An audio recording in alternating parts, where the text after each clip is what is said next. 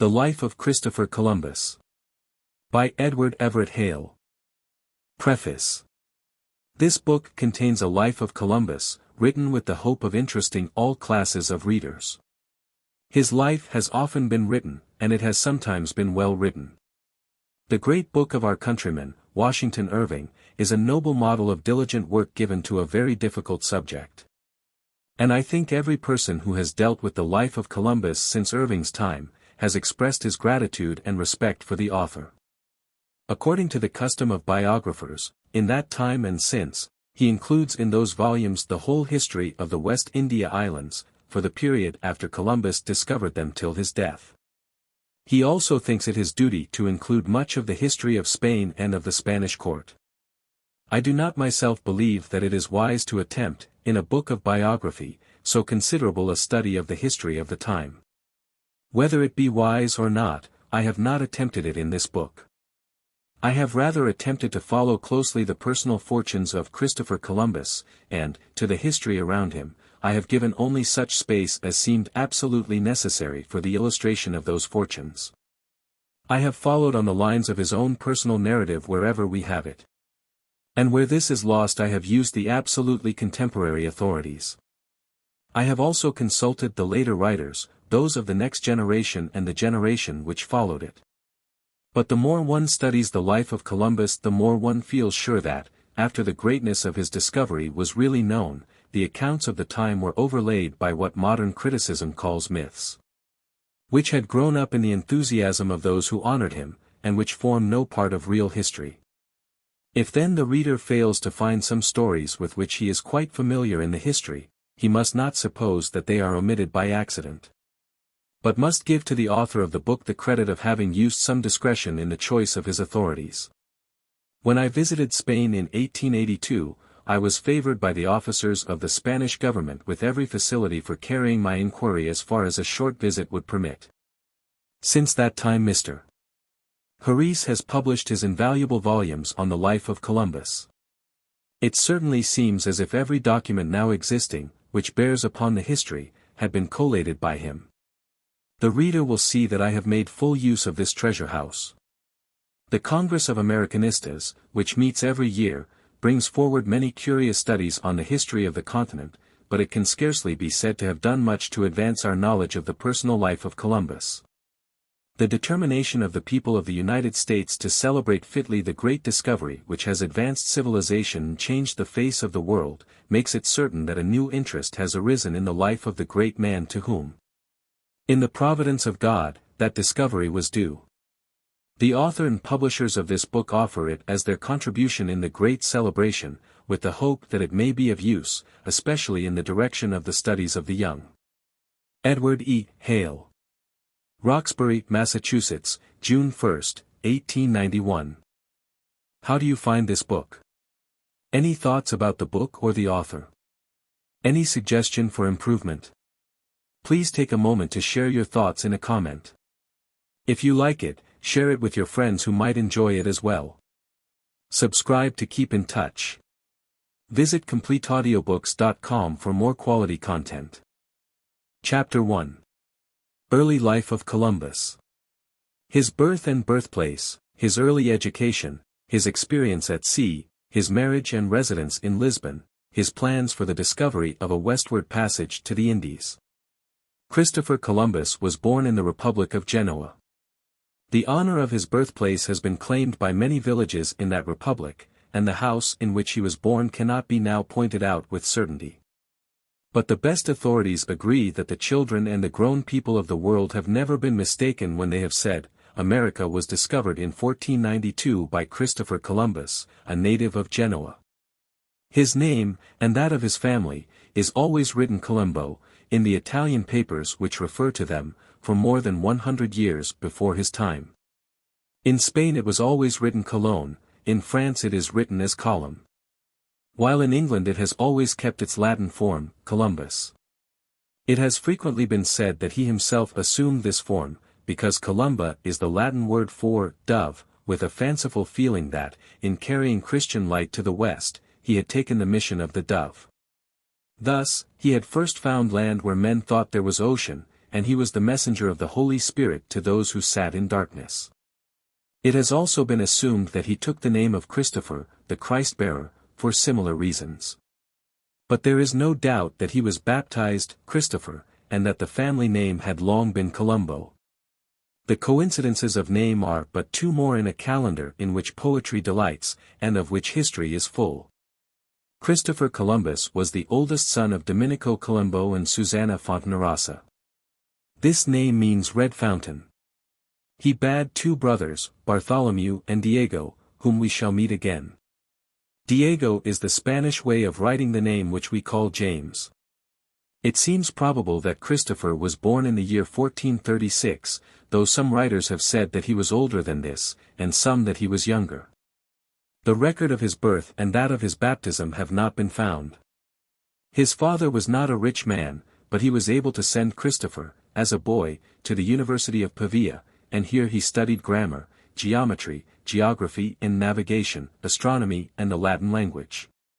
But this was as a boy studies, for in his 14th year he left the university and entered, in hard work, on the larger college of the world.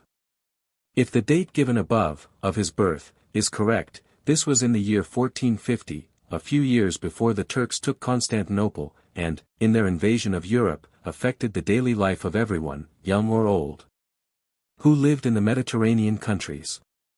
From this time, for 15 years, it is hard to trace along the life of Columbus.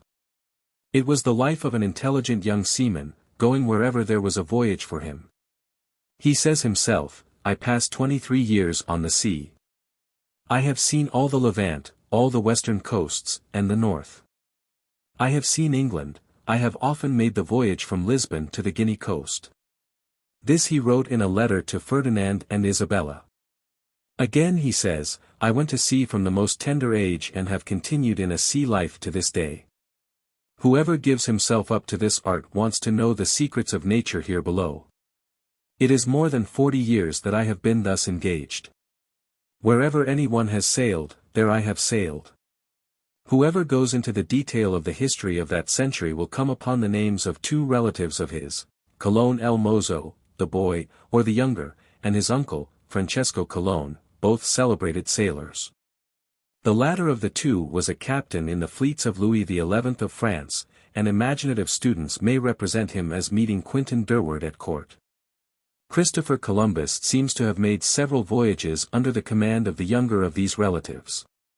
He commanded the Genoese galleys near Cyprus in a war which the Genoese had with the Venetians.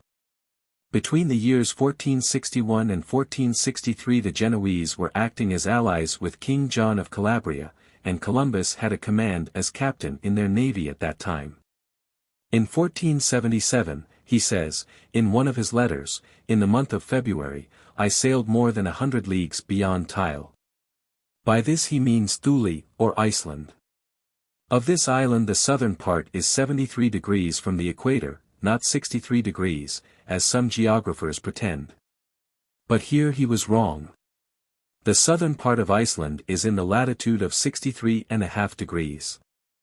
The English, chiefly those of Bristol, carry their merchandise to this island, which is as large as England.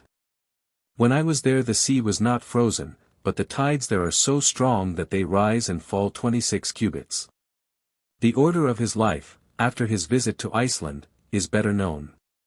He was no longer an adventurous sailor boy, glad of any voyage which offered, he was a man 30 years of age or more. He married in the city of Lisbon and settled himself there. His wife was named Philippa. She was the daughter of an Italian gentleman named Bartolomeo Muniz de Peristrello, who was, like Columbus, a sailor, and was alive to all the new interests which geography then presented to all inquiring minds. This was in the year 1477, and the King of Portugal was pressing the expeditions which, before the end of the century, resulted in the discovery of the route to the Indies by the Cape of Good Hope. The young couple had to live. Neither the bride nor her husband had any fortune, and Columbus occupied himself as a draftsman, illustrating books, making terrestrial globes, which must have been curiously inaccurate, since they had no Cape of Good Hope and no American continent. Drawing charts for sale, and collecting, where he could, the material for such study. Such charts and maps were beginning to assume new importance in those days of geographical discovery. The value attached to them may be judged from the statement that Vespucius paid 130 ducats for one map. This sum would be more than $500 of our time. Columbus did not give up his maritime enterprises. He made voyages to the coast of Guinea and in other directions. It is said that he was in command of one of the vessels of his relative Colon El Mozo, when, in the Portuguese seas, this admiral, with his squadron, engaged 4 Venetian galleys returning from Flanders. A bloody battle followed. The ship which Christopher Columbus commanded was engaged with a Venetian vessel, to which it set fire. There was danger of an explosion, and Columbus himself, seeing this danger, flung himself into the sea, seized a floating oar, and thus gained the shore. He was not far from Lisbon, and from this time made Lisbon his home for many years. 1. It seems clear that, from the time when he arrived in Lisbon, for more than 20 years, he was at work trying to interest people in his great design of Western discovery.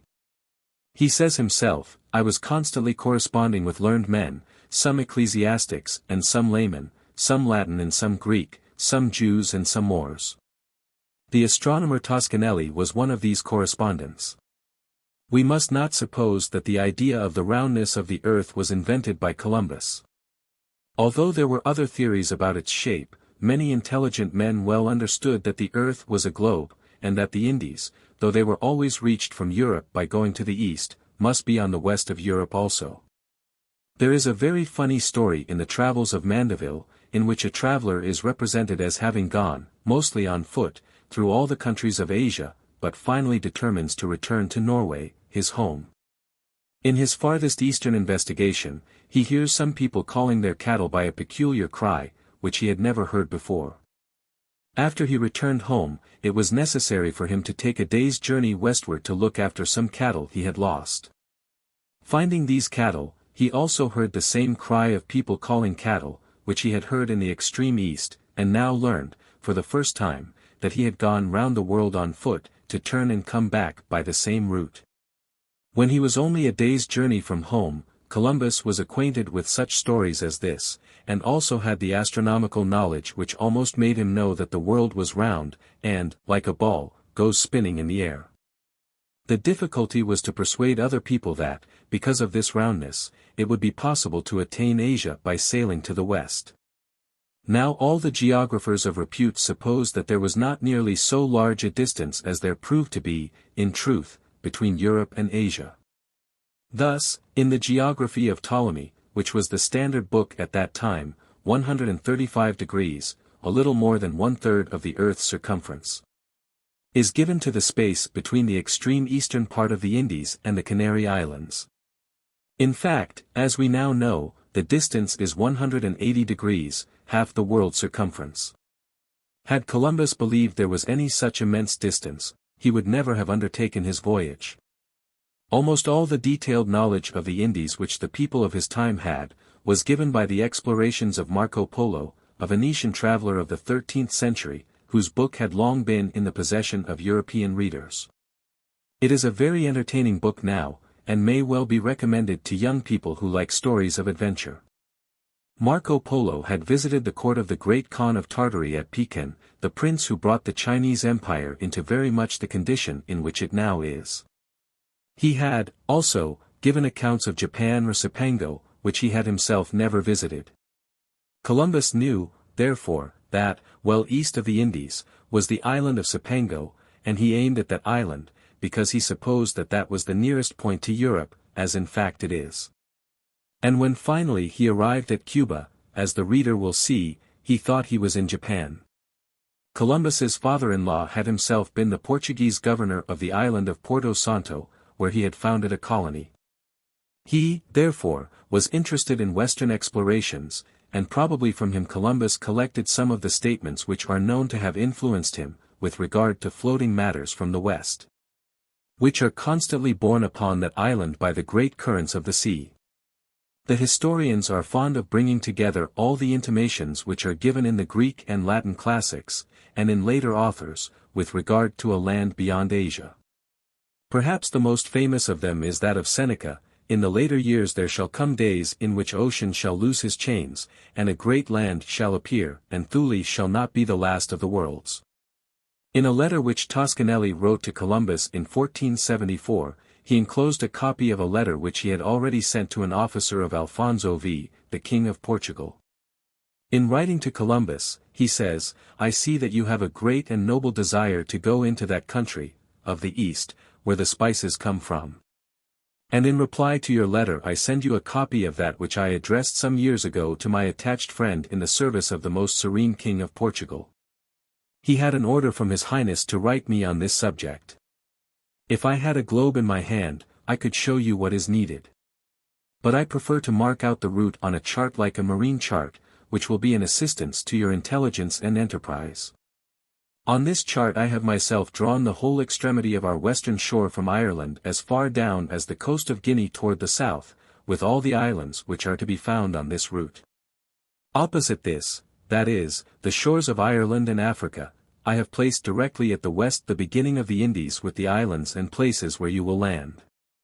You will see for yourself how many miles you must keep from the Arctic pole toward the equator, and at what distance you will arrive at these regions so fertile and productive of spices and precious stones." In Toscanelli's letter, he not only indicates Japan, but, in the middle of the ocean, he places the island of Antillia. This old name afterwards gave the name by which the French still call the West Indies, Les Antilles. Toscanelli gives the exact distance which Columbus will have to sail, from Lisbon to the famous city of Cathay, Hangzhou, then the capital of China, if you take the direct route toward the west. The distance will be 3,900 miles.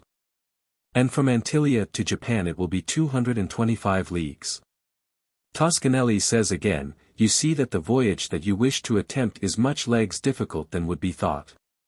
You would be sure of this if you met as many people as I do who have been in the country of spices."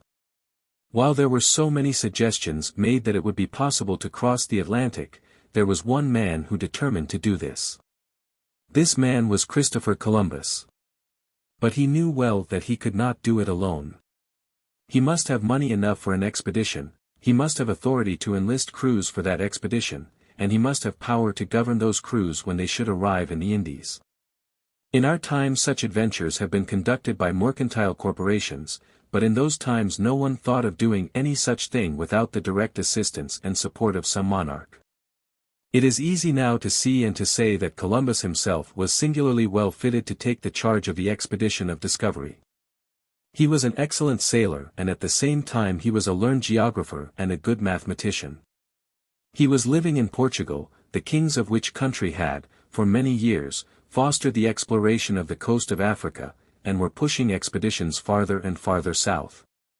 In doing this, they were, in a fashion, making new discoveries. For Europe was wholly ignorant of the western coast of Africa, beyond the Canaries, when their expeditions began. But all men of learning knew that, 500 years before the Christian era, Hanno, a Carthaginian, had sailed round Africa under the direction of the Senate of Carthage. The efforts of the King of Portugal were to repeat the voyage made by Hanno. In 1441, Gonzalez and Tristram sailed as far as Sierra Leone. They brought back some blacks as slaves, and this was the beginning of the slave trade. In 1446 the Portuguese took possession of the Azores, the most western points of the Old World. Step by step they advanced southward, and became familiar with the African coast. Bold navigators were eager to find the East, and at last success came. Under the king's orders, in August, 1477, 3 caravels sailed from the Tagus, under Bartolomeo Diaz, for southern discovery. Diaz was himself brave enough to be willing to go on to the Red Sea, after he made the great discovery of the Cape of Good Hope, but his crews mutinied, after he had gone much farther than his predecessors, and compelled him to return. He passed the southern Cape of Africa and went 40 miles farther. He called it the Cape of Torments, Cabo Tormentoso, so terrible were the storms he met there. But when King John heard his report he gave it that name of good omen which it has borne ever since, the name of the Cape of Good Hope. In the midst of such endeavors to reach the East Indies by the long voyage down the coast of Africa and across an unknown ocean, Columbus was urging all people who cared, to try the route directly west. If the world was round, as the sun and moon were, and as so many men of learning believed, India or the Indies must be to the west of Portugal. The value of direct trade with the Indies would be enormous. Europe had already acquired a taste for the spices of India and had confidence in the drugs of India. The silks and other articles of clothing made in India, and the carpets of India, were well known and prized. Marco Polo and others had given an impression that there was much gold in India, and the pearls and precious stones of India excited the imagination of all who read his travels. The immense value of such a commerce may be estimated from one fact.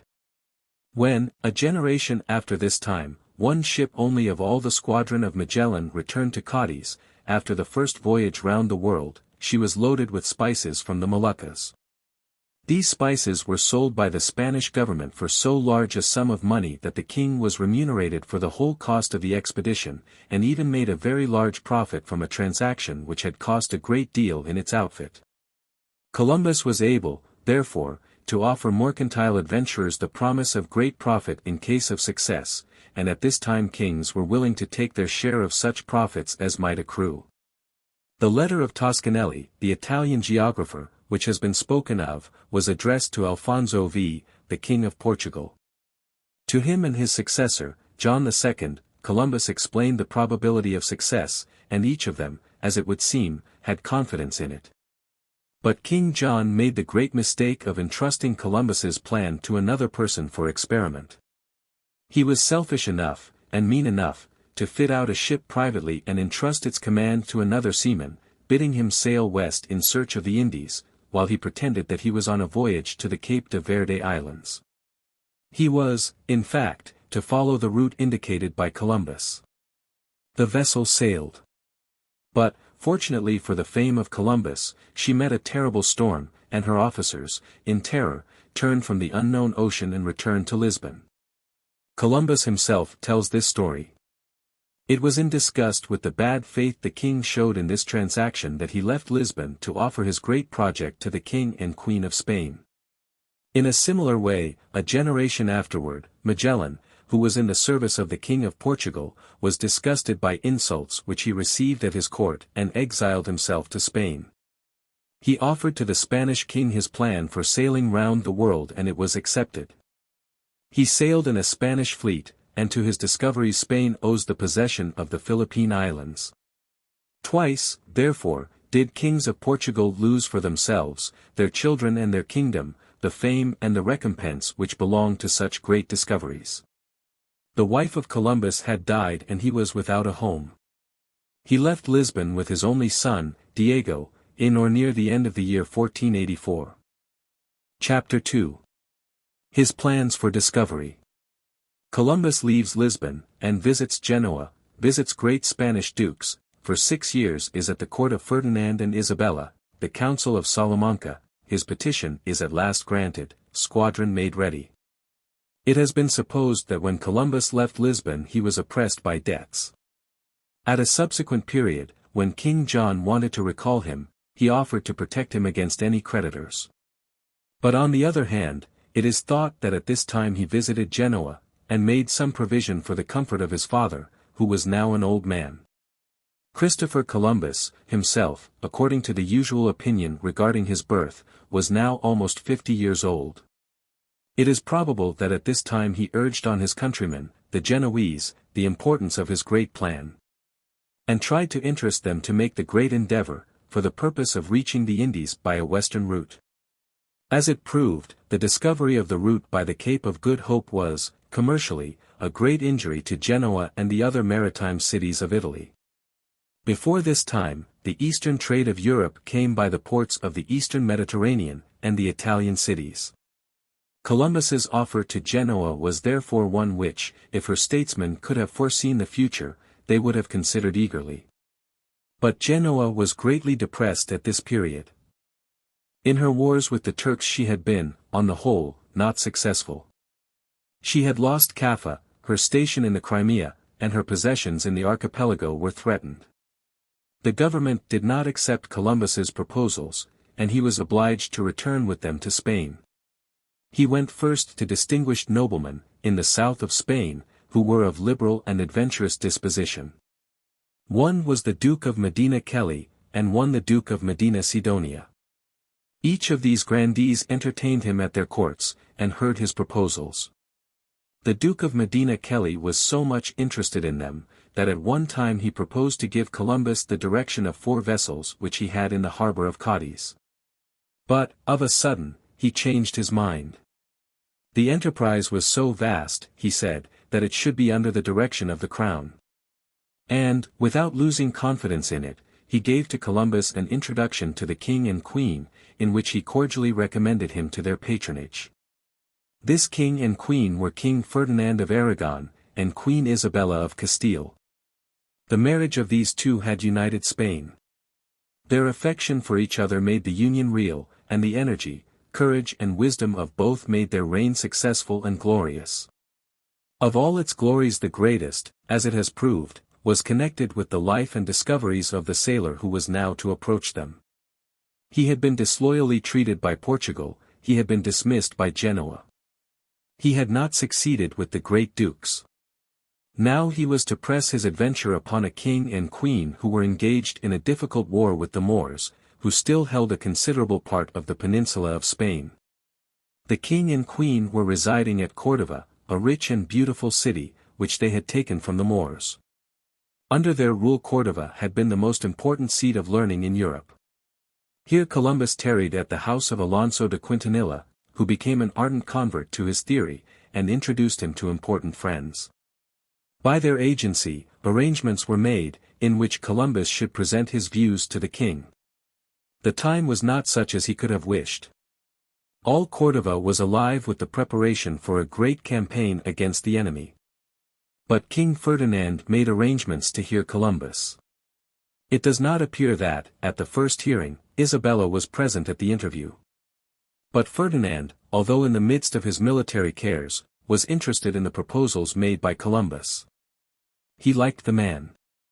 He was pleased by the modesty and dignity with which he brought forward his proposals. Columbus spoke, as he tells us, as one specially appointed by God himself to carry out this discovery.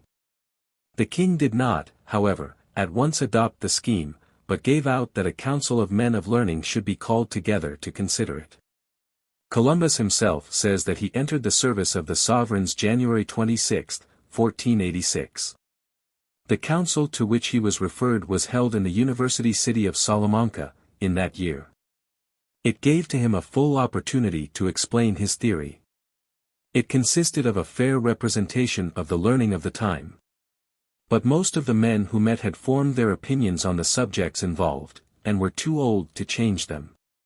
A part of them were priests of the Church, in the habit of looking to sacred scripture as their only authority, when the Pope had given no instruction in detail. Of these some took literally expressions in the Old Testament, which they supposed to be fatal to the plans of Columbus.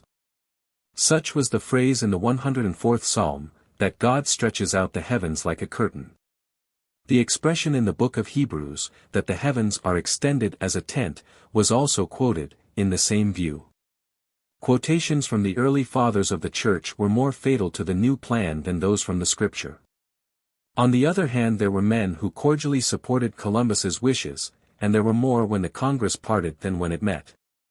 Its sessions occupied a considerable part of the summer, but it was not for years that it rendered any decision. The king, queen and court, meanwhile, were occupied in war with the Moors. Columbus was once and again summoned to attend the court, and more than once money was advanced to him to enable him to do so.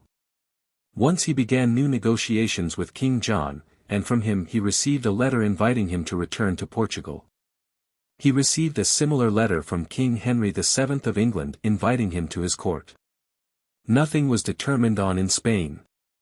To this day, the people of that country are thought to have a habit of postponement to tomorrow of that which perplexes them.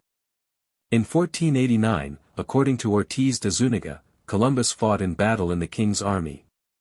When, however, in the winter of 1490, it was announced that the army was to take the field again, never to leave its camp till Granada had fallen, Columbus felt that he must make one last endeavor.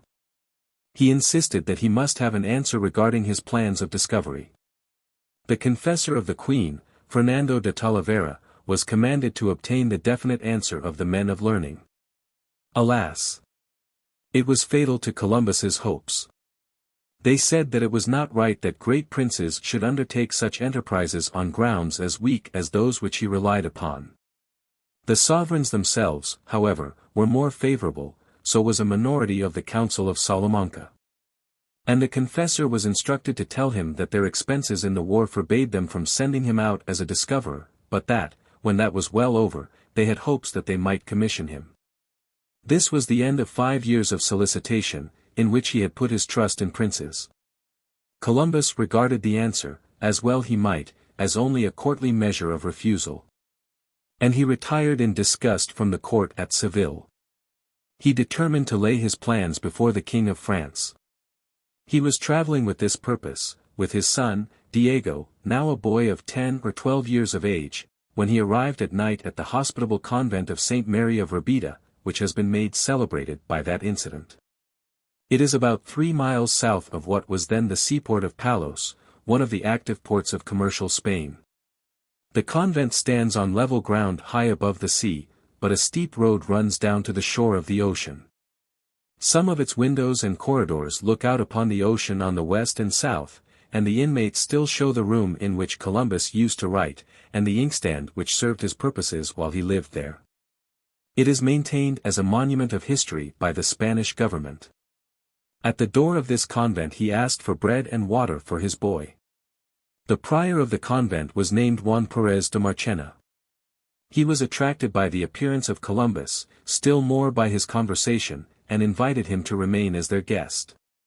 When he learned that his new friend was about to offer to France the advantages of a discovery so great as that proposed, he begged him to make one effort more at home. He sent for some friends, Fernando's, a physician at Palos, and for the brothers Pinzon, who now appear for the first time in a story where their part is distinguished. Together they all persuaded Columbus to send one messenger more to wait upon their sovereigns. The man sent was Rodriguez, a pilot of Lepi, who found access to the Queen because Juan Perez, the prior, had formerly been her confessor. She had confidence in him, as she had, indeed, in Columbus. And in 14 days the friendly pilot came back from Santa Fe with a kind letter from the Queen to her friend, bidding him return at once to court. Perez de Marchena saddled his mule at once and before midnight was on his way to see his royal mistress. Santa Fe was half camp, half city. It had been built in what is called the Vega, the great fruitful plain which extends for many miles to the westward of Granada. The court and army were here as they pressed their attack on that city. Perez de Marchena had ready access to Queen Isabella, and pressed his suit well. He was supported by one of her favorites, the Marquesa de Moya. In reply to their solicitations, she asked that Columbus should return to her, and ordered that 20,000 maravedis should be sent to him for his traveling expenses. This sum was immediately sent by Perez to his friend. Columbus bought a mule, exchanged his worn clothes for better ones, and started, as he was bidden, for the camp. He arrived there just after the great victory, by which the king and queen had obtained their wish, had taken the noble city of Granada and ended Moorish rule in Spain. King, queen, court and army were preparing to enter the Alhambra in triumph. Whoever tries to imagine the scene, in which the great procession entered through the gates, so long sealed, or of the moment when the royal banner of Spain was first flying out upon the tower of the Vela, must remember that Columbus, elate at last, with hopes for his own great discovery, saw the triumph and joined in the display. But his success was not immediate, even now. Fernando de Talavera, who had had the direction of the wise Council of Salamanca, was now Archbishop of Granada, whose see had been conferred on him after the victory. He was not the friend of Columbus. And when, at what seemed the final interview with king and queen, he heard Columbus claim the right to 1/10 of all the profits of the enterprise, he protested against such lavish recompense of an adventurer. He was now the confessor of Isabella, as Juan Perez, the friendly prior, had been before. Columbus, however, was proud and firm. He would not yield to the terms prepared by the archbishop.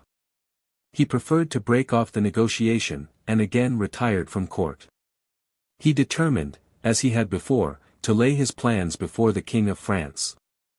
Spain would have lost the honor and the reward of the great discovery, as Portugal and Genoa had lost them, but for Louis de Saint Angel, and the Queen herself. Saint Angel had been the friend of Columbus. He was an important officer, the treasurer of the church revenues of Aragon. He now insisted upon an audience from the Queen. It would seem that Ferdinand, though King of Aragon, was not present. Saint Angel spoke eloquently. The friendly Marchioness of Moya spoke eagerly and persuasively. Isabella was at last fired with zeal.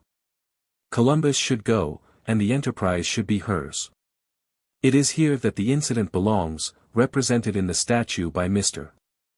Meade, and that of Miss Hosmer. The sum required for the discovery of a world was only 3,000 crowns. 2 vessels were all that Columbus asked for, with the pay of their crews. But where were 3,000 crowns? The treasury was empty, and the king was now averse to any action. It was at this moment that Isabella said, "The enterprise is mine, for the crown of Castile. I pledge my jewels for the funds." The funds were in fact advanced by St. Angel, from the ecclesiastical revenues under his control. They were repaid from the gold brought in the first voyage. But, always afterward, Isabella regarded the Indies as a Castilian possession. The most important officers in its administration, indeed most of the emigrants, were always from Castile. Columbus, meanwhile, was on his way back to Palos, on his mule, alone. But at a bridge, still pointed out, a royal courier overtook him, bidding him return. The spot has been made the scene of more than one picture, which represents the crisis, in which the despair of one moment changed to the glad hope which was to lead to certainty. He returned to Isabella for the last time, before that great return in which he came as a conqueror, to display to her the riches of the New World. The king yielded a slow and doubtful assent. Isabella took the enterprise in her own hands. She and Columbus agreed at once, and articles were drawn up which gave him the place of admiral for life on all lands he might discover. Gave him 1/10 of all pearls, precious stones, gold, silver, spices and other merchandise to be obtained in his admiralty. And gave him the right to nominate 3 candidates from whom the governor of each province should be selected by the crown. He was to be the judge of all disputes arising from such traffic as was proposed, and he was to have 1/8 part of the profit, and bear 1/8 part of the cost of it. With this glad news he returned at once to Palos. The Pinzones, who had been such loyal friends, were to take part in the enterprise. He carried with him a royal order, commanding the people of Palos to fit out 2 caravels within 10 days, and to place them and their crews at the disposal of Columbus.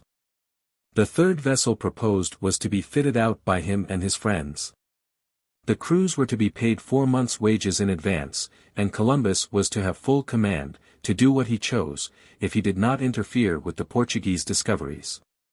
On the 23rd of May, Columbus went to the church of San Giorgio in Palos, with his friend, the prior of St. Mary's convent, and other important people, and the royal order was read with great solemnity. But it excited at first only indignation or dismay. The expedition was most unpopular. Sailors refused to enlist, and the authorities, who had already offended the crown, so that they had to furnish these vessels, as it were, as a fine, refused to do what they were bidden. Other orders from court were necessary. But it seems to have been the courage and determination of the Pinzones which carried the preparations through. After weeks had been lost, Martin Alonso Pinzon and his brothers said they would go in person on the expedition. They were well-known merchants and seamen, and were much respected. Sailors were impressed, by the royal authority, and the needful stores were taken in the same way. It seems now strange that so much difficulty should have surrounded an expedition in itself so small. But the plan met then all the superstition, terror and other prejudice of the time. All that Columbus asked or needed was 3 small vessels and their stores and crews. The largest ships engaged were little larger than the large yachts, whose races every summer delight the people of America. The Gallega and the Pinta were the two largest. They were called caravels, a name then given to the smallest three-masted vessels. Columbus once uses it for a vessel of 40 tons. But it generally applied in Portuguese or Spanish use to a vessel, ranging 120 to 140 Spanish toneless. This word represents a capacity about 1/10 larger than that expressed by our English ton. The reader should remember that most of the commerce of the time was the coasting commerce of the Mediterranean, and that it was not well that the ships should draw much water. The fleet of Columbus, as it sailed, consisted of the Gallega, the Galician, of which he changed the name to the Santa Maria, and of the Pinta and the Nina. Of these the first two were of a tonnage which we should rate as about 130 tons. The Nina was much smaller, not more than 50 tons. One writer says that they were all without full decks, that is, that such decks as they had did not extend from stem to stern. But the other authorities speak as if the Nina only was an open vessel, and the two larger were decked. Columbus himself took command of the Santa Maria, Martin Alonso Pinzon of the Pinta, and his brothers, Francis Martin and Vicente Yanez, of the Nina. The whole company in all three ships numbered 120 men. Mr. Harris shows that the expense to the crown amounted to 1,140,000 maravedis. This, as he counts it, is about $64,000 of our money. To this Columbus was to add 1/8 of the cost. His friends, the Pinzones, seem to have advanced this, and to have been afterwards repaid. Las Casas and Herrera both say that the sum thus added was much more than 1/8 of the cost and amounted to 500,000 maravedis. Chapter 3. The Great Voyage. The squadron sails, refits at Canary Islands, hopes and fears of the voyage, the doubts of the crew, land discovered. At last all was ready. That is to say, the fleet was so far ready that Columbus was ready to start. The vessels were small, as we think of vessels, but he was not dissatisfied. He says in the beginning of his journal, "I armed 3 vessels very fit for such an enterprise." He had left Granada as late as the 12th of May. He had crossed Spain to Palos too, and in less than 3 months had fitted out the ships and was ready for sea. The harbor of Palos is now ruined. Mud and gravel, brought down by the river Tinto, have filled up the bay, so that even small boats cannot approach the shore. The traveler finds, however, the island of Salts, quite outside the bay, much as Columbus left it. It is a small spit of sand, covered with shells and with a few seashore herbs. His own account of the great voyage begins with the words: Friday, August 3, 1492. Set sail from the bar of Salts at 8 o'clock, and proceeded with a strong breeze till sunset 60 miles, or 15 leagues south, afterward southwest and south by west, which is in the direction of the Canaries. It appears, therefore, that the great voyage, the most important and successful ever made, began on Friday, the day which is said to be so much disliked by sailors. Columbus never alludes to this superstition. He had always meant to sail first for the Canaries, which were the most western land then known in the latitude of his voyage. From Lisbon to the famous city of Casay, or Quinsay, in Asia, Toscanelli, his learned correspondent, supposed the distance to be less than 1,000 leagues westward. From the Canary Islands, on that supposition, the distance would be 10 degrees less. The distance to Cipango, or Japan, would be much less. As it proved, the squadron had to make some stay at the Canaries. The rudder of the Pinta was disabled, and she proved leaky. It was suspected that the owners, from whom she had been forcibly taken, had intentionally disabled her, or that possibly the crew had injured her. But Columbus says in his journal that Martin Alonso Pinzon, captain of the Pinta, was a man of capacity and courage, and that this quieted his apprehensions. From the 9th of August to the 2nd of September, nearly 4 weeks were spent by the Pinta and her crew at the Grand Canary Island, and she was repaired. She proved afterwards a serviceable vessel, the fastest of the fleet. At the Canaries they heard stories of land seen to the westward, to which Columbus refers in his journal. On the 6th of September they sailed from Gomera, and on the 8th they lost sight of land. Nor did they see land again for 33 days. Such was the length of the great voyage. All the time, most naturally, they were wishing for signs, not of land perhaps, but which might show whether this great ocean were really different from other seas. On the whole the voyage was not a dangerous one. According to the Admiral's reckoning, and in his own journal Columbus always calls himself the Admiral, its length was 1,089 leagues. This was not far from right, the real distance being, in a direct line, 3,140 nautical miles, or 3,620 statute miles. 3. It would not be considered a very long voyage for small vessels now. In general the course was west. Sometimes, for special reasons, they sailed south of west. If they had sailed precisely west they would have struck the shore of the United States a little north of the spot where St. Augustine now is, about the northern line of Florida.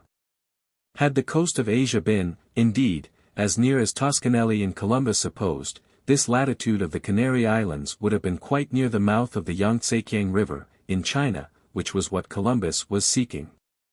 For nearly a generation afterwards he and his followers supposed that the coast of that region was what they had found.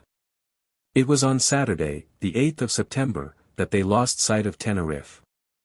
On the 11th they saw a large piece of the mast of a ship afloat. On the 14th they saw a tropic bird, which the sailors thought was never seen more than 25 leagues from land. But it must be remembered, that, outside of the Mediterranean, few of the sailors had ever been farther themselves. On the 16th they began to meet large patches of weeds, very green, which appeared to have been recently washed away from land.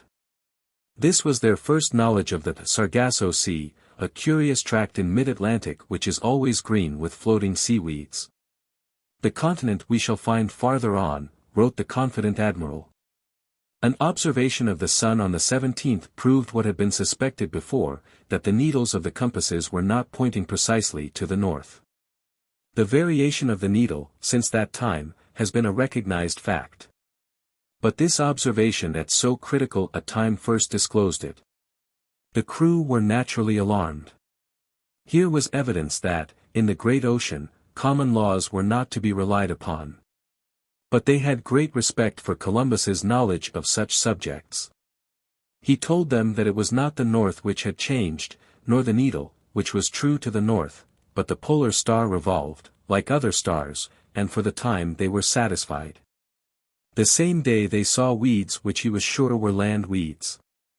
From them he took a living crab, whose unintentional voyage eastward was a great encouragement to the bolder adventurer westward. Columbus kept the crab, saying that such were never found 80 leagues from land. In fact this poor crab was at least 970 leagues from the Bahamas, as this same journal proves. On the 18th the Pinta ran ahead of the other vessels. Martin Alonso was so sure that he should reach land that night. But it was not to come so soon. Columbus every day announced to his crew a less distance as the result of the day than they had really sailed. For he was afraid of their distrust, and did not dare let them know how far they were from home. The private journal, therefore, has such entries as this: sailed more than 55 leagues, wrote down only 48. That is, he wrote on the daily log, which was open to inspection, a distance some leagues less than they had really made. On the 20th pelicans are spoken of, on the 21st such abundance of weeds that the ocean seemed covered with them, the sea smooth as a river, and the finest air in the world. Saw a whale, an indication of land, as they always keep near the coast.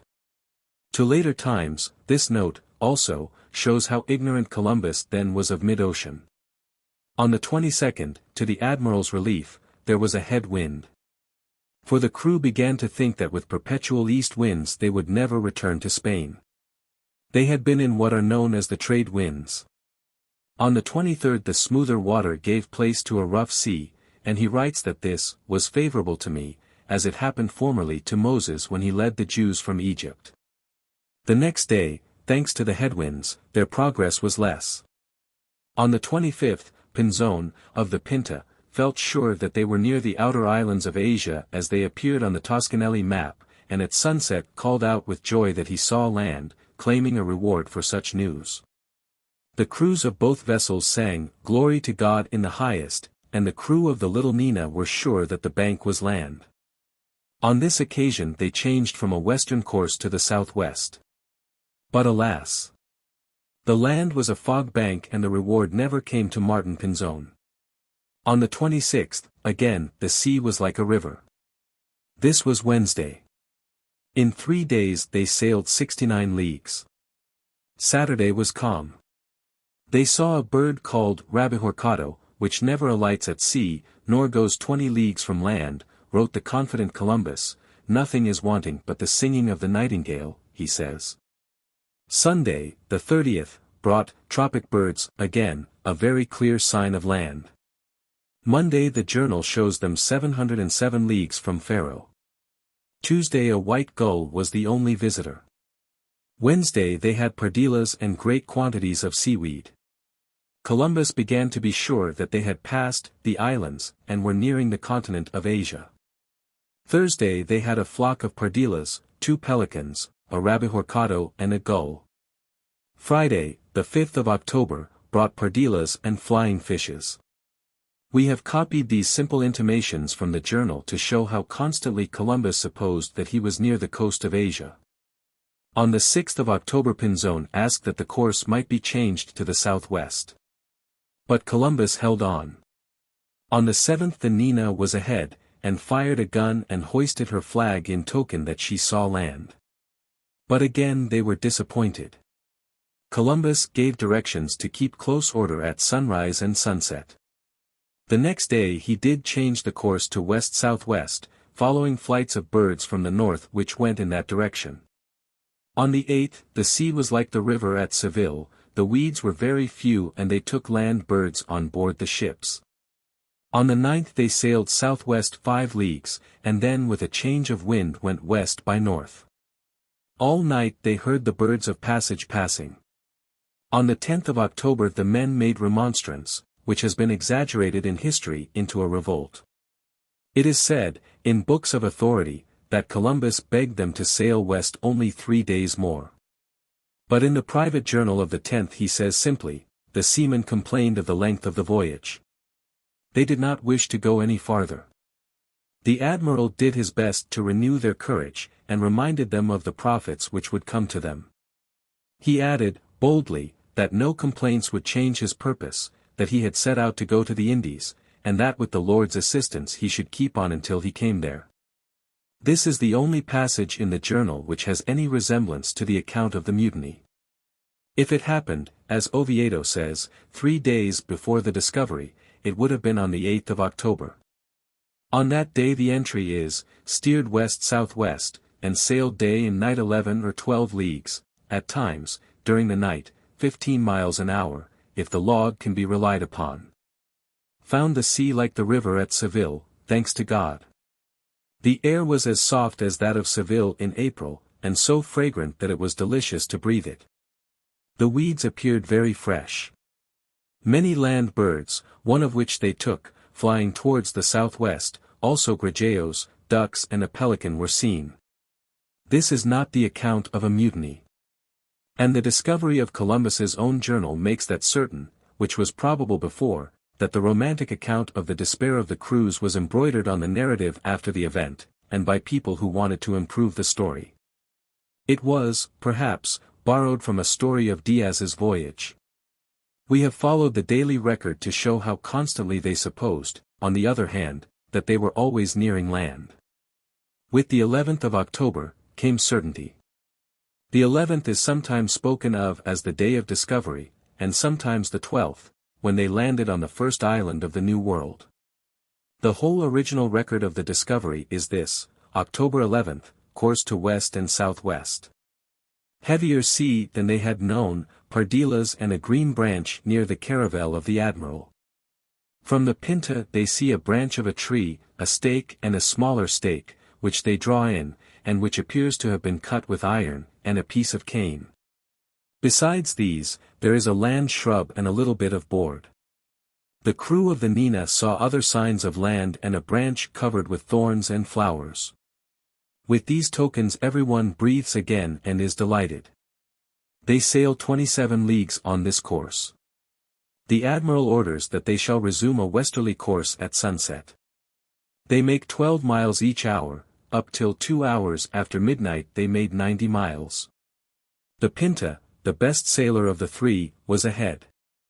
She makes signals, already agreed upon, that she has discovered land.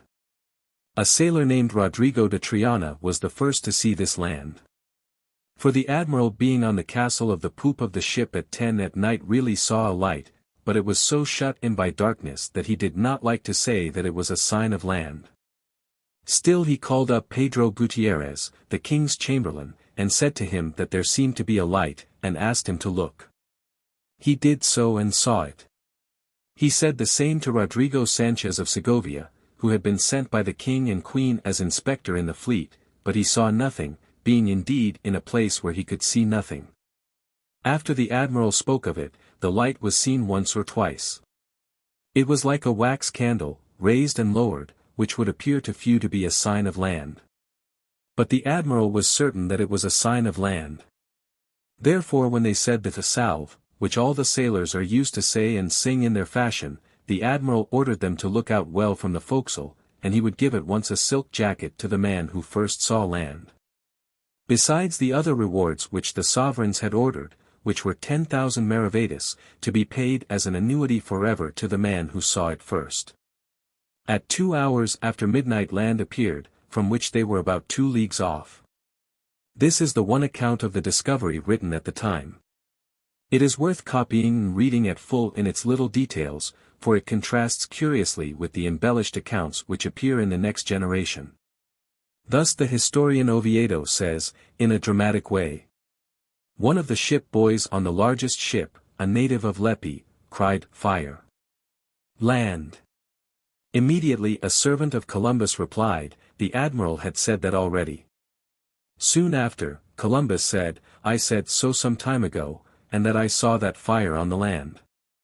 And so indeed it happened that Thursday, at 2 hours after midnight, the admiral called a gentleman named Escobedos, officer of the wardrobe of the king, and told him that he saw fire. And at the break of day, at the time Columbus had predicted the day before, they saw from the largest ship the island which the Indians call Guanahani to the north of them. And the first man to see the land, when day came, was Rodrigo of Triana, on the 11th day of October, 1492. Nothing is more certain than that this was really on the 12th. The reward for first seeing land was eventually awarded to Columbus, and it was regularly paid him through his life. It was the annual payment of 10,000 maravedis. A maravedi was then a little less than 6 cents of our currency. The annuity was, therefore, about $600 a year. The worth of a maravedi varied, from time to time, so that the calculations of the value of any number of maravedis are very confusing. Before the coin went out of use it was worth only half a cent. Chapter 4. The landing on the 12th of October. The natives and their neighbors search for gold. Cuba discovered. Columbus coasts along its shores. It was on Friday, the 12th of October, that they saw this island, which was an island of the Lucaos group, called, says Las Casas, in the tongue of the Indians, Guanahani. Soon they saw people naked, and the admiral went ashore in the armed boat, with Martin Alonso Pinzon and Vicente Yanez, his brother, who was captain of the Nina. The admiral unfurled the royal standard, and the captain's 2 standards of the Greek cross, which the admiral raised on all the ships as a sign, with an F and a Y, over each letter a crown. One on one side of the iron cross symbol, and the other on the other. When they were ashore they saw very green trees and much water, and fruits of different kinds. The admiral called the 2 captains and the others who went ashore, and Rodrigo Descovedo, notary of the whole fleet, and Rodrigo Sanchez of Segovia. And he said that they must give him their faith and witness how he took possession before all others, as in fact he did take possession of the said island for the king and the queen, his lord and lady. Soon many people of the island assembled. These which follow are the very words of the admiral, in his book of his first navigation and discovery of these Indies. October 11th to 12th. so that they may feel great friendship for us, and because I knew that they were a people who would be better delivered and converted to our holy faith by love than by force. I gave to some of them red caps and glass bells which they put round their necks, and many other things of little value, in which they took much pleasure, and they remained so friendly to us that it was wonderful. Afterwards they came swimming to the ship's boats where we were. And they brought us parrots and cotton thread in skeins, and javelins and many other things. And they bartered them with us for other things, which we gave them, such as little glass beads and little bells. In short, they took everything, and gave of what they had with good will. But it seemed to me that they were a people very destitute of everything. They all went as naked as their mothers bore them, and the women as well, although I only saw one who was really young. And all the men I saw were young, for I saw none more than 30 years of age, very well made, with very handsome persons, and very good faces, their hair thick like the hairs of horses' tails, and cut short. They bring their hair above their eyebrows, except a little behind, which they wear long, and never cut. Some of them paint themselves blackish, and they are of the color of the inhabitants of the Canaries, neither black nor white, and some paint themselves white, and some red, and some with whatever they can get. And some of them paint their faces, and some all their bodies, and some only the eyes, and some only the nose. They do not bear arms nor do they know them, for I showed them swords and they took them by the edge, and they cut themselves through ignorance. They have no iron at all. Their javelins are rods without iron, and some of them have a fish's tooth at the end, and some of them other things. They are all of good stature, and good graceful appearance, well made. I saw some who had scars of wounds in their bodies, and I made signs to them, to ask, what that was, and they showed me how people came there from other islands which lay around, and tried to take them captive and they defended themselves. And I believed, and I, still, believe, that they came there from the mainland to take them for captives.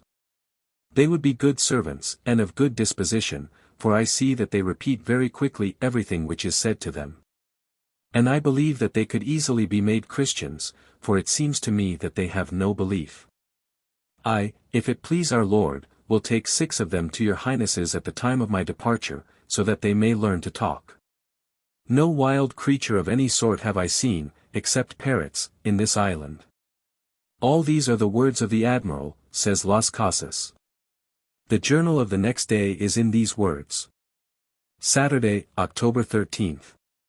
As soon as the day broke, many of these men came to the beach, all young, as I have said, and all of good stature, a very handsome race. Their hair is not woolly, but straight and coarse, like horse hair, and all with much wider foreheads and heads than any other people I have seen up to this time. And their eyes are very fine and not small, and they are not black at all, but of the color of the Canary Islanders. And nothing else could be expected, since it is on one line of latitude with the island of Faro, in the Canaries. They came to the ship with almadias, for which are made of the trunk of a tree, like a long boat.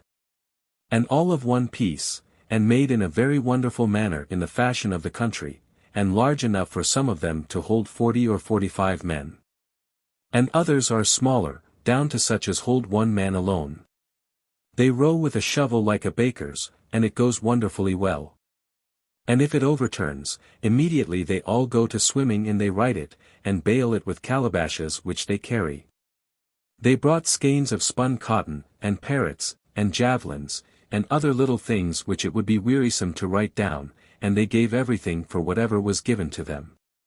And I strove attentively to learn whether there were gold. And I saw that some of them had a little piece of gold hung in a hole which they have in their noses. And by signs I was able to understand that going to the south, or going round the island to the southward, there was a king there who had great vessels of it, and had very much of it. I tried to persuade them to go there. And afterward I saw that they did not understand about going. 5. I determined to wait till the next afternoon, and then to start for the southwest, for many of them told me that there was land to the south and southwest and northwest, and that those from the northwest came often to fight with them. And so to go on to the southwest to seek gold and precious stones. This island is very large and very flat and with very green trees, and many waters, and a very large lake in the midst, without any mountain. And all of it is green, so that it is a pleasure to see it. And these people are so gentle, and desirous to have our articles, and thinking that nothing can be given them unless they give something and do not keep it back. They take what they can, and at once jump into the water, and swim away. But all that they have they give for whatever is given them. For they barter even for pieces of peringus, and of broken glass cups, so that I saw 16 skeins of cotton given for 3 Portuguese centes, that is a blanca of Castile, and there was more than 25 pounds of spun cotton in them. This I shall forbid, and not let anyone take it, but I shall have it all taken for your highnesses, if there is any quantity of it. It grows here in this island, but for a short time I could not believe it at all. And there is found here also the gold which they were hanging to their noses, but so as not to lose time I mean to go to see whether I can reach the island of Cipango. Now as it was night they all went ashore with their almadias. Sunday, October 14th. At daybreak I had the ship's boat and the boats of the caravels made ready, and I sailed along the island, toward the north-northeast, to see the other port, what there was there, and also to see the towns, and I soon saw 2 or 3. And the people, who all were coming to the shore, calling us and giving thanks to God. Some brought us water, others things to eat. Others, when they saw that I did not care to go ashore, threw themselves into the sea and came swimming, and we understood that they asked us if we had come from heaven. And an old man came into the boat, and others called all the rest, men and women, with a loud voice, "Come and see the men who have come from heaven, bring them food and drink." There came many of them and many women, each one with something, giving thanks to God, casting themselves on the ground, and raising their heads toward heaven. And afterwards they called us with shouts to come ashore. But I feared to do so, for I saw a great reef of rocks which encircles all that island. And in it there is bottom and harbor for as many ships as there are in all Christendom, and its entrance very narrow. It is true that there are some shallows inside this ring, but the sea is no rougher than in a well. And I was moved to see all this morning, so that I might be able to give an account of it all to your highnesses, and also, to find out, where I might make a fortress. And I saw a piece of land formed like an island, although it is not one, in which there were 6 houses, which could be cut off in 2 days so as to become an island. Although I do not see that it is necessary, as this people is very ignorant of arms, as your highnesses will see from 7 whom I had taken, to carry them off to learn our speech and to bring them back again. But your highnesses, when you direct, can take them all to Castile, or keep them captives in this same island, for with 50 men you can keep them all subjected, and make them do whatever you like. And close to the said islet are groves of trees, the most beautiful I have seen, and as green and full of leaves as those of Castile in the months of April and May, and much water. I looked at all that harbor and then I returned to the ship and set sail, and I saw so many islands that I could not decide to which I should go first. And those men whom I had taken said to me by signs that there were so very many that they were without number, and they repeated by name more than 100. At last I set sail for the largest one, and there I determined to go. And so I am doing, and it will be 5 leagues from the island of San Salvador, and farther from some of the rest, nearer to others. They all are very flat, without mountains and very fertile, and all inhabited. And they make war upon each other although they are very simple, and, they are, very beautifully formed. Monday, October 15th, Columbus, on arriving at the island for which he had set sail, went on to a cape, near which he anchored at about sunset. He gave the island the name of Santa Maria de la Concepcion. 6. At about sunset I anchored near the said cape to know if there were gold there, for the men whom I had taken at the island of San Salvador told me that there they wore very large rings of gold on their legs and arms. I think that all they said was for a trick, in order to make their escape. However, I did not wish to pass by any island without taking possession of it. And I anchored, and was there till today, Tuesday, when at the break of day I went ashore with the armed boats, and landed. They, the inhabitants, who were many, as naked and in the same condition as those of San Salvador, let us land on the island, and gave us what we asked of them. I set out for the ship. And there was a large almadia which had come to board the caravel Nina, and one of the men from the island of San Salvador threw himself into the sea, took this boat, and made off, and the night before, at midnight, another jumped out. And the almadia went back so fast that there never was a boat which could come up with her, although we had a considerable advantage. It reached the shore, and they left the almadia, and some of my company landed after them, and they all fled like hens. And the almadia, which they had left, we took to the caravel Nina, to which from another headland there was coming another little almadia, with a man who came to barter a skein of cotton. And some of the sailors threw themselves into the sea, because he did not wish to enter the caravel, and took him. And I, who was on the stern of the ship, and saw it all, sent for him and gave him a red cap and some little green glass beads which I put on his arm, and 2 small bells which I put at his ears, and I had his almadia returned. And sent him ashore. And I set sail at once to go to the other large island which I saw at the west, and commanded the other almadia to be set adrift, which the caravel Nina was towing astern. And then I saw on land, when the man landed, to whom I had given the above-mentioned things, and I had not consented to take the skein of cotton, though he wished to give it to me, all the others went to him and thought it a great wonder. And it seemed to them that we were good people, and that the other man, who had fled, had done us some harm, and that therefore we were carrying him off. And this was why I treated the other man as I did, commanding him to be released, and gave him the said things, so that they might have this opinion of us, and so that another time, when your highnesses send here again, they may be well disposed. And all that I gave him was not worth 4 maravedis. Columbus had set sail at 10 o'clock for a large island, he mentions, which he called Fernandina, where, from the tales of the Indian captives, he expected to find gold. Halfway between this island and Santa Maria, he met with a man alone in an almadia which was passing from one island to the other, and he was carrying a little of their bread, as big as one's fist. And a calabash of water and a piece of red earth made into dust, and then kneaded, and some dry leaves, which must be a thing much valued among them, since at San Salvador they brought them to me as a present. 7 And he had a little basket of their sort, in which he had a string of little glass bells and 2 blankets, by which I knew that he came from the island of San Salvador. He came to the ship. I took him on board, for so he asked, and made him put his almadia in the ship, and keep all he was carrying. And I commanded to give him bread and honey to eat, and something to drink. And thus I will take him over to Fernandina, and I will give him all his property so that he may give good accounts of us, so that, if it please our Lord, when your highnesses send there, those who come may receive honor. And they may give us of all they have.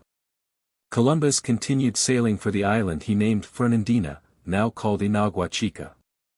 There was a calm all day and he did not arrive in time to anchor safely before dark. He therefore waited till morning, and anchored near a town. Here the man had gone, who had been picked up the day before, and he had given such good accounts that all night long the ship had been boarded by almadias, bringing supplies. Columbus directed some trifle to be given to each of the islanders, and that they should be given honey of sugar to eat. He sent the ship's boat ashore for water, and the inhabitants not only pointed it out but helped to put the water casks on board. This people, he says, is like those of the aforesaid islands, and has the same speech and the same customs, except that these seem to me a somewhat more domestic race, and more intelligent.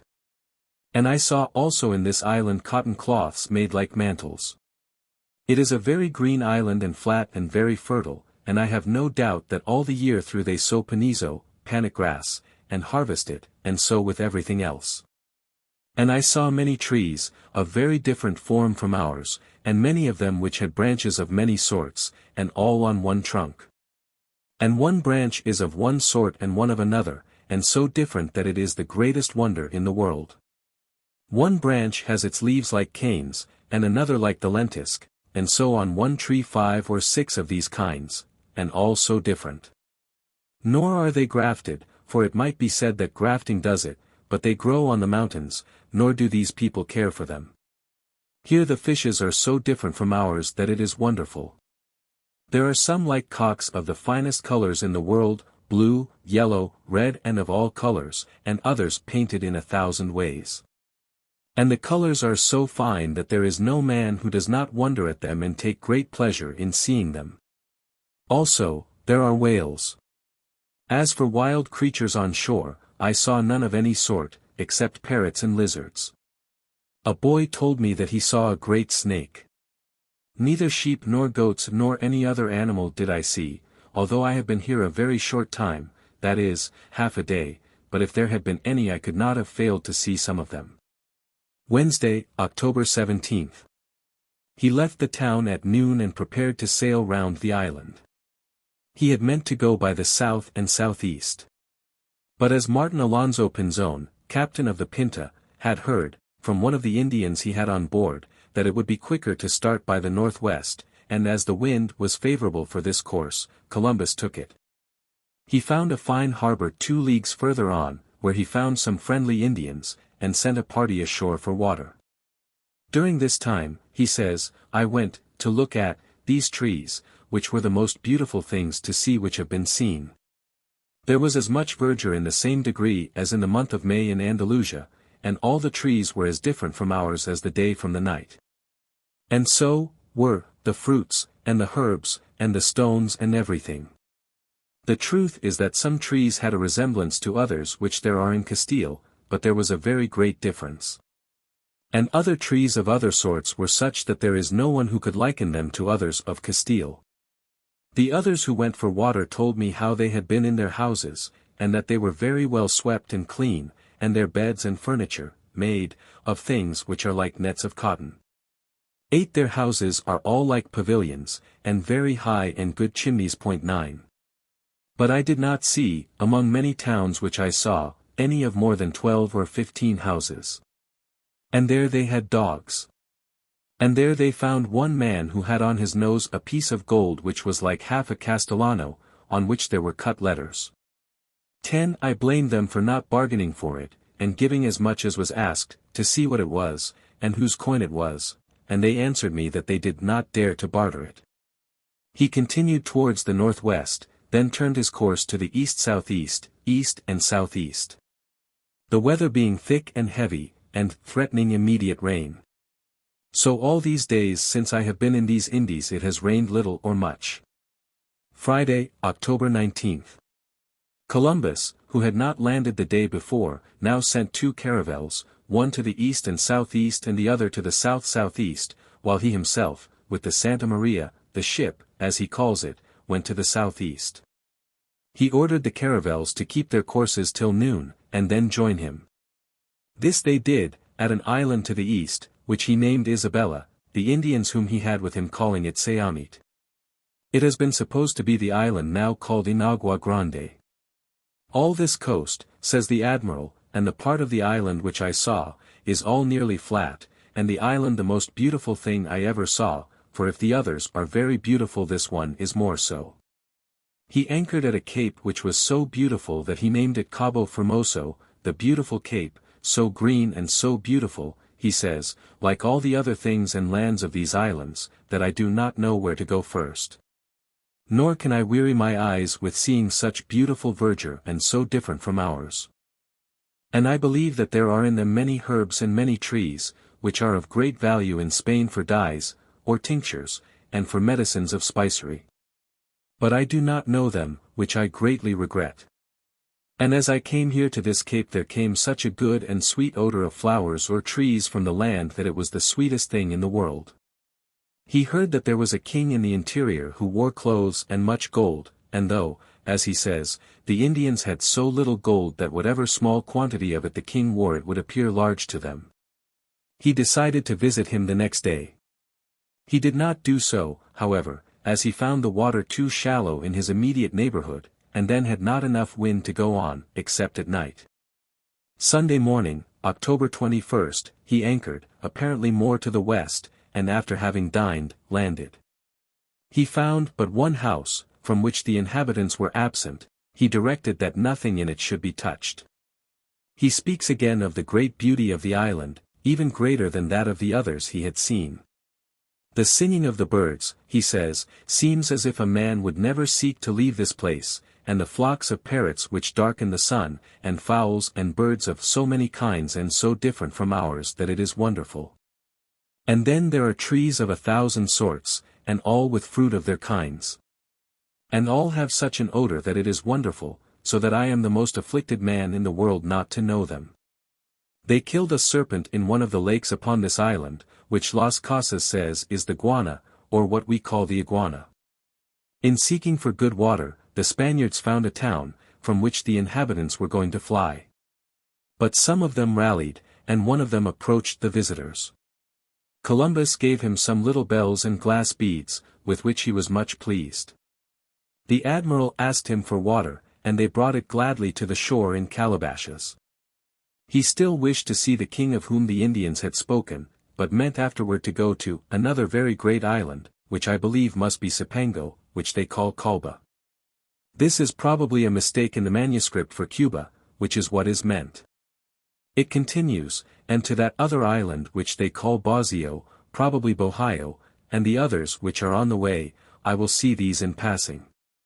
But still, I am determined to go to the mainland and to the city of Casay and to give your highnesses letters to the Grand Khan, and seek a reply and come back with it. He remained at this island during the 22nd and 23rd of October, waiting first for the king, who did not appear, and then for a favorable wind. To sail round these islands, he says, one needs many sorts of wind, and it does not blow as men would like.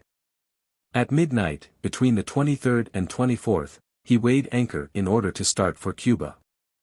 I have heard these people say that it was very large and of great traffic, he says, and that there were in it gold and spices, and great ships and merchants. And they showed me that I should go to it by the west-southwest, and I think so. For I think that if I may trust the signs which all the Indians of these islands have made me, and those whom I am carrying in the ships, for by the tongue I do not understand them, Cuba, is the island of Cipango. 11 of which wonderful things are told, and on the globes which I have seen and in the painted maps, it is in this district.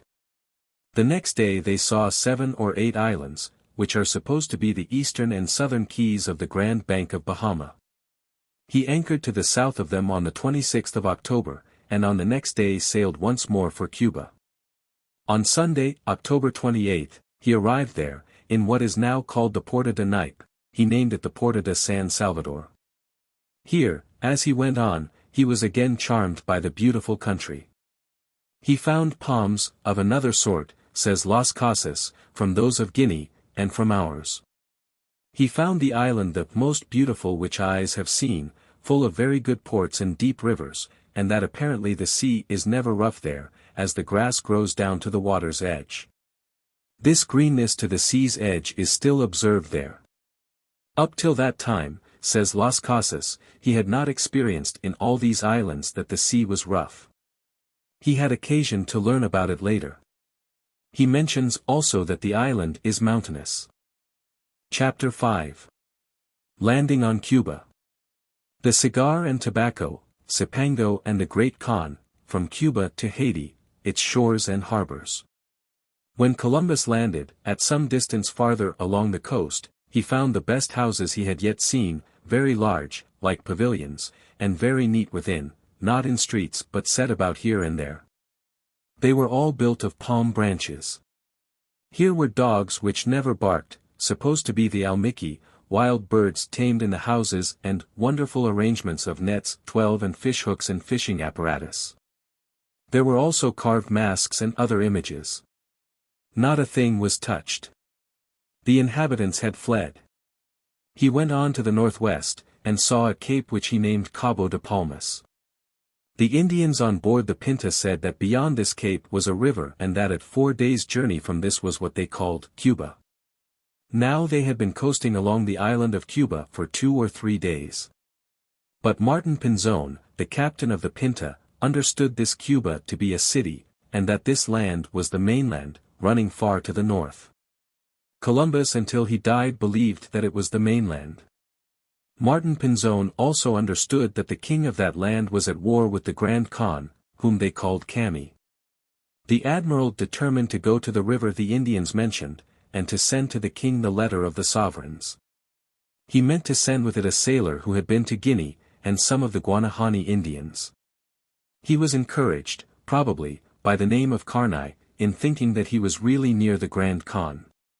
He did not, however, send off these messengers at once, as the wind and the nature of the coast proved unfit for his going up the river the Indians had spoken of. He went back to the town where he had been 2 days before. Once more he found that the people had fled, but after a good while a man appeared, and the admiral sent ashore one of the Indians he had with him. This man shouted to the Indians on shore that they must not be afraid, as these were good people, and did harm to no man, nor did they belong to the Grand Khan, but they gave, of what they had, in many islands where they had been. He now jumped into the sea and swam ashore, and 2 of the inhabitants took him in their arms and brought him to a house where they asked him questions. When he had reassured them, they began to come out to the ships in their canoes, with spun cotton and others of their little things. But the admiral commanded that nothing should be taken from them, so that they might know that he was seeking nothing but gold, or, as they called it, nuke. He saw no gold here, but one of them had a piece of wrought silver hanging to his nose. They made signs, that before 3 days many merchants would come from the inland country to trade with the Spaniards, and that they would bring news from the king, who, according to their signs, was 4 days' journey away. And it is certain, says the admiral, that this is the mainland, and that I am before Zato and Quinsay, 100 leagues more or less from both of them, and this is clearly shown by the tide, which comes in a different manner from that in which it has done up to this time. And yesterday when I went to the northwest I found that it was cold. Always supposing that he was near Japan, which they called Cipango, Columbus continued to sail along the northern coast of Cuba and explored about half that shore. He then returned to the east, governed by the assurances of the natives that on an island named Baybig he would find men who used hammers with which to beat gold into ingots. This gold, as he understood them, was collected on the shore at night, while the people lighted up the darkness with candles. At the point where he turned back, he had hauled his ships up on the shore to repair them. From this point, on the 2nd of November, he sent 2 officers inland, one of whom was a Jew, who knew Chaldee, Hebrew, and a little Arabic, in the hope that they should find someone who could speak these languages. With them went one of the Guanahani Indians, and one from the neighborhood. They returned on the night between the 5th and 6th of November. 12 leagues off they had found a village of about 50 large houses, made in the form of tents. This village had about 1,000 inhabitants, according to the explorers. They had received the ambassadors with cordial kindness, believing that they had descended from heaven. They even took them in their arms and thus carried them to the finest house of all. They gave them seats, and then sat round them on the ground in a circle. They kissed their feet and hands, and touched them, to make sure whether they were really men of flesh and bone. It was on this expedition that the first observation was made of that gift of America to the world, which has worked its way so deep and far into general use. They met men and women who carried live coals, so as to draw into their mouths the smoke of burning herbs. This was the account of the first observers. But Las Casas says that the dry herbs were wrapped in another leaf as dry. He says that, they lighted one end of the little stick thus formed, and sucked in or absorbed the smoke by the other, with which, he says, they put their flesh to sleep, and it nearly intoxicates them, and thus they say that they feel no fatigue. These Mosques, as we should call them, they call tobacos. I knew Spaniards on this island of Hispaniola who were accustomed to take them, on being reproved for it as a vice, replied that it was not in their power, in their hand, to leave off taking them. I do not know what savor or profit they found in them. This is clearly a cigar. The 3rd or 4th of November, then, 1892, with the addition of 9 days to change the style from old to new, may be taken by lovers of tobacco as the 4th centennial of the day when Europeans first learned the use of the cigar. On the 11th of November the repairs were completed. He says that the Sunday before, November 11th, it had seemed to him that it would be good to take some persons, from those of that river, to carry to the sovereigns, so that they might learn our tongue, so as to know what there is in the country. And so that when they come back they may be tongues to the Christians, and receive our customs and the things of the faith. Because I saw and know, says the admiral, that this people has no religion, secta, nor are they idolaters, but very mild and without knowing what evil is, nor how to kill others, nor how to take them, and without arms. And so timorous that from one of our men 10 of them fly, although they do sport with them, and ready to believe and knowing that there is a God in heaven, and sure that we have come from heaven. And very ready at any prayer which we tell them to repeat, and they make the sign of the cross. So your highnesses should determine to make them Christians, for I believe that if they begin, in a short time they will have accomplished converting to our holy faith a multitude of towns. Without doubt there are in these lands the greatest quantities of gold, for not without cause do these Indians whom I am bringing say that there are places in these isles where they dig out gold and wear it on their necks, in their ears and on their arms and legs, and the bracelets are very thick. And also there are stones and precious pearls, and unnumbered spices. And in this Rio de Mares, from which I departed last night, without doubt there is the greatest quantity of mastic, and there might be more if more were desired. For the trees, if planted, take root, and there are many of them and very great, and they have the leaf like a lentisk, and their fruit, except that the trees and the fruit are larger, is such as Pliny describes. And I have seen in the island of Chios in the archipelago. And I had many of these trees tapped to see if they would send out resin, so as to draw it out. And as it rained all the time I was at the said river, I could not get any of it, except a very little which I am bringing to your highnesses. And besides, it may be that it is not the time to tap them, for I believe that this should be done at the time when the trees begin to leave out from the winter and seek to send out their flowers, and now they have the fruit nearly ripe. And also here there might be had a great store of cotton, and I believe that it might be sold very well here without taking it to Spain, in the great cities of the Great Khan, which will doubtless be discovered, and many others of other lords, who will then have to serve your highnesses. And here will be given them other things from Spain, from the lands of the east, since these are ours in the west. And here there is also aloes everywhere, although this is not a thing to make great account of, but the mastic should be well considered, because it is not found except in the said island of Chios, and I believe that they get from it quite 50,000 ducats if I remember aright. And this is the best harbor which I have seen thus far, deep and easy of access, so that this would be a good place for a large town. The notes in Columbus's journals are of the more interest and value, because they show his impressions at the moment when he wrote. However mistaken those impressions, he never corrects them afterwards. Although, while he was in Cuba, he never found the Grand Khan, he never recalls the hopes which he has expressed. He had discovered the island on its northern side by sailing southwest from the Lucayos or Bahamas. From the 11th of November until the 6th of December he was occupied in coasting along the northern shore, eventually returning eastward, when he crossed the channel which parts Cuba from Hayti. The first course was east, a quarter southeast, and on the 16th, they entered Port-au-Prince, and took possession, raising a cross there. At Port-au-Prince, to his surprise, he found on a point of rock 2 large logs, mortised into each other in the shape of a cross, so, that you would have said a carpenter could not have proportioned them better. On the 19th the course was north-northeast, on the 21st they took a course south, a quarter southwest, seeking in these changes the island of Babke, which the Indians had spoken of as rich with gold. On the day last named Pinzon left the admiral in the Pinta, and they did not meet again for more than a month. Columbus touched at various points on Cuba and the neighboring islands. He sought, without success, for pearls, and always pressed his inquiries for gold. He was determined to find the island of Bohio, greatly to the terror of the poor Indians, whom he had on board. They said that its natives had but one eye, in the middle of their foreheads, and that they were well armed and ate their prisoners.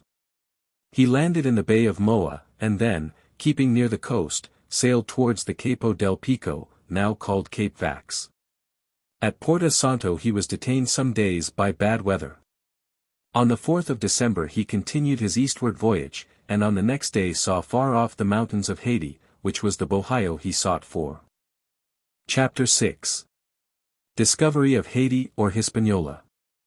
The search for gold, hospitality and intelligence of the natives, Christmas Day, a shipwreck, colony to be founded, Columbus sails east and meets Martin Pinzon, the two vessels return to Europe, storm, the Azores, Portugal, home.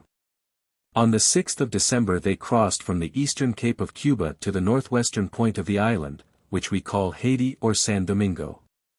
He says he gave it this name because the plains appeared to him almost exactly like those of Castile, but yet more beautiful. He coasted eastward along the northern side of the island, hoping that it might be the continent, and always inquiring for gold when he landed. But the Indians, as before, referred him to yet another land, still further south, which they still called Bohio. It was not surrounded by water, they said. The word Caniba, which is the origin of our word cannibal, and refers to the fierce Caribs, came often into their talk. The sound of the syllable can made Columbus more sure that he was now approaching the dominions of the Grand Khan of Eastern Asia, of whom Marco Polo had informed Europe so fully. On the 12th of the month, after a landing in which a cross had been erected, 3 sailors went inland, pursuing the Indians. They captured a young woman whom they brought to the fleet. She wore a large ring of gold in her nose. She was able to understand the other Indians whom they had on board. Columbus dressed her, gave her some imitation pearls, rings and other finery, and then put her on shore with 3 Indians and 3 of his own men. The men returned the next day without going to the Indian village. Columbus then sent out 9 men, with an Indian, who found a town of 1,000 huts about 4½ leagues from the ship. They thought the population was 3,000. The village in Cuba is spoken of as having 20 people to a house. Here the houses were smaller or the count of the numbers extravagant. The people approached the explorers carefully, and with tokens of respect. Soon they gained confidence and brought out food for them, fish, and bread made from roots, which tasted exactly as if it were made of chestnuts. In the midst of this festival, the woman, who had been sent back from the ship so graciously, appeared borne on the shoulders of men who were led by her husband. The Spaniards thought these natives of St. Domingo much whiter than those of the other islands. Columbus says that 2 of the women, if dressed in Castilian costume, would be counted to be Spaniards. He says that the heat of the country is intense, and that if these people lived in a cooler region they would be of lighter color. On the 14th of December he continued his voyage eastward, and on the 15th landed on the little island north of Hayti, which he called Tortuga, or Turtle Island. At midnight on the 16th he sailed, and landed on Hispaniola again. 500 Indians met him, accompanied by their king, a fine young man of about 20 years of age. He had around him several counselors, one of whom appeared to be his tutor. To the steady questions where gold could be found, the reply as steady was made that it was in the island of Babke. This island, they said, was only 2 days off, and they pointed out the route. The interview ended in an offer by the king to the admiral of all that he had. The explorers never found this mysterious Babke, unless, as Bishop Las Casas guessed, Babke and Jamaica be the same. The king visited Columbus on his ship in the evening, and Columbus entertained him with European food. With so cordial a beginning of intimacy, it was natural that the visitors should spend 2 or 3 days with these people. The king would not believe that any sovereigns of Castile could be more powerful than the men he saw. He and those around him all believed that they came direct from heaven. Columbus was always asking for gold. He gave strict orders that it should always be paid for, when it was taken. To the islanders it was merely a matter of ornament, and they gladly exchanged it for the glass beads, the rings or the bells, which seemed to them more ornamental.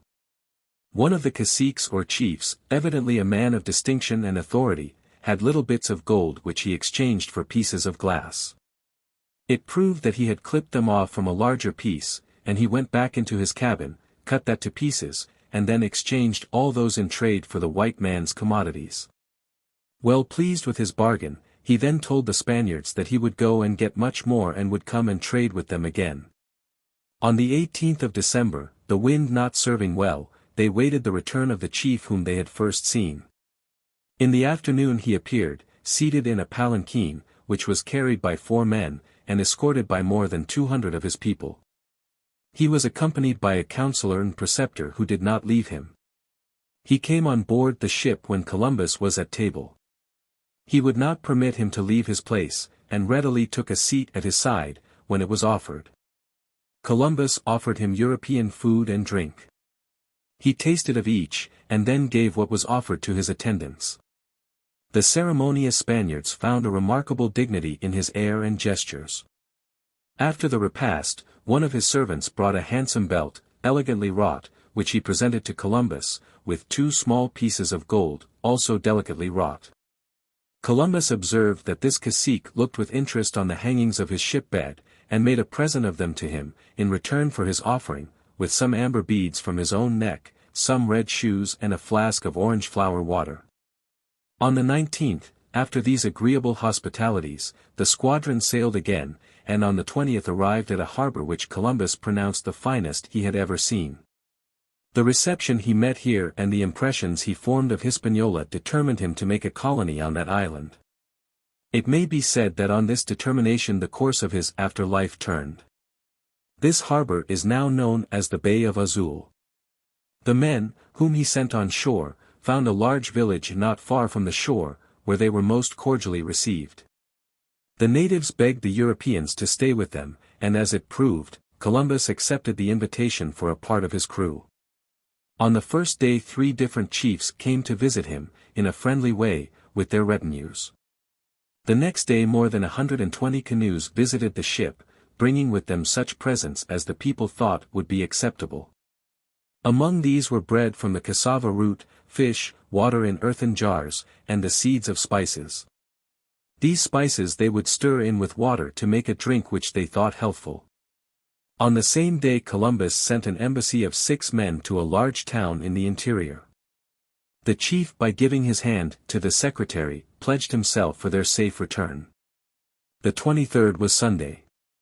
It was spent as the day before had been, in mutual civilities.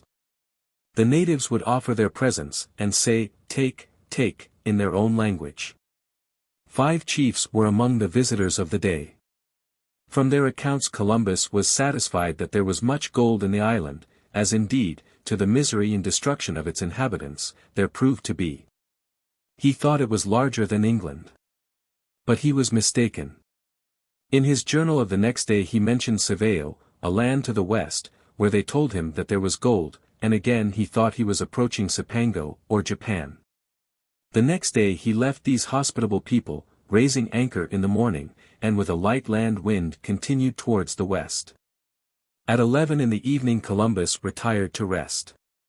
While he slept, on Christmas Day, there occurred an accident which changed all plans for the expedition so far as any had been formed, and from which there followed the establishment of the ill-fated first colony. The evening was calm when Columbus himself retired to sleep, and the master of the vessel followed his example, entrusting the helm to one of the boys. Every person on the ship, excepting this boy, was asleep, and he seems to have been awake to little purpose. The young steersman let the ship drift upon a ridge of rock, although, as Columbus says, indignantly, there were breakers abundant to show the danger. So soon as she struck, the boy cried out, and Columbus was the first to wake. He says, by way of apology for himself, that for 36 hours he had not slept until now. The master of the ship followed him. But it was too late. The tide, such as there was ebbing, and the Santa Maria was hopelessly aground. Columbus ordered the masts cut away, but this did not relieve her. He sent out his boat with directions to carry aft an anchor and cable, but its crew escaped to the Nina with their tale of disaster. The Nina's people would not receive them, reproached them as traitors, and in their own vessel came to the scene of danger.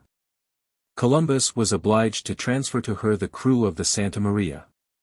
So soon as it was day, their friendly ally, Guacanagri, came on board. With tears in his eyes, he made the kindest and most judicious offers of assistance. He saw Columbus's dejection, and tried to relieve him by expressions of his sympathy. He set aside on shore 2 large houses to receive the stores that were on the Santa Maria, and appointed as many large canoes as could be used to remove these stores to the land. He assured Columbus that not a bit of the cargo or stores should be lost, and this loyal promise was fulfilled to the letter. The weather continued favorable. The sea was so light that everything on board the Santa Maria was removed safely. Then it was that Columbus, tempted by the beauty of the place, by the friendship of the natives, and by the evident wishes of his men, determined to leave a colony, which should be supported by the stores of the Santa Maria, until the rest of the party could go back to Spain and bring or send reinforcements. The king was well pleased with this suggestion, and promised all assistance for the plan. A vault was dug and built, in which the stores could be placed, and on this a house was built for the home of the colonists, so far as they cared to live within doors. The chief sent a canoe in search of Martin Pinzon and the Pinta, to tell them of the disaster. But the messengers returned without finding them. At the camp, which was to be a city, all was industriously pressed, with the assistance of the friendly natives. Columbus, having no vessel but the little Nina left, determined to return to Europe with the news of his discovery, and to leave nearly 40 men ashore. It would appear that the men, themselves, were eager to stay. The luxury of the climate and the friendly overtures of the people delighted them. They had no need to build substantial houses. So far as houses were needed, those of the natives were sufficient. All the preparations which Columbus thought necessary were made in the week between the 26th of December and the 2nd of January. On that day he expected to sail eastward, but unfavorable winds prevented. He landed his men again, and by the exhibition of a pretended battle with European arms, he showed the natives the military force of their new neighbors. He fired a shot from an arquebus against the wreck of the Santa Maria, so that the Indians might see the power of his artillery. The Indian chief expressed his regret at the approaching departure, and the Spaniards thought that one of his courtiers said that the chief had ordered him to make a statue of pure gold as large as the admiral. Columbus explained to the friendly chief that with such arms as the sovereigns of Castile commanded they could readily destroy the dreaded Caribs. And he thought he had made such an impression that the islanders would be the firm friends of the colonists. I have bidden them build a solid tower in defense, over a vault. Not that I think this necessary against the natives, for I am satisfied that with a handful of people I could conquer the whole island, were it necessary, although it is, as far as I can judge, larger than Portugal, and twice as thickly peopled. In this cheerful estimate of the people Columbus was wholly wrong, as the sad events proved before the year had gone by. He left 39 men to be the garrison of this fort, and the colony which was to discover the mine of gold. In command he placed Diego de Arana, Pedro Gutierrez and Rodrigo de Segovia. To us, who have more experience of colonies and colonists than he had had, it does not seem to promise well that Rodrigo was the king's chamberlain and an officer of the first lord of the household. Of these three, Diego de Arana was to be the governor, and the other two his lieutenants. The rest were all sailors, but among them there were Columbus's secretary, an alguazil, or person commissioned in the civil service at home, an arquebusier, who was also a good engineer, a tailor, a ship carpenter, a cooper and a physician. So the little colony had its share of artificers and men of practical skill. They all stayed willingly, delighted with the prospects of their new home. On the 3rd of January Columbus sailed for Europe in the Little Nina. With her own crew and the addition she received from the Santa Maria, she must have been badly crowded. Fortunately for all parties, on Sunday, the 3rd day of the voyage, while they were still in sight of land, the Pinta came in sight. Martin Pinzon came on board the Nina and offered excuses for his absence.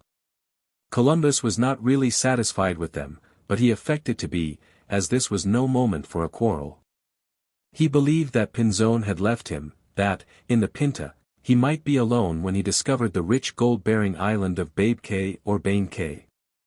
Although the determination was made to return, another week was spent in slow coasting, or in waiting for wind. It brought frequent opportunities for meeting the natives, in one of which they showed a desire to take some of their visitors captive. This would only have been a return for a capture made by Pinzon of several of their number, whom Columbus, on his meeting Pinzon, had freed. In this encounter 2 of the Indians were wounded, one by a sword, won by an arrow. It would seem that he did not show them the power of firearms. This was in the Bay of Samuma, which Columbus called the Bay of Arrows, from the skirmish or quarrel which took place there. They then sailed 64 miles cast, a quarter northeast, and thought they saw the land of the Caribs, which he was seeking.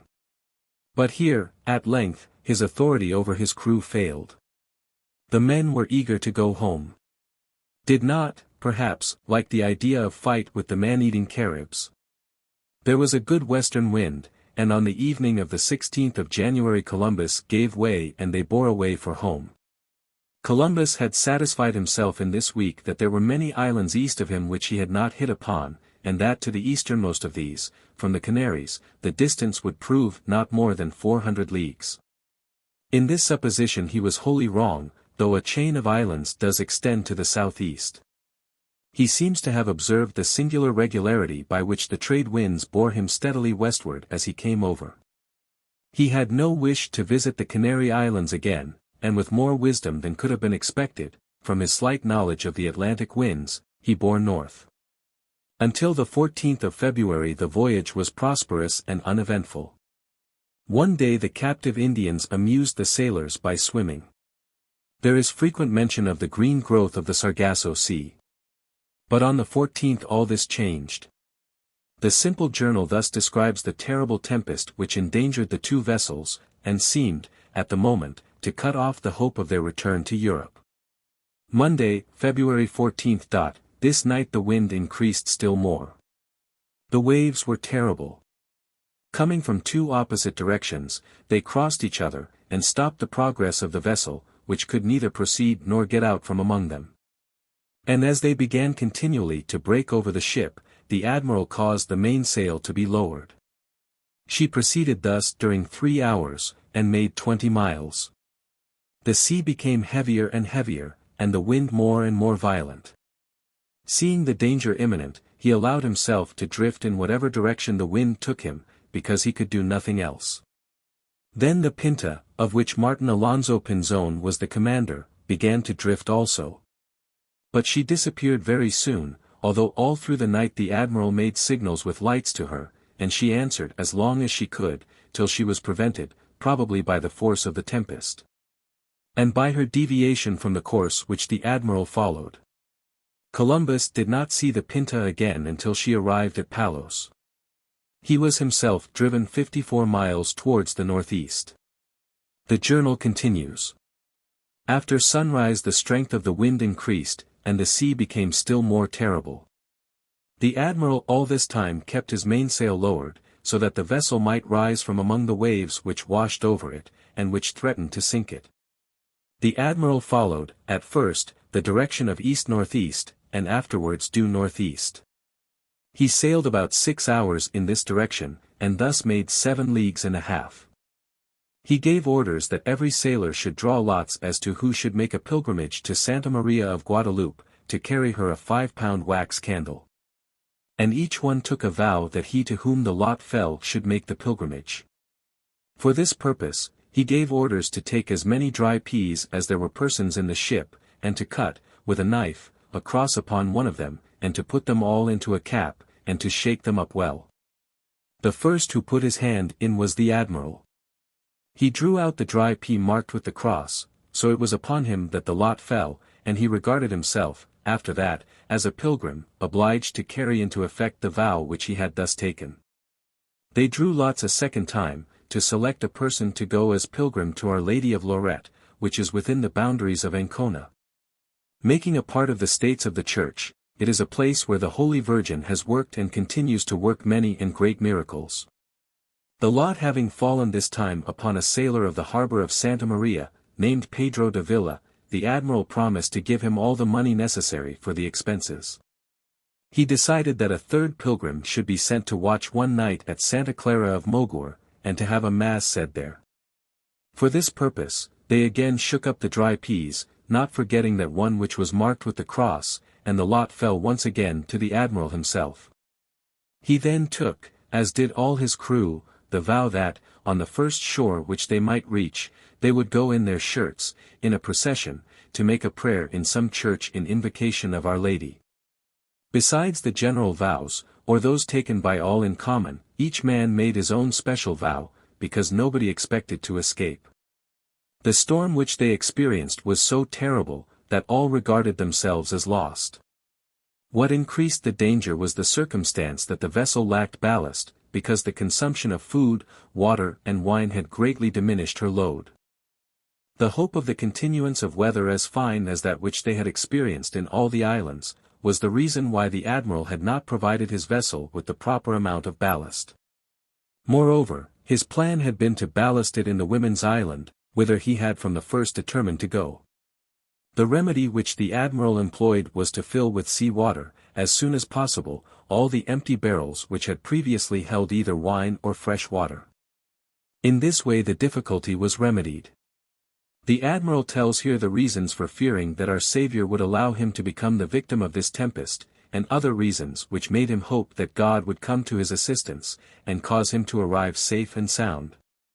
So that intelligence such as that which he was conveying to the king and queen would not perish with him. The strong desire which he had to be the bearer of intelligence so important, and to prove the truth of all which he had said, and that all which he had tried to discover had really been discovered, seemed to contribute precisely to inspire him with the greatest fear that he could not succeed. He confessed, himself, that every mosquito that passed before his eyes was enough to annoy and trouble him. He attributed this to his little faith, and his lack of confidence in divine providence. On the other hand, he was reanimated by the favors which God had shown him in granting to him so great a triumph as that which he had achieved, in all his discoveries, in fulfilling all his wishes, and in granting that. After having experienced in Castile so many rebuffs and disappointments, all his hopes should at last be more than surpassed. In one word, as the sovereign master of the universe, had, in the outset, distinguished him in granting all his requests, before he had carried out his expedition for God's greatest glory, and before it had succeeded. He was compelled to believe now that God would preserve him to complete the work which he had begun. Such is Las Casas's abridgment of Columbus's words. For which reasons he said he ought to have had no fear of the tempest that was raging. But his weakness and anguish did not leave him a moment's calm. He also said that his greatest grief was the thought of leaving his 2 boys orphans. They were at Cordova, at their studies. What would become of them in a strange land, without father or mother? For the king and queen, being ignorant of the services he had rendered them in this voyage, and of the good news which he was bringing to them, would not be bound by any consideration to serve as their protectors. Full of this thought, he sought, even in the storm, some means of apprising their highnesses of the victory which the Lord had granted him, in permitting him to discover in the Indies all which he had sought in his voyage. And to let them know that these coasts were free from storms, which is proved, he said, by the growth of herbage and trees even to the edge of the sea. With this purpose, that, if he perished in this tempest, the king and queen might have some news of his voyage, he took a parchment and wrote on it all that he could of his discoveries. And urgently begged that whoever found it would carry it to the king and queen. He rolled up this parchment in a piece of waxed linen, closed this parcel tightly, and tied it up securely. He had brought to him a large wooden barrel, within which he placed it, without anybody's knowing what it was. Everybody thought the proceeding was some act of devotion. He then caused it to be thrown into the sea. 13. The sudden and heavy showers, and the squalls which followed some time afterwards, changed the wind, which turned to the west. They had the wind thus abaft, and he sailed thus during 5 hours with the foresail only, having always the troubled sea, and made at once 2 leagues and a half towards the northeast. He had lowered the main topmast lest a wave might carry it away. With a heavy wind astern, so that the sea frequently broke over the little Nina, she made eastward rapidly, and at daybreak on the 15th they saw land. The admiral knew that he had made the Azores. He had been steadily directing the course that way. Some of the seamen thought they were at Madeira, and some hopeful ones thought they saw the rock of Sintra in Portugal. Columbus did not land till the 18th, when he sent some men on shore, upon the island of Santa Maria. His news of discovery was at first received with enthusiasm.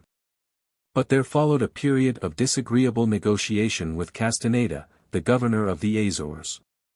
Pretending great courtesy and hospitality, but really acting upon the orders of the King of Portugal, he did his best to disable Columbus and even seized some of his crew and kept them prisoners for some days.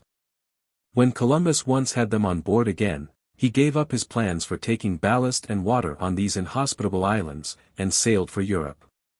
He had again a stormy passage. Again they were in imminent danger.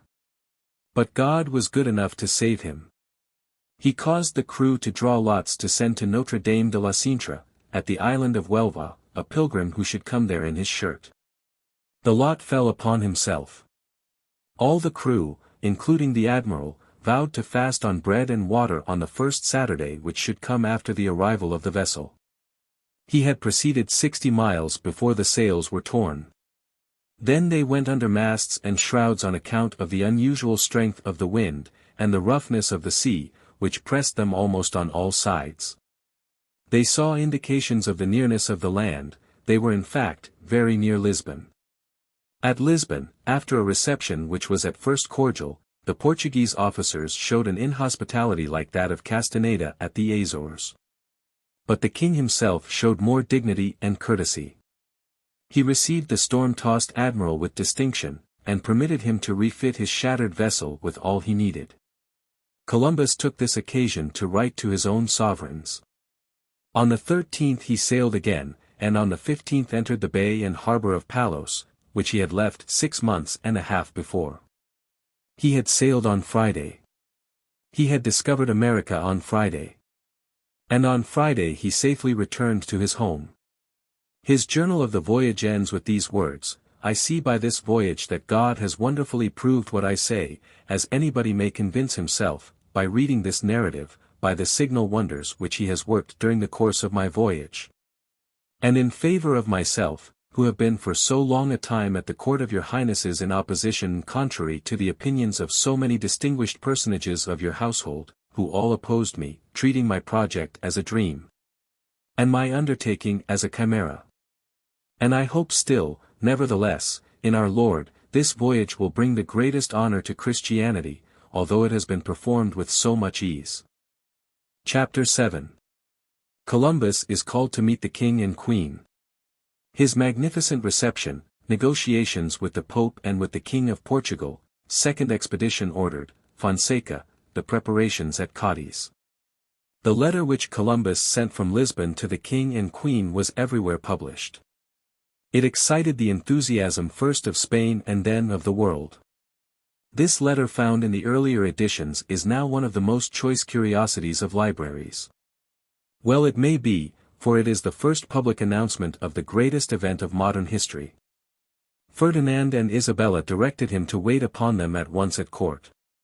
It happened that they were then residing at Barcelona, on the eastern coast of Spain, so that the journey required to fulfill their wishes carried him quite across the kingdom. It was a journey of triumph. The people came together in throngs to meet this peaceful conqueror who brought with him such amazing illustrations of his discovery. The letter bearing instructions for him to proceed to Barcelona was addressed to Don Christopher Columbus, our Admiral of the Ocean Sea, Viceroy and Governor of the islands discovered in the Indies. So far was he now raised above the rank of a poor adventurer, who had for 7 years attended the court in its movements, seeking an opportunity to explain his proposals.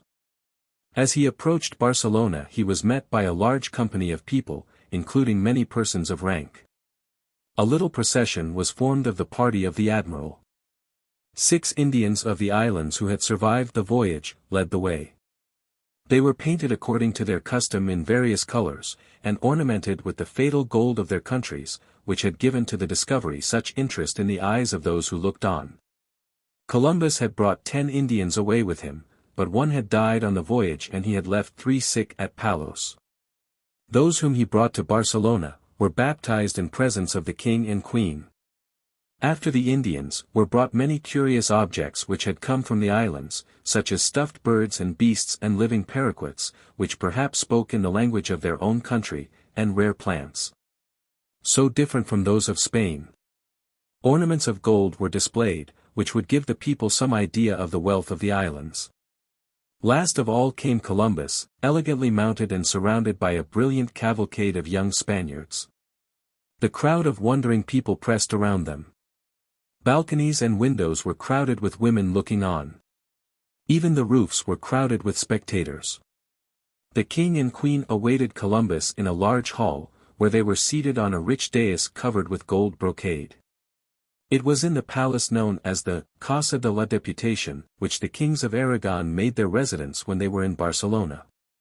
A body of the most distinguished lords and ladies of Spain were in attendance. As Columbus entered the hall, the king and queen arose. He fell on his knee that he might kiss their hands, but they bade him rise and then sit and give an account of his voyage. Columbus spoke with dignity and simplicity which commanded respect, while all listened with sympathy. He showed some of the treasures he had brought, and spoke with certainty of the discoveries which had been made, as only precursors of those yet to come. When his short narrative was ended, all the company knelt and united in chanting the Te Deum, "We praise thee, O God." Las Casas, describing the joy and hope of that occasion, says, "It seems as if they had a foretaste of the joys of paradise." It would seem as if those whose duty it is to prepare fit celebrations of the periods of the great discovery, could hardly do better than to produce on the 24th of April, 1893, a reproduction of the solemn pageant in which, in Barcelona, for centuries before, the Spanish court commemorated the great discovery. From this time, for several weeks, a series of pageants and festivities surrounded him. At no other period of his life were such honors paid to him. It was at one of the banquets, at which he was present, that the incident of the egg, so often told in connection with the great discovery, took place. A flippant courtier, of that large class of people who stay at home when great deeds are done, and afterwards depreciate the doers of them, had the impertinence to ask Columbus, if the adventure so much praised was not, after all, a very simple matter. He probably said, a short voyage of 4 or 5 weeks, was it anything more? Columbus replied by giving him an egg which was on the table, and asking him if he could stand it on one end. He said he could not, and the other guests said that they could not. Columbus tapped it on the table so as to break the end of the shell, and the egg stood erect. "It is easy enough," he said, "when anyone has shown you how." It is well to remember, that if after years showed that the ruler of Spain wearied in his gratitude, Columbus was, at the time, welcomed with the enthusiasm which he deserved. From the very grains of gold brought home in this first triumph, the Queen, Isabella, had the golden illumination wrought of a most beautiful missal book. Distinguished artists decorated the book, and the portraits of sovereigns then on the throne appear as the representations of King David, King Solomon, the Queen of Sheba and other royal personages. This book she gave afterwards to her grandson, Charles V, of whom it has been said that perhaps no man in modern times has done the world more harm. This precious book, bearing on its gilded leaves the first fruits of America, is now preserved in the Royal Library at Madrid. The time was not occupied merely in shows and banquets. There was no difficulty now, about funds for a second expedition. Directions were given that it might be set forward as quickly as possible, and on an imposing scale. For it was feared at court that King John of Portugal, the successful rival of Spain, thus far, in maritime adventure, might anticipate further discovery. The sovereigns at once sent an embassy to the Pope, not simply to announce the discovery, but to obtain from him a decree confirming similar discoveries in the same direction. There was at least one precedent for such action. A former pope had granted to Portugal all the lands it might discover in Africa, south of Cape Bojador, and the Spanish crown had assented by treaty to this arrangement. Ferdinand and Isabella could now refer to this precedent, in asking for a grant to them of their discoveries on the western side of the Atlantic. The pope now reigning was Alexander II. He had not long filled the papal chair. He was an ambitious and prudent sovereign, a native of Spain, and, although he would gladly have pleased the King of Portugal, he was quite unwilling to displease the Spanish sovereigns. The Roman court received with respect the request made to them. The Pope expressed his joy at the hopes thrown out for the conversion of the heathen, which the Spanish sovereigns had expressed, as Columbus had always done. And so prompt were the Spanish requests, and so ready the Pope's answer, that as early as May 3, 1493, a papal bull was issued to meet the wishes of Spain. This bull determined for Spain and for Portugal, that all discoveries made west of a meridian line 100 leagues west of the Azores should belong to Spain. All discoveries east of that line should belong to Portugal. No reference was made to other maritime powers, and it does not seem to have been supposed that other states had any rights in such matters. The line thus arranged for the two nations was changed by their own agreement, in 1494, for a north and south line 350 leagues west of the Cape de Verde Islands. The difference between the two lines was not supposed to be important. The decision thus made was long respected.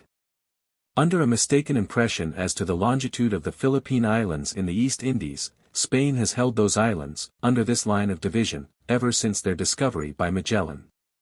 She considered herself entitled to all the islands and lands between the meridian thus drawn in the Atlantic and the similar meridian 180 degrees away, on exactly the other side of the world. Under the same line of division, Portugal held, for 3 centuries and more, Brazil, which projects so far eastward into the Atlantic as to cross this line of division. Fearful, all the time, that neither the Pope's decree, nor any diplomacy would prevent the King of Portugal from attempting to seize lands at the west, the Spanish court pressed with eagerness arrangements for a second expedition. It was to be on a large and generous scale and to take out 1,000 men. For this was the first plan, though the number afterwards was increased to 1,500. To give efficiency to all the measures of colonization, what we should call a new department of administration was formed, and at the head of it was placed one Rodriguez de Fonseca. Fonseca held this high and responsible position for 30 years. He early conceived a great dislike of Columbus, who, in some transactions before this expedition sailed, appealed to the sovereigns to set aside a decision of Fonseca's, and succeeded. For all the period while he managed the Indian affairs of Spain, Fonseca kept his own interests in sight more closely than those of Spain or of the colonists. And not Columbus only, but every other official of Spain in the West Indies, had reason to regret the appointment. The King of Portugal and the sovereigns of Spain began complicated and suspicious negotiations with each other regarding the new discoveries. Eventually, as has been said, they acceded to the Pope's proposal and decree. But, at first, distrusting each other, and concealing their real purposes, in the worst style of the diplomacy of that time, they attempted treaties for the adjustment between themselves of the right to lands not yet discovered by either. Of these negotiations, the important result was that which has been named, the change of the meridian of division from that proposed by the Pope. It is curious now to see that the King of Portugal proposed a line of division, which would run east and west, so that Spain should have the new territories north of the latitude of the Grand Canary, and Portugal all to the south.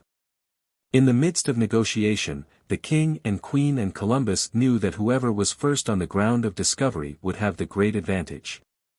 There was a rumor in Spain that Portugal had already sent out vessels to the west. Everything was pressed with alacrity at Cadiz. The expedition was to be under Columbus's absolute command. Seamen of reputation were engaged to serve under him. 17 vessels were to take out a colony. Horses as well as cattle and other domestic animals were provided. Seeds and plants of different kinds were sent out, and to this first colonization by Spain, America owes the sugar cane, and perhaps some other of her tropical productions. Columbus remained in Barcelona until the 23rd of May. But before that time, the important orders for the expedition had been given. He then went to Cadiz himself, and gave his personal attention to the preparations. Applications were eagerly pressed, from all quarters, for permission to go. Young men of high family were eager to try the great adventure. It was necessary to enlarge the number from that at first proposed. The increase of expense, ordered as the plans enlarged, did not please Fonseca. To quarrels between him and Columbus at this time have been referred the persecutions which Columbus afterwards suffered. In this case the king sustained Columbus in all his requisitions, and Fonseca was obliged to answer them. So rapidly were all these preparations made, that, in a little more than a year from the sailing of the first expedition, the second, on a scale so much larger, was ready for sea. Chapter 8 The second expedition sails. From Cadiz at Canary Islands, discovery of Dominica and Guadeloupe, skirmishes with the Caribs, Puerto Rico discovered, Hispaniola, the fate of the colony at La Navidad. There is not in history a sharper contrast, or one more dramatic, than that between the first voyage of Columbus and the second. In the first voyage, 3 little ships left the port of Palos, most of the men of their crews unwilling, after infinite difficulty in preparation, and in the midst of the fears of all who stayed behind. In the second voyage, a magnificent fleet, equipped with all that the royal service could command, crowded with eager adventurers who are excited by expectations of romance and of success, goes on the very same adventure. In the first voyage, Columbus has but just turned the corner after the struggles and failures of 8 years. He is a penniless adventurer who has staked all his reputation on a scheme in which he has hardly any support. In the second case, Columbus is the Governor-General, for aught he knows, of half the world, of all the countries he is to discover, and he knows enough, and all men around him know enough, to see that his domain may be a principality indeed. Success brings with it its disadvantages. The world has learned since, if it did not know it then, that 150 sailors, used to the hard work and deprivations of a seafaring life, would be a much more efficient force for purposes of discovery than 1,000 and more courtiers who have left the presence of the king and queen in the hope of personal advancement or of romantic adventure. Those dainty people, who would have been soldiers if there were no gunpowder, are not men to found states. And the men who have lived in the antechambers of courts are not people who cooperate sympathetically with an experienced man of affairs like Columbus. From this time forward this is to be but a sad history, and the sadness, nay, the cruelty of the story, results largely from the composition of the body of men whom Columbus took with him on this occasion. It is no longer coopers and blacksmiths and boatswains and sailmakers who surround him. These were officers of court, whose titles even cannot be translated into modern language, so artificial were their habits and so conventional the duties to which they had been accustomed. Such men it was, who made poor Columbus endless trouble. Such men it was, who, at the last, dragged him down from his noble position, so that he died unhonored, dispirited and poor. To the same misfortune, probably, do we owe it that, for a history of this voyage, we have no longer authority so charming as the simple, gossipy journal which Columbus kept through the first voyage, of which the greater part has happily been preserved. It may be that he was too much pressed by his very duties to keep up such a journal. For it is, alas, an unfortunate condition of human life, that men are most apt to write journals when they have nothing to tell, and that in the midst of high activity, the record of that activity is not made by the actor. In the present case, a certain Dr. Chanca, a native of Seville, had been taken on board Columbus's ship, perhaps with the wish that he should be the historian of the expedition. It may be that in the fact that his journal was sent home is the reason why the admiral's, if he kept one, has never been preserved. Dr. Chanca's narrative is our principal contemporary account of the voyage. From later authorities much can be added to it, but all of them put together are not, for the purposes of history, equal to the simple contemporaneous statement which we could have had Columbus's own journal been preserved. The great fleet sailed from Cadiz on the 25th day of September, in the year 1493, rather more than 13 months after the sailing of the little fleet from Palos of the year before. They touched at the Grand Canary as before, but at this time their vessels were in good condition and there was no dissatisfaction among the crews. From this time the voyage across the ocean was short. On the 3rd day of November, 11 the Sunday after All Saints' Day had dawned, a pilot on the ship cried out to the captain that he saw land. So great was the joy among the people, that it was marvelous to hear the shouts of pleasure on all hands. And for this there was much reason because the people were so much fatigued by the hard life and by the water which they drank that they all hoped for land with much desire. The reader will see that this is the ejaculation of a tired landsman. One might say, of a tired scholar, who was glad that even the short voyage was at an end. Some of the pilots supposed that the distance which they had run was 800 leagues from Faro, others thought it was 780.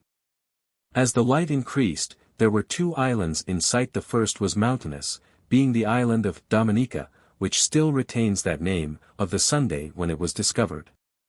The other, the island of Maria Galanti, is more level, but like the first, as it is described by Dr. Chanka, it was well wooded. The island received its name from the ship that Columbus commanded. In all, they discovered 6 islands on this day. Finding no harbor which satisfied him in Dominica, Columbus landed on the island of Maria Galanti, and took possession of it in the name of the king and queen. Dr. Chanka expresses the amazement which everyone had felt on the other voyage, at the immense variety of trees, of fruits, and of flowers, which to this hour is the joy of the traveler in the West Indies. In this island was such thickness of forest that it was wonderful, and such a variety of trees, unknown to anyone, that it was terrible, some with fruit, some with flowers, so that everything was green. There were wild fruits of different sorts, which some not very wise men tried, and, on merely tasting them, touching them with their tongues, their faces swelled and they had such great burning and pain that they seemed to rage, or to have hydrophobia. They were cured with cold things. This fruit is supposed to have been the manchurial, which is known to produce such effects. They found no inhabitants on this island and went on to another, now called Guadeloupe. It received this name from its resemblance to a province of the same name in Spain. They drew near a mountain upon it which seemed to be trying to reach the sky, upon which was a beautiful waterfall, so white with foam that at a distance some of the sailors thought it was not water, but white rocks. The admiral sent a light caravel to coast along and find harbor. This vessel discovered some houses, and the captain went ashore and found the inhabitants in them. They fled at once, and he entered the houses. There he found that they had taken nothing away. There was much cotton, spun and to be spun, and other goods of theirs, and he took a little of everything, among other things, 2 parrots, larger and different from what had been seen before. He also took 4 or 5 bones of the legs and arms of men. This last discovery made the Spaniards suppose that these islands were those of Caribs, inhabited by the cannibals of whom they had heard in the first voyage. They went on along the coast, passing by some little villages, from which the inhabitants fled, as soon as they saw the sails. The admiral decided to send ashore to make investigations, and next morning, certain captains landed. At dinner time some of them returned, bringing with them a boy of 14, who said that he was one of the captives of the people of the island. The others divided, and one party took a little boy and brought him on board. Another party took a number of women, some of them natives of the island, and others captives, who came of their own accord. One captain, Diego Marquez, with his men, went off from the others and lost his way with his party. After 4 days he came out on the coast, and by following that, he succeeded in coming to the fleet. Their friends supposed them to have been killed and eaten by the Caribs, as, since some of them were pilots and able to set their course by the pole star, it seemed impossible that they should lose themselves.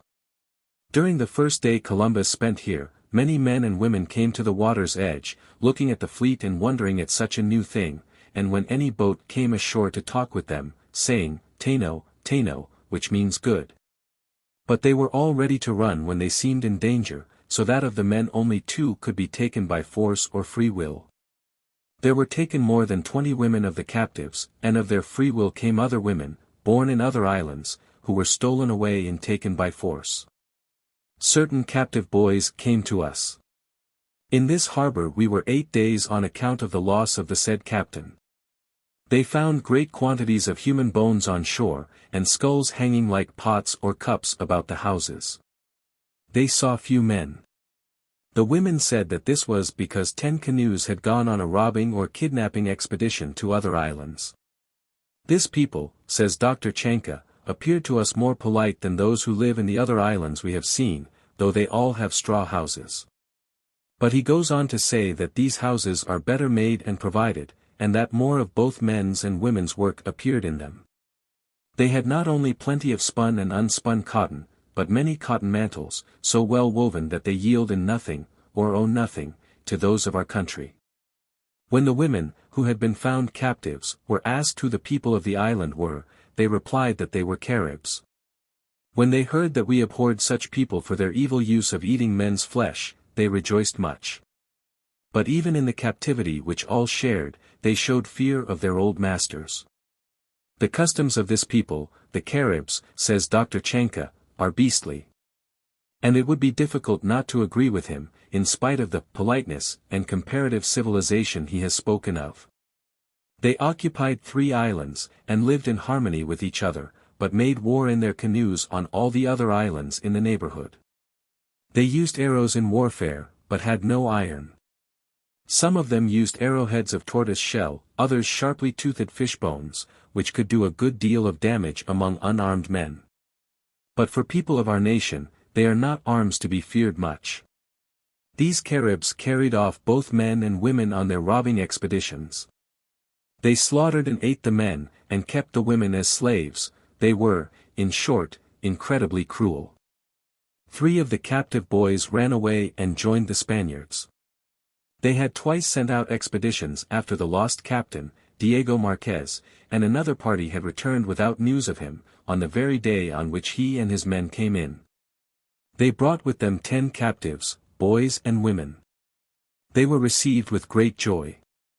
He and those that were with him, arrived so destroyed by the mountain, that it was pitiful to see them.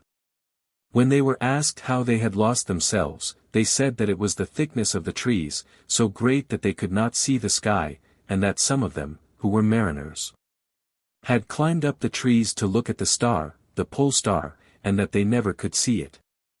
One of the accounts of this voyage 14 relates that the captive women, who had taken refuge with the Spaniards, were persuaded by them to entice some of the Caribs to the beach. But these men, when they had seen our people, all struck by terror, or the consciousness of their evil deeds, looking at each other, suddenly drew together, and very lightly, like a flight of birds, fled away to the valleys of the woods. Our men then, not having succeeded in taking any cannibals, retired to the ships and broke the Indians' canoes. They left Guadeloupe on Sunday, the 10th of November. They passed several islands, but stopped at none of them, as they were in haste to arrive at the settlement of La Navidad in Hispaniola, made on the first voyage. They did, however, make some stay at an island which seemed well populated. This was that of San Martin. The admiral sent a boat ashore to ask what people lived on the island, and to ask his way, although, as he afterwards found, his own calculations were so correct that he did not need any help. The boat's crew took some captives, and as it was going back to the ships, a canoe came up in which were 4 men, 2 women and a boy. They were so astonished at seeing the fleet, that they remained, wondering what it could be, 2 Lombard shot from the ship, and did not see the boat till it was close to them. They now tried to get off, but were so pressed by the boat that they could not. The Caribs, as soon as they saw that flight did not profit them, with much boldness laid hands on their bows, the women as well as the men.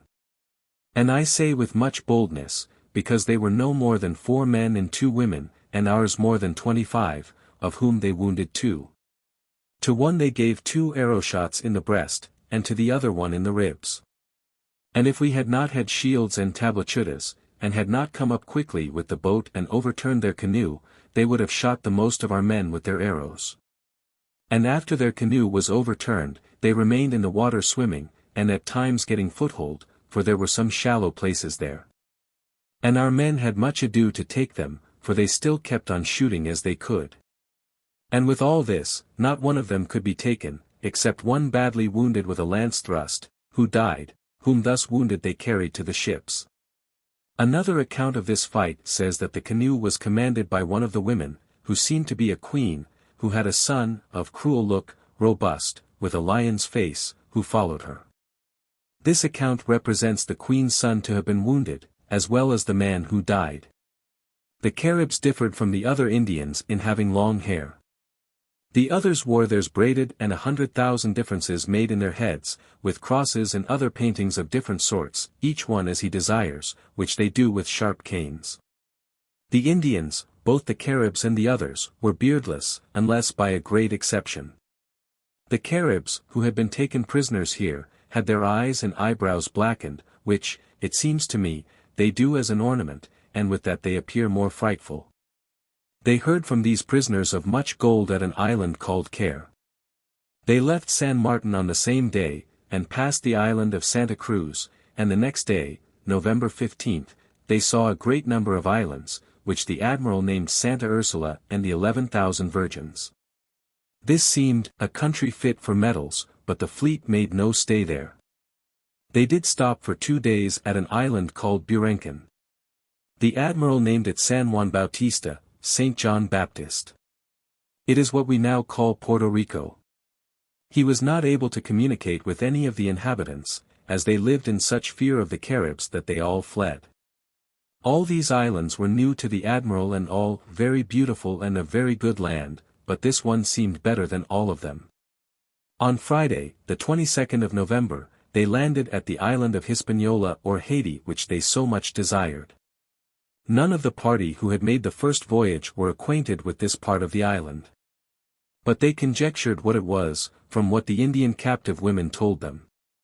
The part of the island where they arrived was called Hayti, another part Zamina, and the third Bohio. It is a very singular country, says Dr. Chanka, where there are numberless great rivers and great mountain ridges and great level valleys. I think the grass never dries in the whole year. I do not think that there is any winter in this island, nor in the others, for at Christmas are found many birds' nests, some with birds, and some with eggs. The only 4-footed animals found in these islands were what Dr. Chanka calls dogs of various colors, and one animal like a young rabbit, which climbed trees. Many persons ate these last and said they were very good. There were many small snakes, and few lizards, because the Indians were so fond of eating them. They made as much of a feast of them as we would do of pheasants. There are in this island and the others numberless birds, of those of our country, and many others which never were seen there. Of our domestic birds, none have ever been seen here, except that in Zarukia there were some ducks in the houses, most of them white as snow, and others black. They coasted along this island for several days, to the place where the admiral had left his settlement. While passing the region of Zamina, they set ashore one of the Indians whom they had carried off on the first voyage. They gave him some little things which the admiral had commanded him to give away. Another account adds that of the 10 Indian men who had been carried off on the first voyage, 7 had already died on account of the change of air and food. 2 of the 3 whom the admiral was bringing back, swam ashore at night. The admiral cared for this but little, thinking that he should have enough interpreters among those whom he had left in the island, and whom he hoped to find there again. It seems certain that one Indian remained faithful to the Spaniards. He was named Diego Colon, after the admiral's brother. On the day that the captive Indian was set ashore, a Biscayan sailor died, who had been wounded by the Caribs in the fight between the boat's crew and the canoe. A boat's crew was sent ashore to bury him, and as they came to land there came out many Indians, of whom some wore gold at the neck and at the ears. They sought to come with the Christians to the ships, and they did not like to bring them, because they had not had permission from the admiral. The Indians then sent 2 of their number in a little canoe to one of the caravels, where they were received kindly, and sent to speak with the admiral. They said, through an interpreter, that a certain king sent them to know what people we were, and to ask that we might be kind enough to land, as they had much gold and would give it to him, and of what they had to eat. The admiral commanded silken shirts and caps and other little things to be given them, and told them that as he was going where Guacanagri was, he could not stop, that another time he would be able to see him. And with that, they, the Indians, went away. They stopped 2 days at a harbor which they called Monte Cristi, to see if it were a suitable place for a town, for the admiral did not feel altogether satisfied with the place where the settlement of La Navidad had been made on the first voyage. This Monte Cristi was near a great river of very good water, the Santiago. But it is all an inundated region, and very unfit to live in. As they were going along, viewing the river and land, some of our men found, in a place close by the river, 2 dead men, one with a cord, lazo, around his neck, and the other with one around his foot. This was the first day. On the next day following, they found 2 other dead men farther on than these others. One of these was in such a position that it could be known that he had a plentiful beard. Some of our men suspected more ill than good, and with reason, as the Indians are all beardless, as I have said. This port was not far from the port where the Spanish settlement had been made on the first voyage, so that there was great reason for these anxieties. They set sail once more for the settlement, and arrived opposite the harbor of La Navidad on the 27th of November. As they were approaching the harbor, a canoe came towards them, with 5 or 6 Indians on board, but, as the admiral kept on his course without waiting for them, they went back. The Spaniards arrived outside the port of La Navidad so late that they did not dare to enter it that night. The admiral commanded 2 Lombards to be fired, to see if the Christians replied, who had been left with the said Guacanagari. This was the friendly cacique Guacanagari of the first voyage, for they too had Lombards. They never replied. Nor did fires nor signs of houses appear in that place, at which the people were much discouraged, and they had the suspicion that was natural in such a case. Being thus all very sad, when 4 or 5 hours of the night had passed, there came the same canoe which they had seen the evening before. The Indians in it asked for the admiral and the captain of one of the caravels of the first voyage. They were taken to the admiral's ship, but would not come on board until they had spoken with him and seen him. They asked for a light, and as soon as they knew him, they entered the ship. They came from Guacanagari, and one of them was his cousin. They brought with them golden masks, one for the admiral and another for one of the captains who had been with him on the first voyage, probably Vicente Yanez Pinzon. Such masks were much valued among the Indians, and are thought to have been meant to put upon idols, so that they were given to the Spaniards as tokens of great respect. The Indian party remained on board for 3 hours, conversing with the admiral and apparently very glad to see him again. When they were asked about the colonists of La Navidad, they said that they were all well, but that some of them had died from sickness, and that others had been killed in quarrels among themselves. Their own cacique, Guacanagari, had been attacked by 2 other chiefs, Cayanabo and Marini. They had burned his village, and he had been wounded in the leg, so that he could not come to meet the Spaniards that night. As the Indians went away, however, they promised that they would bring him to visit them the next day. So the explorers remained, consoled for that night. Next day, however, events were less reassuring. None of last night's party came back and nothing was seen of the cacique. The Spaniards, however, thought that the Indians might have been accidentally overturned in their canoe, as it was a small one, and as wine had been given them several times during their visit. While he was still waiting for them, the admiral sent some of his men to the place where La Navidad had stood. They found that the strong fort with a palisade was burned down and demolished. They also found some cloaks and other clothes which had been carried off by the Indians, who seemed uneasy, and at first would not come near the party. This did not appear well to the Spaniards, as the admiral had told them how many canoes had come out to visit him in that very place on the other voyage.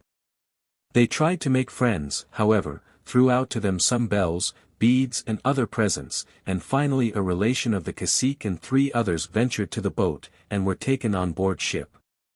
These men frankly admitted that the Christians were all dead. The Spaniards had been told so the night before by their Indian interpreter, but they had refused to believe him. They were now told that the king of Canoabo of 15 and the king Marini had killed them and burned the village. They said, as the others had done, that Guacanagari was wounded in the thigh and they, like the others, said they would go and summon him. The Spaniards made them some presents, and they, too, disappeared. Early the next morning the admiral himself, with a party, including Dr. Chenka, went ashore.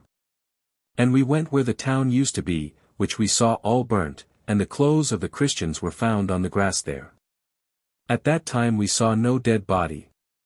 There were among us many different opinions, some suspecting that Guacanagari himself was concerned in the betrayal or death of the Christians, and to others it did not appear so, as his town was burnt, so that the thing was very doubtful. The admiral directed the whole place to be searched for gold, as he had left orders that if any quantity of it were found, it should be buried. While this search was being made, he and a few others went to look for a suitable place for a new settlement. They arrived at a village of 7 or 8 houses, which the inhabitants deserted at once. Here they found many things belonging to the Christians, such as stockings, pieces of cloth, and a very pretty mantle which had not been unfolded since it was brought from Castile. These, the Spaniards thought, could not have been obtained by barter. There was also one of the anchors of the ship which had gone ashore on the first voyage. When they returned to the site of La Navidad they found many Indians, who had become bold enough to come to barter gold. They had shown the place where the bodies of 11 Spaniards lay, covered already by the grass which had grown over them. They all, with one voice, said that Canoaboa and Merini had killed them. But as, at the same time, they complained that some of the Christians had taken 3 Indian wives, and some 4, it seemed likely that a just resentment on the part of the islanders had had something to do with their death. The next day the admiral sent out a caravel to seek for a suitable place for a town, and he himself went out to look for one in a different direction. He found a secure harbor and a good place for a settlement, but he thought it too far from the place where he expected to find a gold mine. On his return, he found the caravel he had sent out. As it was coasting along the island, a canoe had come out to it, with 2 Indians on board, one of whom was a brother of Guacanagri. This man begged the party to come and visit the cacique.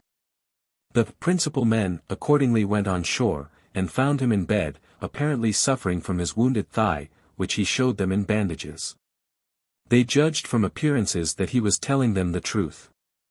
He said to them, by signs as best he could, that since he was thus wounded, they were to invite the admiral to come to visit him. As they were going away, he gave each of them a golden jewel, as each appeared to him to deserve it. This gold, says Dr. Chenka, is made in very delicate sheets, like our gold leaf, because they use it for making masks and to plate upon bitumen. They also wear it on the head and for earrings and nose rings, and therefore they beat it very thin as they only wear it for its beauty and not for its value. The admiral decided to go to the cacique on the next day. He was visited early in the day by his brother, who hurried on the visit. The admiral went on shore and all the best people, gente de pro, with him, handsomely dressed, as would be suitable in a capital city. They carried presents with them, as they had already received gold from him. When we arrived, we found him lying in his bed, according to their custom, hanging in the air, the bed being made of cotton like a net. He did not rise, but from the bed made a semblance of courtesy, as best he knew how. He showed much feeling, with tears in his eyes, at the death of the Christians, and began to talk of it, showing, as best he could, how some died of sickness, and how others had gone to Canoaboa to seek for the gold mine. And that they had been killed there, and how the others had been killed in their town. He presented to the admiral some gold and precious stones. One of the accounts says that there were 800 beads of a stone called Siba, 100 of gold, a golden coronet, and 3 small calabashes filled with gold dust. Columbus, in return, made him a present. I and a navy surgeon were there, says Dr. Chenka. The admiral now said that we were learned in the infirmities of men, and asked if he would show us the wound. He replied that it pleased him to do so. I said that it would be necessary, if he could, for him to go out of the house, since with the multitudes of people it was dark, and we could not see well. He did it immediately, as I believe, more from timidity than from choice. The surgeon came to him and began to take off the bandage. Then he said to the admiral that the injury was caused by Siba, that is, by a stone. When it was unbandaged we managed to examine it. It is certain that he was no more injured in that leg than in the other, although he pretended that it was very painful. The Spaniards did not know what to believe. But it seemed certain that an attack of some enemy upon these Indians had taken place, and the admiral determined to continue upon good terms with them. Nor did he change this policy toward Guacanagri. How far that chief had tried to prevent the massacre will never be known. The detail of the story was never fully drawn from the natives. The Spaniards had been cruel and licentious in their dealing with the Indians. They had quarreled among themselves, and the indignant natives, in revenge, had destroyed them all. Chapter 9. The New Colony. Expeditions of discovery, Guacanagri, search for gold, mutiny in the colony, the vessels sent home, Columbus marches inland, collection of gold, fortress of St. Thomas, a new voyage of discovery, Jamaica visited, the south shore of Cuba explored, return, Evangelista discovered, Columbus falls sick, return to Isabella. Columbus had hoped, with reason, to send back a part of the vessels which made up his large squadron, with gold collected in the year by the colonists at La Navidad. In truth, when, in 1501, the system of gold washing had been developed, the colony yielded 1,200 pounds of gold in 1 year. The search for gold, from the beginning, broke up all intelligent plans for geographical discovery or for colonization. In this case, it was almost too clear that there was nothing but bad news to send back to Spain. Columbus went forward, however, as well as he could, with the establishment of a new colony, and with the search for gold. He sent out expeditions of discovery to open relations with the natives, and to find the best places for washing and mining for gold. Melchior Maldonado commanded 300 men, in the first of these expeditions. They came to a good harbor at the mouth of a river, where they saw a fine house, which they supposed might be the home of Guacanagari. They met an armed party of 100 Indians. But these men put away their weapons when signals of peace were made, and brought presents in token of goodwill. The house to which they went was round, with a hemispherical roof or dome. It was 32 paces in diameter, divided by wicker work into different rooms. Smaller houses, for persons of rank lower than the chiefs, surrounded it. The natives told the explorers that Guacanagari himself had retired to the hills. On receiving the report of these explorers, Columbus sent out Ojeda with 100 men, and Corvalin with a similar party in different directions. These officers, in their report, described the operation of gold washing, much as it is known to explorers in mining regions today. The natives made a deep ditch into which the gold-bearing sand should settle. For more important work they had flat baskets in which they shook the sand and parted it from the gold. With the left hand they dipped up sand, handled this skillfully or dexterously with the right hand, so that in a few minutes they could give grains of gold to the gratified explorers. Ojeda brought home to Columbus one nugget which weighed 9 ounces. They also brought tidings of the king of Canoaboa, of whom they had heard before, and he is called by the name of Canibo himself. 16 He was afterwards carried, as a prisoner or as a hostage, on the way to Spain, but died on the passage. Columbus was able to dispatch the returning ships, with the encouraging reports brought in by Maldonado and Ojeda, but with very little gold. But he was obliged to ask for fresh supplies of food for the colony, even in the midst of the plenty which he described. For he had found already what all such leaders find, the difficulty of training men to use food to which they were not accustomed. He sent also his Carib prisoners, begging that they might be trained to a knowledge of the Christian religion and of the Spanish language. He saw, already, how much he should need interpreters. The fleet sailed on the 2nd of February, and its reports were, on the whole, favorably received.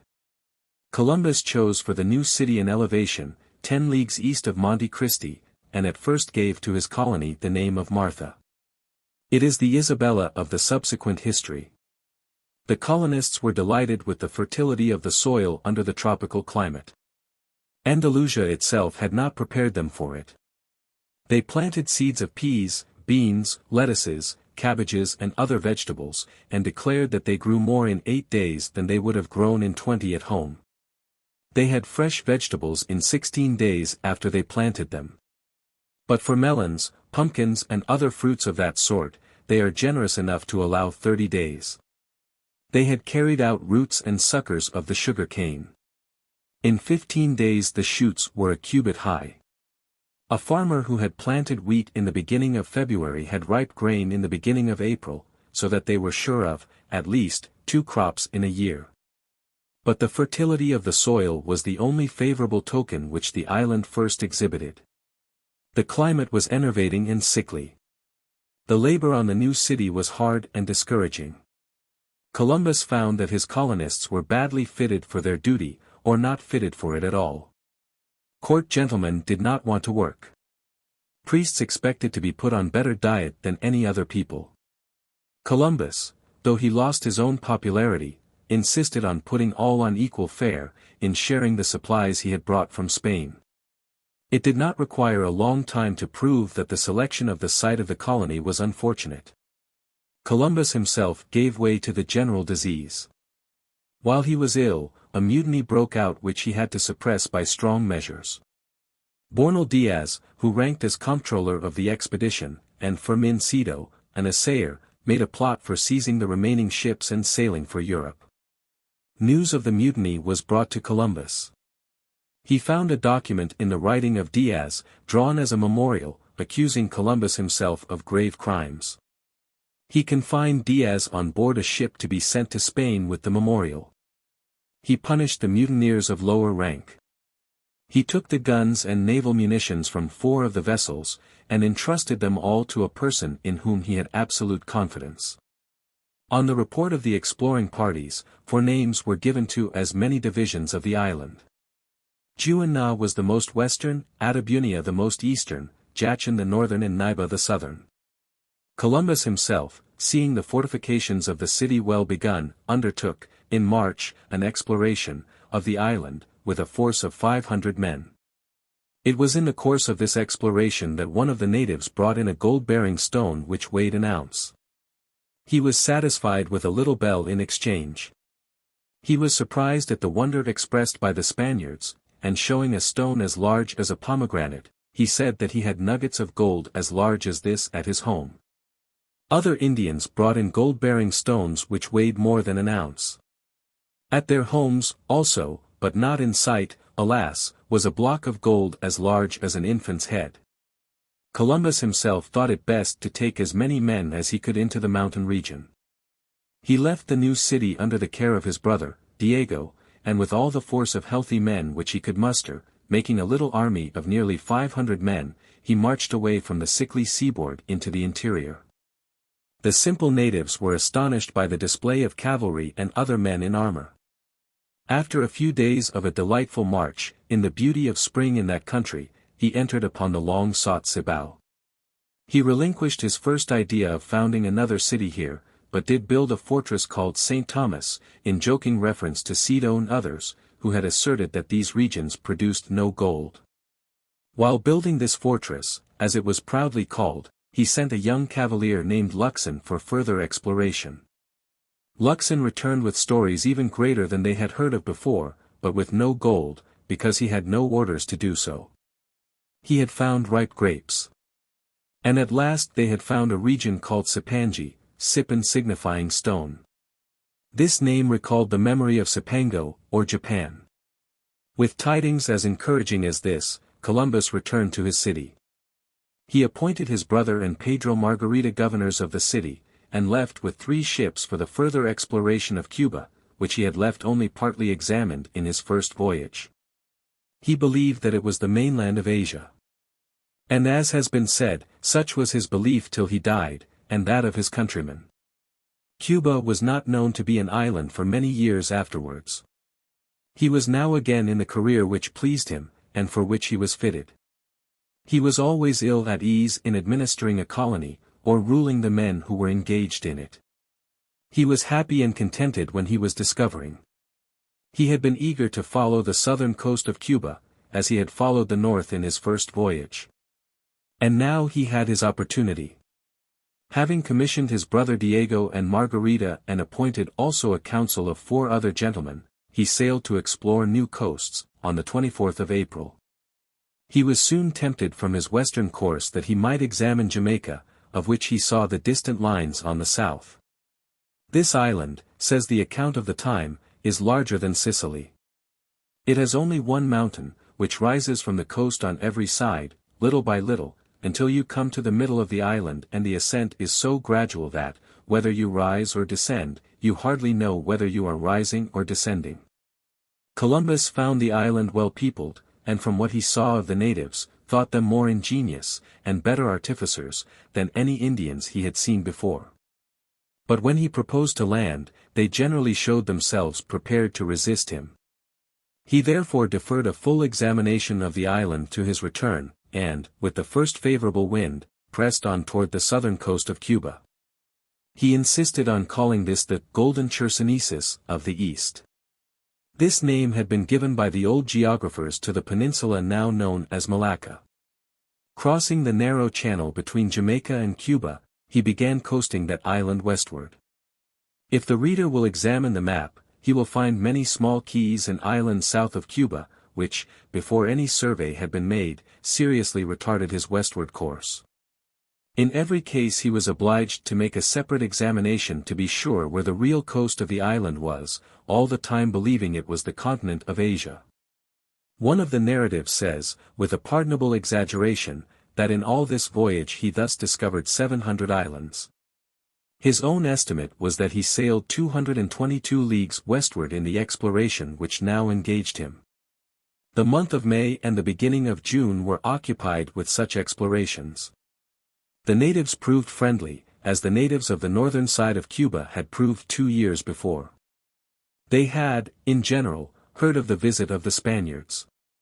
But their wonder and admiration seemed to have been none the less now that they saw the reality. On one occasion the hopes of all the party, that they should find themselves at the court of the Grand Khan, were greatly quickened. A Spaniard had gone into a forest alone, hunting. Suddenly he saw a man clothed in white, or thought he did, whom he supposed to be a friar of the Order of St. Mary Delaware Mercedes, who was with the expedition. But, almost immediately, 10 other friars dressed in the same costume, appeared, and then as many as 30. The Spaniard was frightened at the multiplication of their number, it hardly appears why, as they were all men of peace, or should have been, whatever their number. He called out to his companions, and bade them escape. But the men in white called out to him, and waved their hands, as if to assure him that there was no danger. He did not trust them, however, but rushed back to the shore and the ship, as fast as he could, to report what he had seen to the admiral.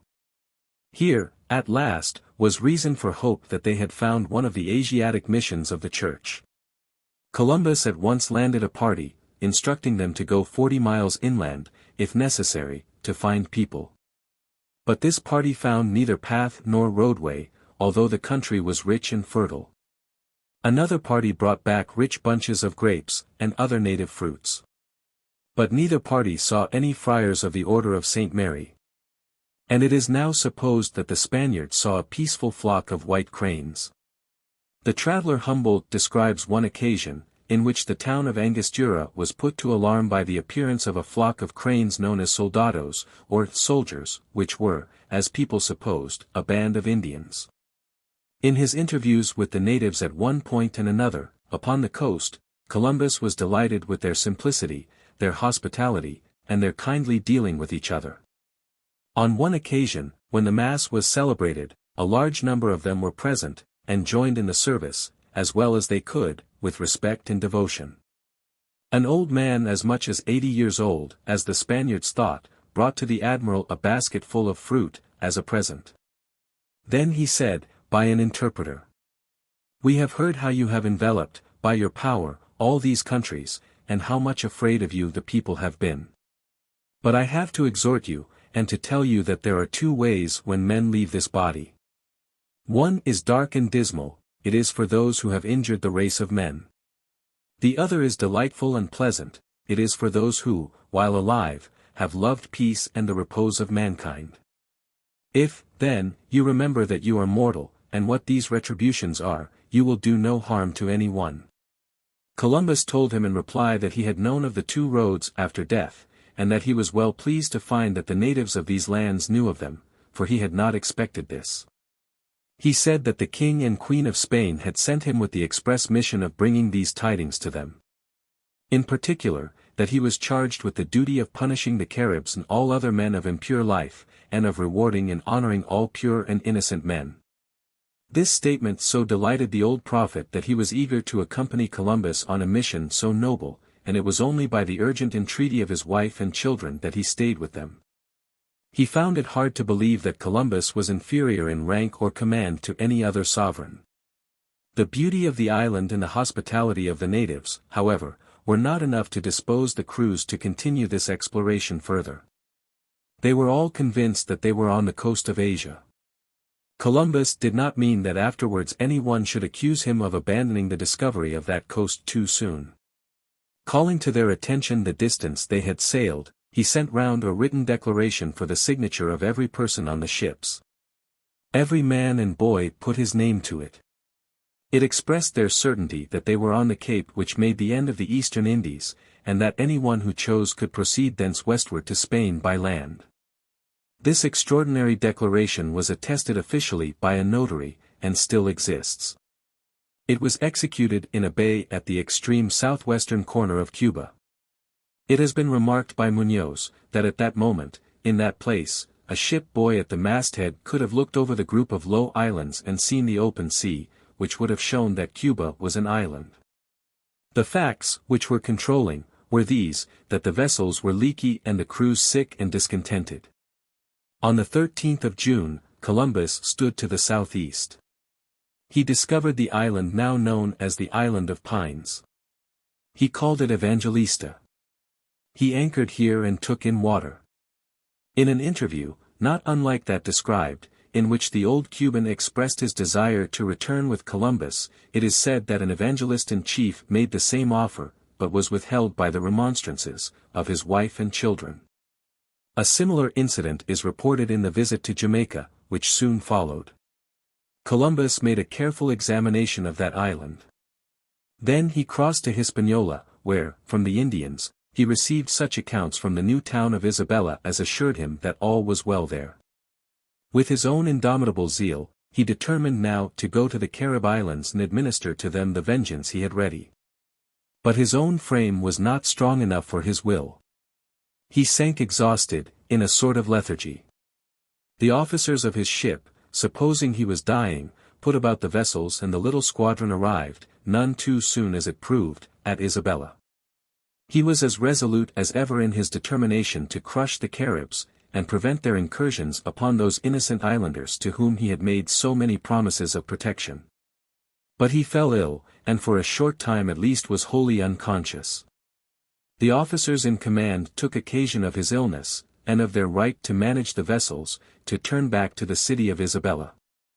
He arrived there, as one half dead, and his explorations and discoveries for this voyage were thus brought to an end. To his great delight he found there his brother Bartholomew, whom he had not seen for 8 years. Bartholomew had accompanied Diaz in the famous voyage in which he discovered the Cape of Good Hope. Returning to Europe in 1488 he had gone to England, with a message from Christopher Columbus, asking King Henry VII to interest himself in the great adventure he proposed. The authorities differ as to the reception which Henry gave to this great proposal. Up to the present time, no notice has been found of his visit in the English archives. The earliest notice of America, in the papers preserved there, is a note of a present of £10 to Hym that found the new land, who was Cabot, after his first voyage. Bartholomew Columbus was in England on the 10th of February, 1488. How much later is not known. Returning from England he stayed in France, in the service of Madame de Bourbon. This was either Anne of Beaujeu, or the widow of the Admiral Louis de Bourbon. Bartholomew was living in Paris when he heard of his brother's great discovery. He had now been appointed by the Spanish sovereigns to command a fleet of 3 vessels, which had been sent out to provision the new colony. He had sailed from Cadiz on the 30th of April, 1494, and he arrived at Isabella on St. John's Day of the same year. Columbus welcomed him with delight, and immediately made him his first lieutenant in command of the colony. There needed a strong hand for the management of the colony, for the quarrels which had existed before Columbus went on his Cuban voyage had not diminished in his absence. Pedro Margarita and Father Boyle are spoken of as those who had made the most trouble. They had come determined to make a fortune rapidly, and they did not propose to give up such a hope to the slow processes of ordinary colonization. Columbus knew very well that those who had returned to Spain had carried with them complaints as to his own course. He would have been glad on some accounts to return, himself, at once. But he did not think that the natives of the islands were sufficiently under the power of the new colony to be left in safety. First of all he sent back 4 caravels, which had recently arrived from Europe, with 500 Indians whom he had taken as slaves. He consigned them to Juan de Fonseca's care. He was eager himself to say that he sent them out that they might be converted to Christianity, and that they might learn the Spanish language and be of use as interpreters. But, at the same time, he pointed out how easy it would be to make a source of revenue to the crown from such involuntary emigration. To Isabella's credit it is to be said, that she protested against the whole thing immediately. And so far as appears, no further shipments were made in exactly the same way. But these poor wretches were not sent back to the islands, as she perhaps thought they were. Fonseca did not hesitate to sell them, or apprentice them, to use our modern phrase, and it is said by Bernaldez that they all died. His bitter phrase is that Fonseca took no more care of them than if they had been wild animals. Columbus did not recover his health, so as to take a very active part in affairs for 5 months after his arrival at San Domingo. He was well aware that the Indians were vigorously organized, with the intention of driving his people from the island, or treating the colony as they had treated the colony of Navidad. He called the chief of the Cipangi, named Guarionexius, for consultation. The interpreter Didacus, who had served them so faithfully, married the king's sister, and it was hoped that this would be a bond of amity between the two nations. Columbus sent Ojeda into the Gold Mountains with 50 armed men to make an alliance with Canabeo. Canabeo met this party with a good deal of perplexity. He undoubtedly knew that he had given the Spaniards good reason for doubting him. It is said that he had put to death 20 Spaniards by treasonable means, but it is to be remembered that this is the statement of his enemies. He, however, came to Columbus with a large body of his people, all armed. When he was asked why he brought so large a force with him, he said that so great a king as he, could not go anywhere without a fitting military escort. But Ojeda did not hesitate to take him prisoner and carry him into Isabella, bound. As has been said, he was eventually sent to Spain, but he died on the passage. Columbus made another fortress, or tower, on the border of King Guarionexius's country, between his kingdom and Cipango. He gave to this post the name of the Tower of the Conception, and meant it to be a rallying point for the miners and others, in case of any uprising of the natives against them. This proved to be an important center for mining operations. From this place, what we should call a nugget of gold, which one of the chiefs brought in, was sent to Spain. It weighed 20 ounces. A good deal of interest attached also to the discovery of amber, one mass of which weighed 300 pounds. Such discoveries renewed the interest and hope which had been excited in Spain by the first accounts of Hispaniola. Columbus satisfied himself that he left the island really subdued, and in this impression he was not mistaken. Certain that his presence in Spain was needed, if he would maintain his own character against the attacks of the disaffected Spaniards who had gone before him, he set sail on the Nina on the 10th of March. Taking with him as a consort a caravel which had been built at Isabella. He did not arrive in Cadiz till the 11th of June, having been absent from Spain 2 years and 9 months. His return to Spain at this time gave Isabella another opportunity to show the firmness of her character, and the determination to which alone belongs success. The excitement and popularity which attended the return from the first voyage had come to an end. Spain was in the period of reaction. The disappointment which naturally follows undue expectations and extravagant prophecies, was, in this instance, confirmed by the return of discontented adventurers. 400 years have accustomed the world to this reflex flow of disappointed colonists, unable or unwilling to work, who come back from a new land to say that its resources have been exaggerated. In this case, where everything was measured by the standard of gold, it was certainly true that the supply of gold received from the islands was very small as compared with the expenses of the expedition which had been sent out. 500 Indians, who came to be taught the language, entering Spain as slaves, were but a poor return for the expenses in which the nation, not to say individuals, had been involved. The people of Spain, therefore, so far as they could show their feeling, were prejudiced against Columbus and those who surrounded him. They heard with incredulity the accounts of Cuba which he gave, and were quite indifferent to the geographical theories by which he wanted to prove that it was a part of Asia. He believed that the rich mines, which he had really found in Hispaniola, were the same as those of Ophir. But after 5 years of waiting, the Spanish public cared but little for such conjectures. As he arrived in Cadiz, he found 3 vessels, under Nino, about to sail with supplies. These were much needed, for the relief of the preceding year, sent out in 4 vessels, had been lost by shipwreck. Columbus was able to add a letter of his own to the governor of Isabella, begging him to conform to the wishes expressed by the king and queen in the dispatches taken by Nino. He recommended diligence in exploring the new mines, and that a seaport should be founded in their neighborhood. At the same time he received a gracious letter from the king and queen, congratulating him on his return, and asking him to court as soon as he should recover from his fatigue. Columbus was encouraged by the tone of this letter. He had chosen to act as if he were in disgrace, and dressed himself in humble garb, as if he were a Franciscan monk, wearing his beard as the brethren of those orders do.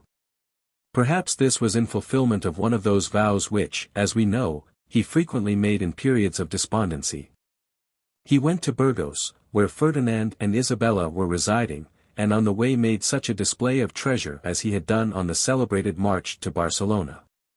Canabeo, the fierce cacique of Hispaniola, had died on the voyage, but his brother and nephew still lived, and he took them to the king and queen, glittering on state occasions with golden ornaments.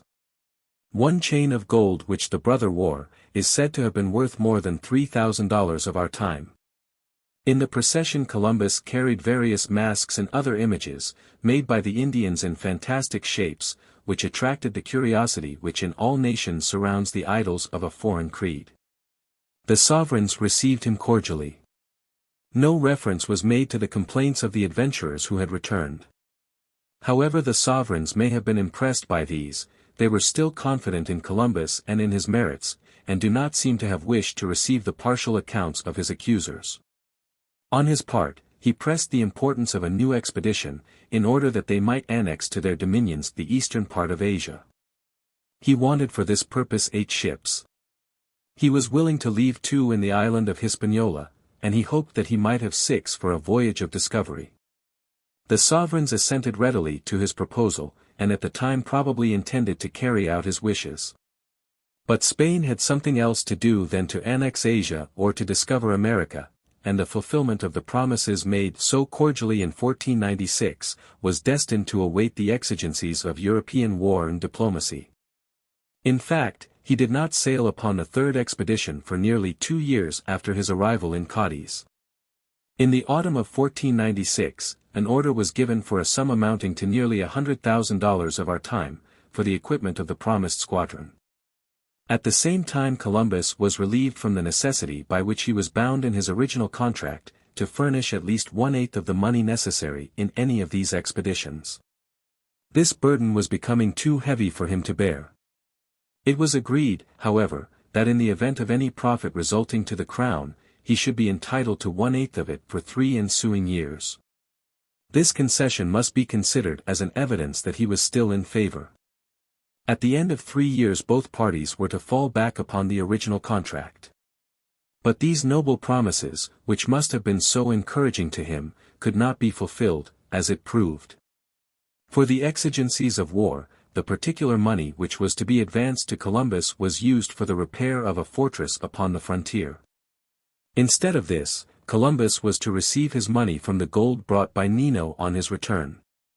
Alas, it proved that a report that he had returned with so much gold, meant that he had Indian prisoners, from the sale of whom he expected to realize this money.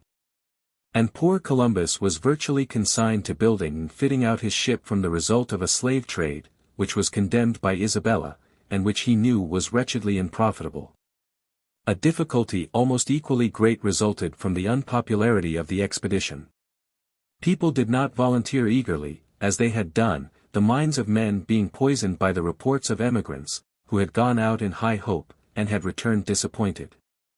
It even became necessary to commute the sentences of criminals who had been sentenced to banishment, so that they might be transported into the new settlements, where they were to work without pay. Even these expedients did not much hasten the progress of the expedition. Fonseca, the steady enemy of Columbus, was placed in command again at this time. The Queen was overwhelmed with affliction by the death of Prince Juan. And it seemed to Columbus and his friends that every petty difficulty was placed in the way of preparation. When at length 6 vessels were fitted for sea, it was only after the wear and tear of constant opposition from officials in command. And the expedition, as it proved, was not what Columbus had hoped for his purposes. On the 30th of May, however, in 1498, he was able to sail. As this was the period when the Catholic Church celebrates the mystery of the Trinity, he determined and promised that the first land which he discovered should receive that sacred name. He was well convinced of the existence of a continent farther south than the islands among which he had cruised, and intended to strike that continent, as in fact he did, in the outset of his voyage. Chapter 10. The Third Voyage.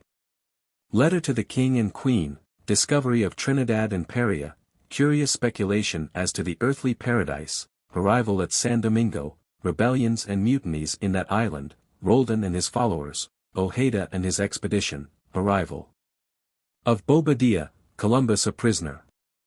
For the narrative of the third voyage, we are fortunate in having once more a contemporary account by Columbus himself. The more important part of his expedition was partly over when he was able to write a careful letter to the King and Queen, which is still preserved. It is lighted up by bursts of the religious enthusiasm which governed him from the beginning.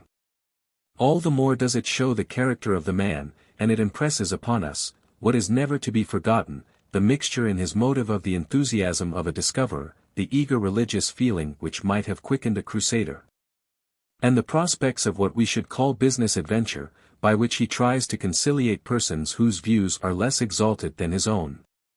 In addressing the King and Queen, who are called very high and very powerful princes, he reminds them that his undertaking to discover the West Indies began in the inspiration of the Holy Spirit, which appointed him as a messenger for this enterprise. He asks them to remember that he has always addressed them as with that intention. He reminds them of the 7 or 8 years in which he was urging his cause, and that it was not enough that he should have showed the religious side of it, that he was obliged to argue for the temporal view as well. But their decision, for which he praises them indirectly, was made, he says, in the face of the ridicule of all, excepting the 2 priests, Marquesa and the Archbishop of Segovia. And everything will pass away excepting the word of God, who spoke so clearly of these lands by the voice of Isaiah in so many places, affirming that his name should be divulged to the nations from Spain. He goes on in a review of the earlier voyages, and after this preface gives his account of the voyage of 1498. They sailed from Santa Lucia the 30th of May, and went down to Madeira to avoid the hostile squadron of the French who were awaiting him at Cape St. Vincent. In the history by Herrera, of another generation, this squadron is said to be Portuguese. From Madeira, they passed to the Canary Islands, from which, with 1 ship and 2 caravels, he makes his voyage, sending the other 3 vessels to Hispaniola. After making the Cape de Verde Islands, he sailed southwest. He had very hot weather for 8 days, and in the hope of finding cooler weather changed his course to the westward. On the 31st of July, they made land, which proved to be the cape now known as Galeota, the southeastern cape of the island of Trinidad. The country was as green at this season as the orchards of Valencia in March. Passing 5 leagues farther on, he lands to refit his vessels and take on board wood and water. The next day a large canoe from the east, with 24 men, well armed, appeared. The admiral wished to communicate with them, but they refused, although he showed them basins and other things which he thought would attract them. Failing in this effort, he directed some of the boys of the crew to dance and play a tambourine on the poop of the ship. But this conciliatory measure had as little success as the other. The natives strung their bows, took up their shields and began to shoot the dancers. Columbus stopped the entertainment, therefore, and ordered some balls shot at them, upon which they left him. With the other vessel they opened more friendly communication, but when the pilot went to Columbus and asked leave to land with them, they went off, nor were any of them or theirs seen again. On his arrival at Punta de Iquitos, at the southern point of Trinidad, he observes the very strong currents which are always noticed by voyagers, running with as much fury as the Guadalquivir in time of flood.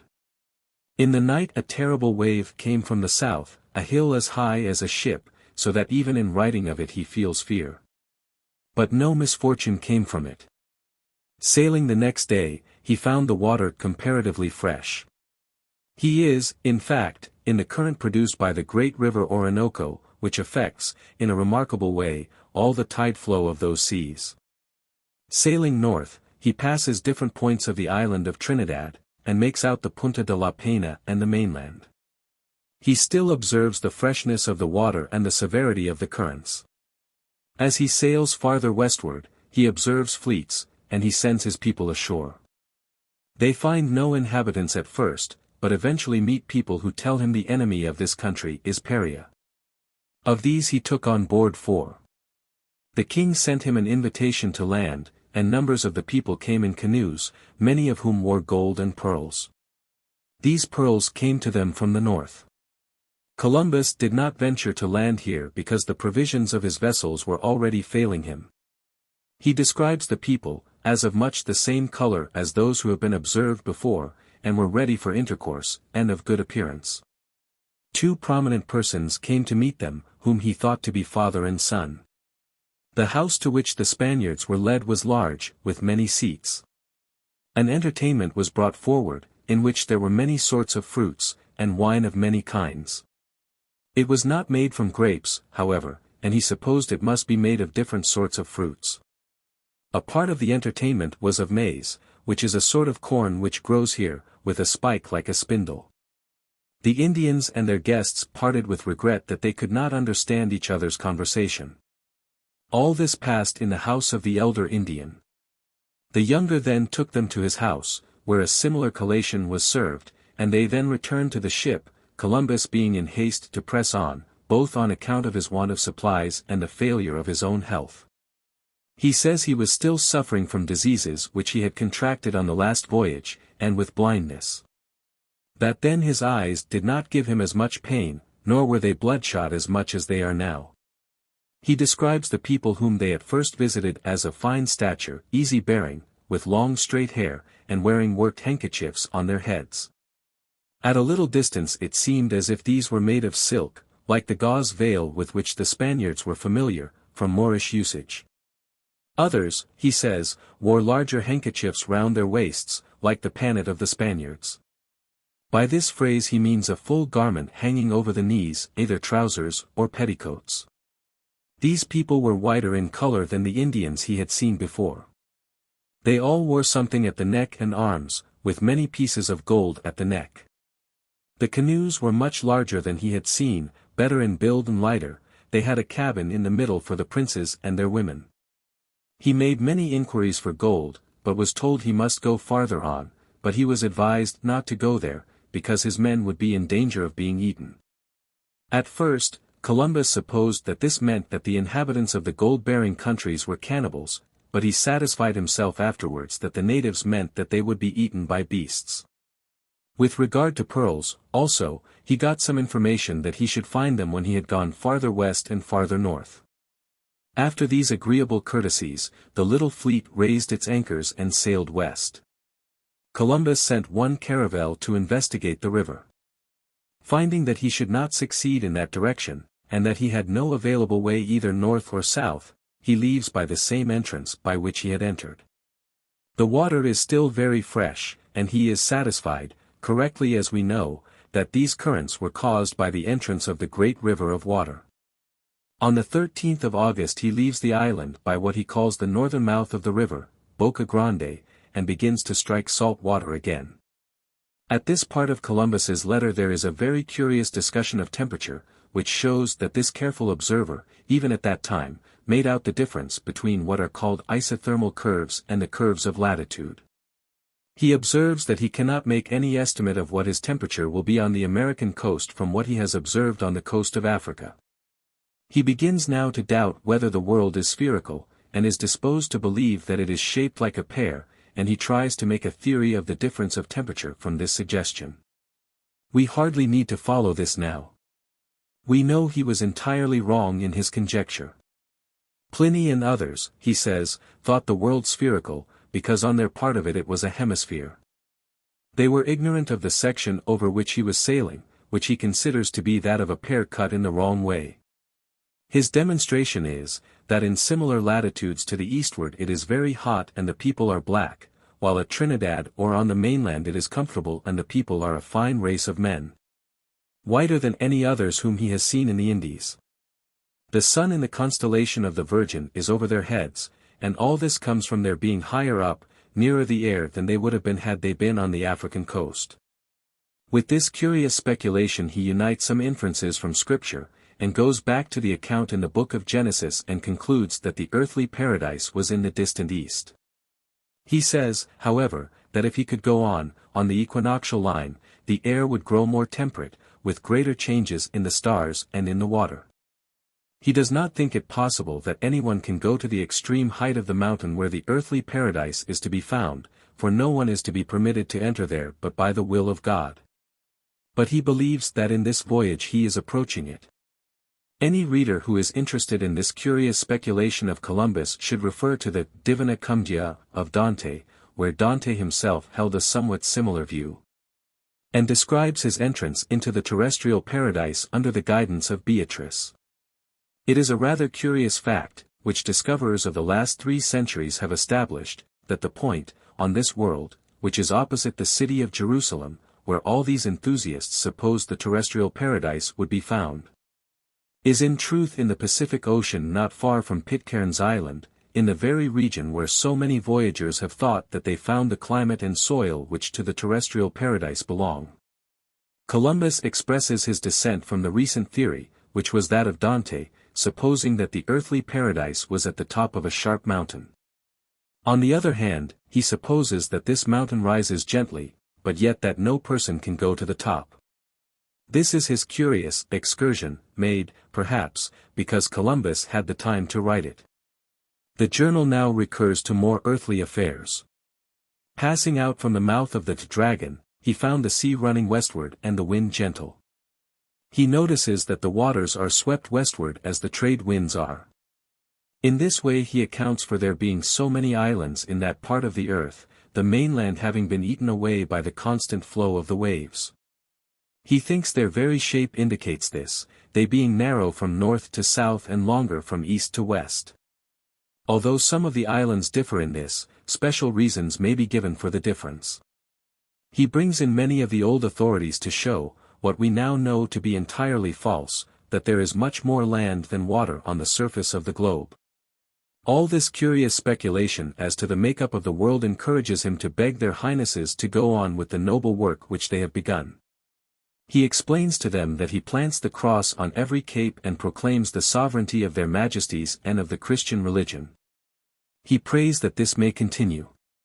The only objection to it is the expense, but Columbus begs their highnesses to remember how much more money is spent for the mere formalities of the elegancies of the court. He begs them to consider the credit attaching to plans of discovery and quickens their ambition by reference to the efforts of the princes of Portugal. This letter closes by the expression of his determination to go on with his 3 ships for further discoveries. This letter was written from San Domingo on the 8th of October. He had already made the great discovery of the mainland of South America, though he did not yet know that he had touched the continent. He had intentionally gone farther south than before, and had therefore struck the island of Trinidad, to which, as he had promised, he gave the name which it still bears. A sailor first saw the summits of 3 mountains, and gave the cry of land. As the ships approached, it was seen that these 3 mountains were united at the base. Columbus was delighted by the omen, as he regarded it, which thus connected his discovery with the vow which he had made on Trinity Sunday. As the reader has seen, he first passed between this great island and the mainland. The open gulf there described is now known as the Gulf of Paria. The observation which he made as to the freshness of the water caused by the flow of the Orinoco, has been made by all navigators since. It may be said that he was then really in the mouth of the Orinoco. Young readers, at least, will be specially interested to remember that it was in this region that Robinson Crusoe's island was placed by Defoe. And if they will carefully read his life they will find discussions there of the flow of the great river Orinoco. Crossing this gulf, Columbus had touched upon the coast of Paria, and thus became the first discoverer of South America. It is determined, by careful geographers, that the discovery of the continent of North America had been made before this time by the Cabots, sailing under the orders of England. Columbus was greatly encouraged by the discovery of fine pearls among the natives of Paria. Here he found one more proof that he was on the eastern coast of Asia, from which coast pearls had been brought by the caravans on which, till now, Europe had depended for its Asiatic supplies. He gave the name, Gulf of Pearls, to the estuary which makes the mouth of the river Paria. He would gladly have spent more time in exploring this region. But the sea stores of his vessel were exhausted, he was suffering from a difficulty with his eyes, caused by overwatching, and was also a cripple from gout. He resisted the temptation, therefore, to make further explorations on the coast of Paria, and passed westward and northwestward.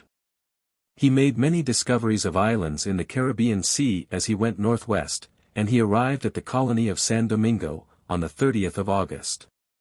He had hoped for rest after his difficult voyage. But he found the island in confusion which seemed hopeless. His brother Bartholomew, from all the accounts we have, would seem to have administered its affairs with justice and decision. But the problem he had in hand was one which could not be solved so as to satisfy all the critics. Close around him he had a body of adventurers, almost all of whom were nothing but adventurers. With the help of these adventurers, he had to repress Indian hostilities, and to keep in order the natives who had been insulted and injured in every conceivable way by the settlers. He was expected to send home gold to Spain with every vessel. He knew perfectly well that Spain was clamoring with indignation because he did not succeed in doing so. But on the island itself he had to meet, from day to day, conspiracies of Spaniards and what are called insurrections of natives. These insurrections consisted simply in their assertion of such rights as they had to the beautiful land which the Spaniards were taking away from them. At the moment when Columbus landed, there was an instant of tranquility. But the natives, whom he remembered only 6 years ago as so happy and cheerful and hospitable, had fled as far as they could. They showed in every way their distrust of those who were trying to become their masters. On the other hand, soldiers and emigrants were eager to leave the island if they could. They were near starvation, or if they did not starve they were using food to which they were not accustomed. The eagerness with which, in 1493, men had wished to rush to this land of promise, was succeeded by an equal eagerness, in 1498, to go home from it. As soon as he arrived, Columbus issued a proclamation, approving of the measures of his brother in his absence, and denouncing the rebels with whom Bartholomew had been contending. He found the difficulties which surrounded him were of the most serious character.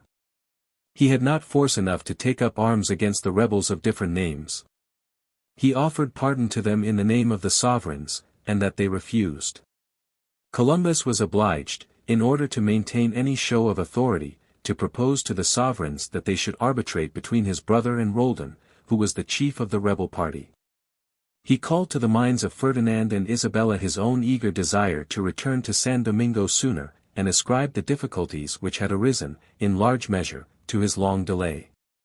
He said he should send home the more worthless men by every ship. He asked that preachers might be sent out to convert the Indians and to reform the dissolute Spaniards. He asked for officers of revenue, and for a learned judge.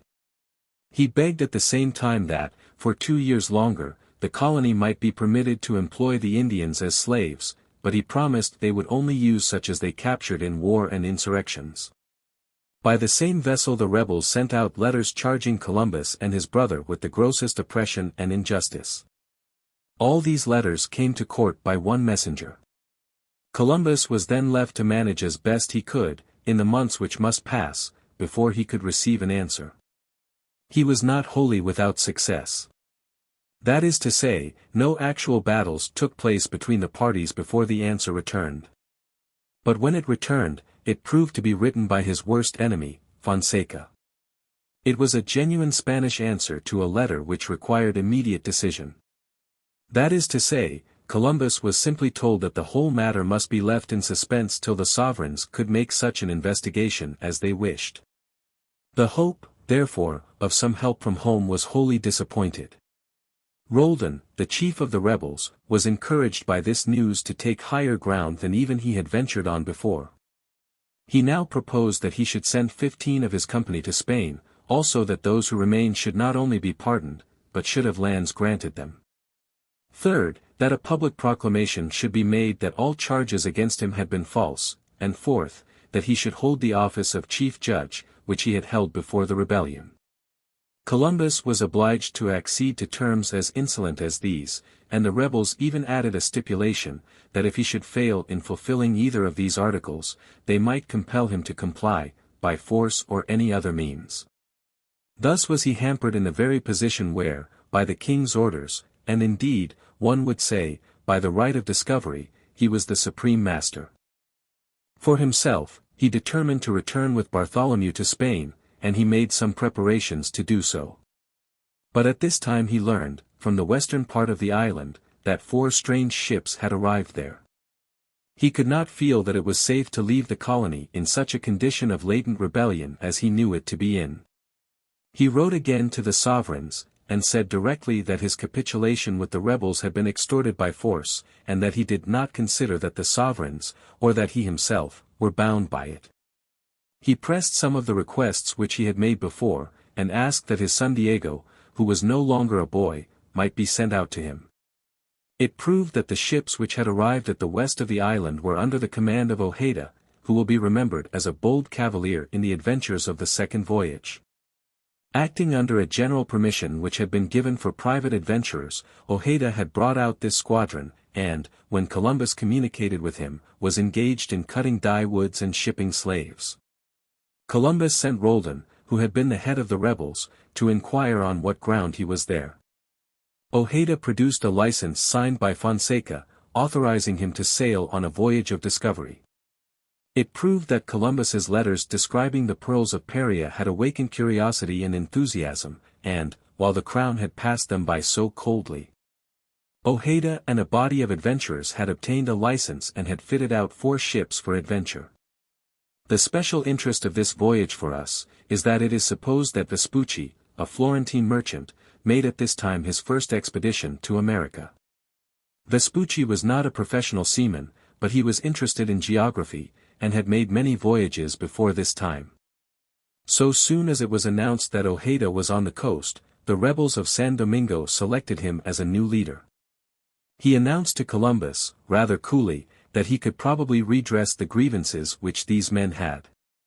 He undoubtedly knew that he had the protection of Fonseca at home. Fortunately for Columbus, Roldan did not mean to give up his place as leader of the opposition, and it may be said that the difficulty between the two was a certain advantage to Columbus in maintaining his authority. Meanwhile, all wishes on his part to continue his discoveries were futile, while he was engaged in the almost hopeless duty of reconciling various adventurers and conciliating people who had no interests but their own. In Spain, his enemies were doing everything in their power to undermine his reputation. His statements were read more and more coldly, and at last, on the 21st and 26th of May, 1499, letters were written to him instructing him to deliver into the hands of Bobadilla, a new commandant, all the fortresses, any ships, houses and other royal property which he held, and to give faith and obedience to any instructions given by Bobadilla. That is to say, Bobadilla was sent out as a commander who was to take precedence of every one on the spot. He was an officer of the royal household, probably a favorite at court, and was selected for the difficult task of reconciling all difficulties, and bringing the new colony into loyal allegiance to the crown. He sailed for San Domingo in the middle of July, 1500, and arrived on the 23rd of August. On his arrival, he found that Columbus and his brother Bartholomew were both absent from the city, being in fact engaged in efforts to set what may be called the provinces in order. The young Diego Columbus was commander in their absence. The morning after he arrived, Bobadilla attended Mass, and then, with the people assembled around the door of the church, he directed that his commission should be read. He was to investigate the rebellion, he was to seize the persons of delinquents and punish them with rigor, and he was to command the admiral to assist him in these duties.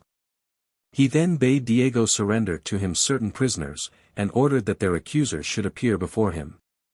To this Diego replied that his brother held superior powers to any which Bobadilla could possess. He asked for a copy of the commission, which was declined, until Columbus himself should arrive. Bobadilla then took the oath of office, and produced, for the first time, the order which has been described above, ordering Columbus to deliver up all the royal property. He won the popular favor by reading an order which directed him to pay all arrears of wages due to all persons in the royal service. But when he came before the fortress, he found that the commander declined to surrender it. He said he held the fortress for the king by the command of the admiral, and would not deliver it until he should arrive. Bobadilla, however, assailed the portal, that is to say, he broke open the gate. No one offered any opposition, and the commander and his first lieutenant were taken prisoners. He went farther, taking up his residence in Columbus's house, and seizing his papers. So soon as Columbus received account of Bobadilla's arrival, he wrote to him in careful terms, welcoming him to the island.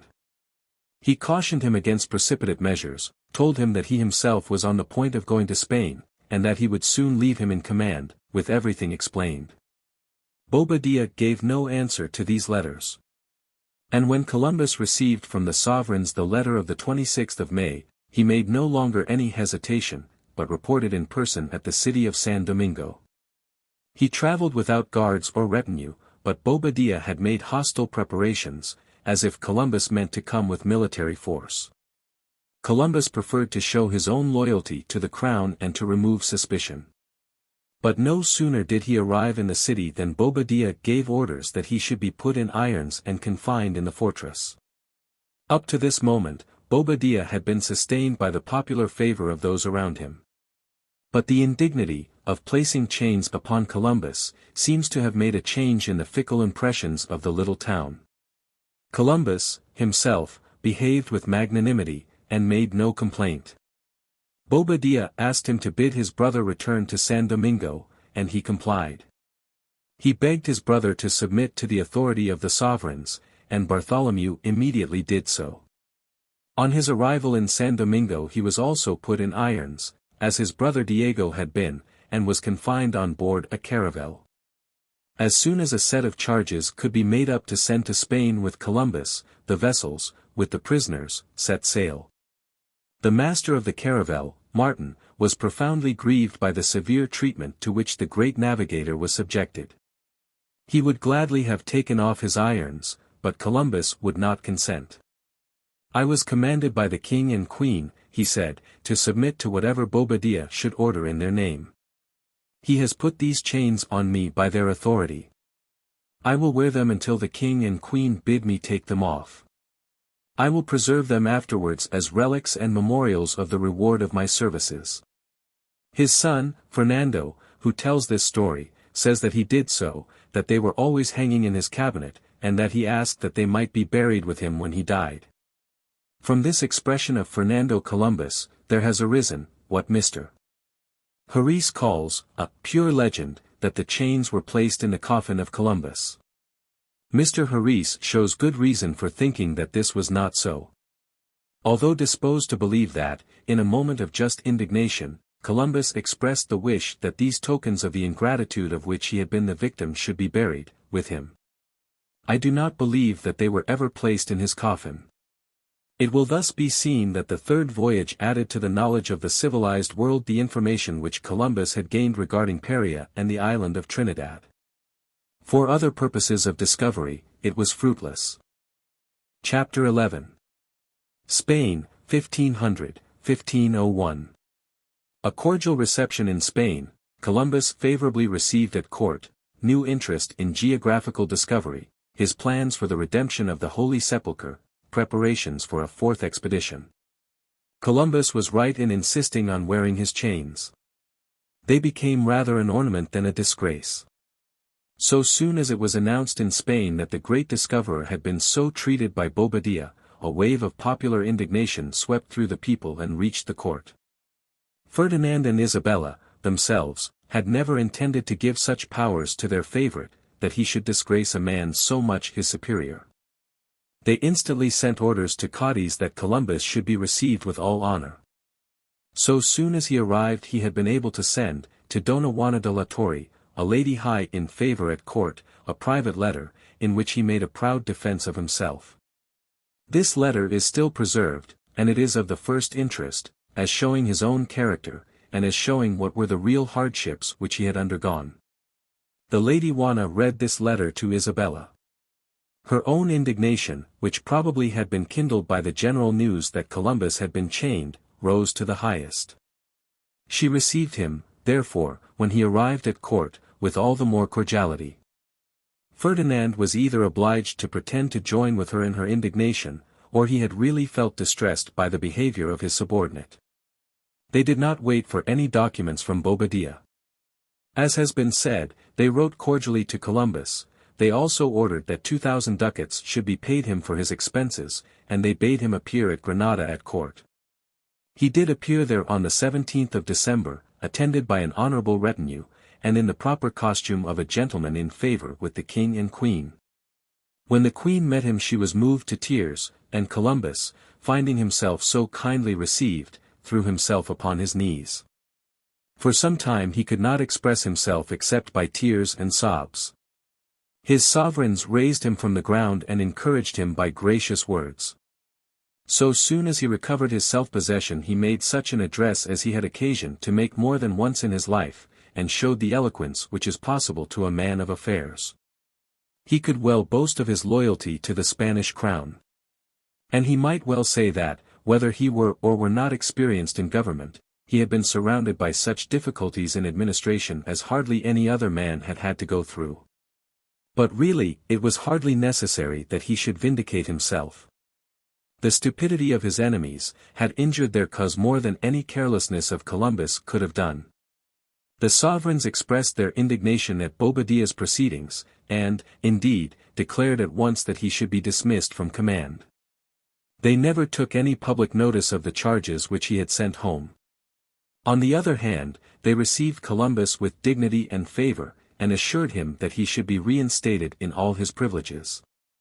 The time at which he arrived was, in a certain sense, favorable for his future plans, so far as he had formed any. On the other hand, the condition of affairs was wholly changed from what it was when he began his great discoveries, and the changes were in some degree unfavorable. Vasco da Gama had succeeded in the great enterprise by which he had doubled the Cape of Good Hope, had arrived at the Indies by the route of the Indian Ocean, and his squadron had successfully returned. This great adventure, with the commercial and other results which would certainly follow it, had quickened the mind of all Europe, as the discovery by Columbus had quickened it 8 years before. So far, any plan for the discoveries over which Columbus was always brooding, would be favorably received. But, on the other hand, in 8 years since the first voyage, a large body of skillful adventurers had entered upon the career which then no one chose to share with him. The Pinzon brothers were among these. Ojeda, already known to the reader, was another, and Vespucci, as the reader knows, an intelligent and wise student, had engaged himself in such discoveries. The rumors of the voyages of the Cabots, much farther north than those made by Columbus, had gone through all Europe. In a word, Columbus was now only one of several skillful pilots and voyagers, and his plans were to be considered side by side with those which were coming forward almost every day, for new discoveries, either by the eastern route, of which Vasco da Gama had shown the practicability, or by the western route, which Columbus himself had first essayed. It is to be remembered, as well, that Columbus was now an old man, and, whatever were his successes as a discoverer, he had not succeeded as a commander. There might have been reasons for his failure. But failure is failure, and men do not accord to an unsuccessful leader the honors which they are ready to give to a successful discoverer. When, therefore, he offered his new plans at court, he should have been well aware that they could not be received, as if he were the only one who could make suggestions. Probably he was aware of this. He was also obliged, whether he would or would not, to give up the idea that he was to be the commander of the regions which he discovered. It had been easy enough to grant him this command before there was so much as an inch of land known, over which it would make him the master. But now that it was known that large islands, and probably a part of the continent of Asia, were to be submitted to his sway if he had it, There was every reason why the sovereigns should be unwilling to maintain for him the broad rights which they had been willing to give when a scratch of the pen was all that was needful to give them. Bobadilla was recalled, so far well. But neither Ferdinand nor Isabella chose to place Columbus again in his command. They did choose Don Nicola Ovando, a younger man, to take the place of Bobadilla, to send him home, and to take the charge of the colony. From the colony itself, the worst accounts were received. If Columbus and his brother had failed, Bobadilla had failed more disgracefully. Indeed, he had begun by the policy of King Log, as an improvement on the policy of King Stork. He had favored all rebels, he had pardoned them, he had even paid them for the time which they had spent in rebellion, and the natural result was utter disorder and license. It does not appear that he was a bad man. He was a man wholly unused to command, he was an imprudent man, and was weak. He had compromised the crown by the easy terms on which he had rented and sold estates. He had been obliged, in order to maintain the revenue, to work the natives with more severity than ever. He knew very well that the system, under which he was working could not last long. One of his maxims was, do the best with your time, and he was constantly sacrificing future advantages for such present results as he could achieve. The Indians, who had been treated badly enough before, were worse treated now. And during his short administration, if it may be called an administration, during the time when he was nominally at the head of affairs, he was reducing the island to lower and lower depths. He did succeed in obtaining a large product of gold, but the abuses of his government were not atoned for by such remittances. Worst of all, the wrongs of the natives touched the sensitiveness of Isabella, and she was eager that his successor should be appointed, and should sail, to put an end to these calamities. The preparations which were made for Ovondo's expedition, for the recall of Bobadilla, and for a reform, if it were possible, in the administration of the colony, all set back any preparations for a new expedition of discovery on the part of Columbus. He was not forgotten, his accounts were to be examined and any deficiencies made up to him, he was to receive the arrears of his revenue, he was permitted to have an agent who should see that he received his share in future. To this agency he appointed Alonso Sanchez de Carvajal, and the sovereigns gave orders that this agent should be treated with respect. Other preparations were made, so that Ovando might arrive with a strong reinforcement for the colony.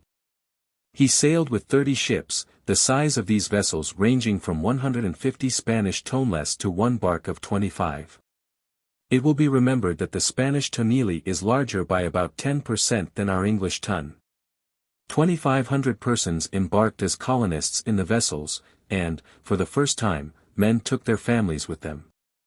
Everything was done to give dignity to the appointment of Ovando, and it was hoped that by sending out families of respectable character, who were to be distributed in 4 towns, there might be a better basis given to the settlement. This measure had been insisted upon by Columbus.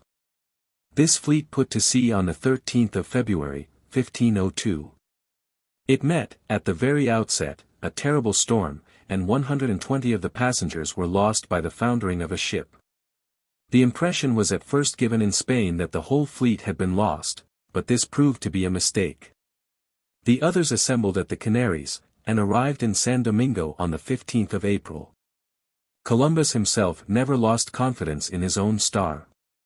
He was sure that he was divinely sent, and that his mission was to open the way to the Indies, for the religious advancement of mankind. If Vasco da Gama had discovered a shorter way than men knew before, Christopher Columbus should discover one shorter still, and this discovery should tend to the glory of God. It seemed to him that the simplest way in which he could make men understand this, was to show that the Holy Sepulchre might, now and thus, be recovered from the infidel. Far from urging geographical curiosity as an object, he proposed rather the recovery of the Holy Sepulchre. That is, there was to be a new and last crusade, and the money for this enterprise was to be furnished from the gold of the farthest east. He was close at the door of this farthest east. And as has been said, he believed that Cuba was the Ophir of Solomon, and he supposed, that a very little farther voyaging would open all the treasures which Marco Polo had described, and would bring the territory, which had made the great Khan so rich, into the possession of the King of Spain. He showed to Ferdinand and Isabella that, if they would once more let him go forward, on the adventure which had been checked untimely by the cruelty of Bobadilla, this time they would have wealth which would place them at the head of the Christian sovereigns of the world. While he was inactive at Seville, and the great squadron was being prepared which Ovando was to command, he wrote what is known as the Book of Prophecies, in which he attempted to convince the Catholic kings of the necessity of carrying forward the enterprise which he proposed. He urged haste, because he believed the world was only to last 155 years longer, and, with so much before them to be done, it was necessary that they should begin. He remembered an old vow that he had undertaken, that, within 7 years of the time of his discovery, he would furnish 50,000 foot soldiers and 5,000 horsemen for the recovery of the Holy Sepulchre. He now arranged in order prophecies from the Holy Scripture, passages from the writings of the Fathers, and whatever else suggested itself, mystical and hopeful, as to the success of an enterprise by which the New World could be used for the conversion of the Gentiles and for the improvement of the Christianity of the Old World. He had the assistance of a Carthusian monk, who seems to have been skilled in literary work, and the two arranged these passages in order, illustrated them with poetry, and collected them into a manuscript volume which was sent to the sovereigns. Columbus accompanied the Book of Prophecies with one of his own long letters, written with the utmost fervor. In this letter he begins, as Peter the Hermit might do, by urging the sovereigns to set on foot a crusade. If they are tempted to consider his advice extravagant, he asks them how his first scheme of discovery was treated. He shows that, as heaven had chosen him to discover the New World, heaven has also chosen him to discover the Holy Sepulchre.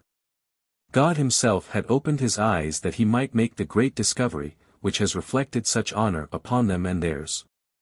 If his hopes had been answered, says a Catholic writer, the modern question of holy places, which is the Gordian knot of the religious politics of the future, would have been solved long ago by the gold of the New World, or would have been cut by the sword of its discoverer. We should not have seen nations which are separated from the Roman communion, both Protestant and pantheistic governments, coming audaciously into contest for privileges, which, by the rights of old possession, by the rights of martyrdom and chivalry, belong to the Holy Catholic Church, the Apostolic Church, the Roman Church, and after her to France, her oldest daughter. Columbus now supposed that the share of the Western wealth which would belong to him would be sufficient for him to equip and arm 100,000 infantry and 10,000 horsemen. At the moment when the Christian hero made this pious calculation he had not enough of this revenue with which to buy a cloak. This is the remark of the enthusiastic biographer from whom we have already quoted. It is not literally true, but it is true that Columbus was living in the most modest way at the time when he was pressing his ambitious schemes upon the court. At the same time, he wrote a poem with which he undertook to press the same great enterprise upon his readers. It was called The End of Man, Memorare Novissima Tua, et non peccabis in aeternum. In his letter to the king and queen he says, animated as by a heavenly fire, I came to your highnesses, all who heard of my enterprise mocked it, all the sciences I had acquired profited me as nothing. 7 years did I pass in your royal court, disputing the case with persons of great authority and learned in all the arts, and in the end they decided that all was vain. In your highnesses alone remained faith and constancy. Who will doubt that this light was from the Holy Scriptures, illumining you, as well as myself, with rays of marvelous brightness? It is probable that the king and queen were, to a certain extent, influenced by his enthusiasm. It is certain that they knew that something was due to their reputation and to his success. By whatever motive led, they encouraged him with hopes that he might be sent forward again, this time, not as commander of a colony, but as a discoverer. Discovery was indeed the business which he understood, and to which alone he should ever have been commissioned. It is to be remembered that the language of crusaders was not then a matter of antiquity, and was not used as if it alluded to bygone affairs. It was but a few years since the Saracens had been driven out of Spain, and all men regarded them as being the enemies of Christianity and of Europe, who could not be neglected. More than this, Spain was beginning to receive very large and important revenues from the islands. It is said that the annual revenues from Hispaniola already amounted to 12 millions of our dollars.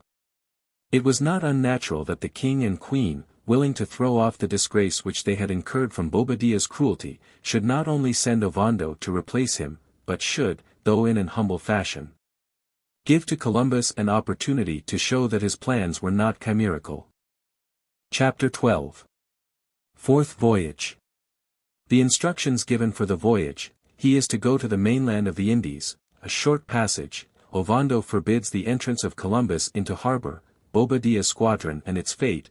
Columbus sails westward, discovers Honduras, and coasts along its shores. The search for gold, colony attempted and abandoned.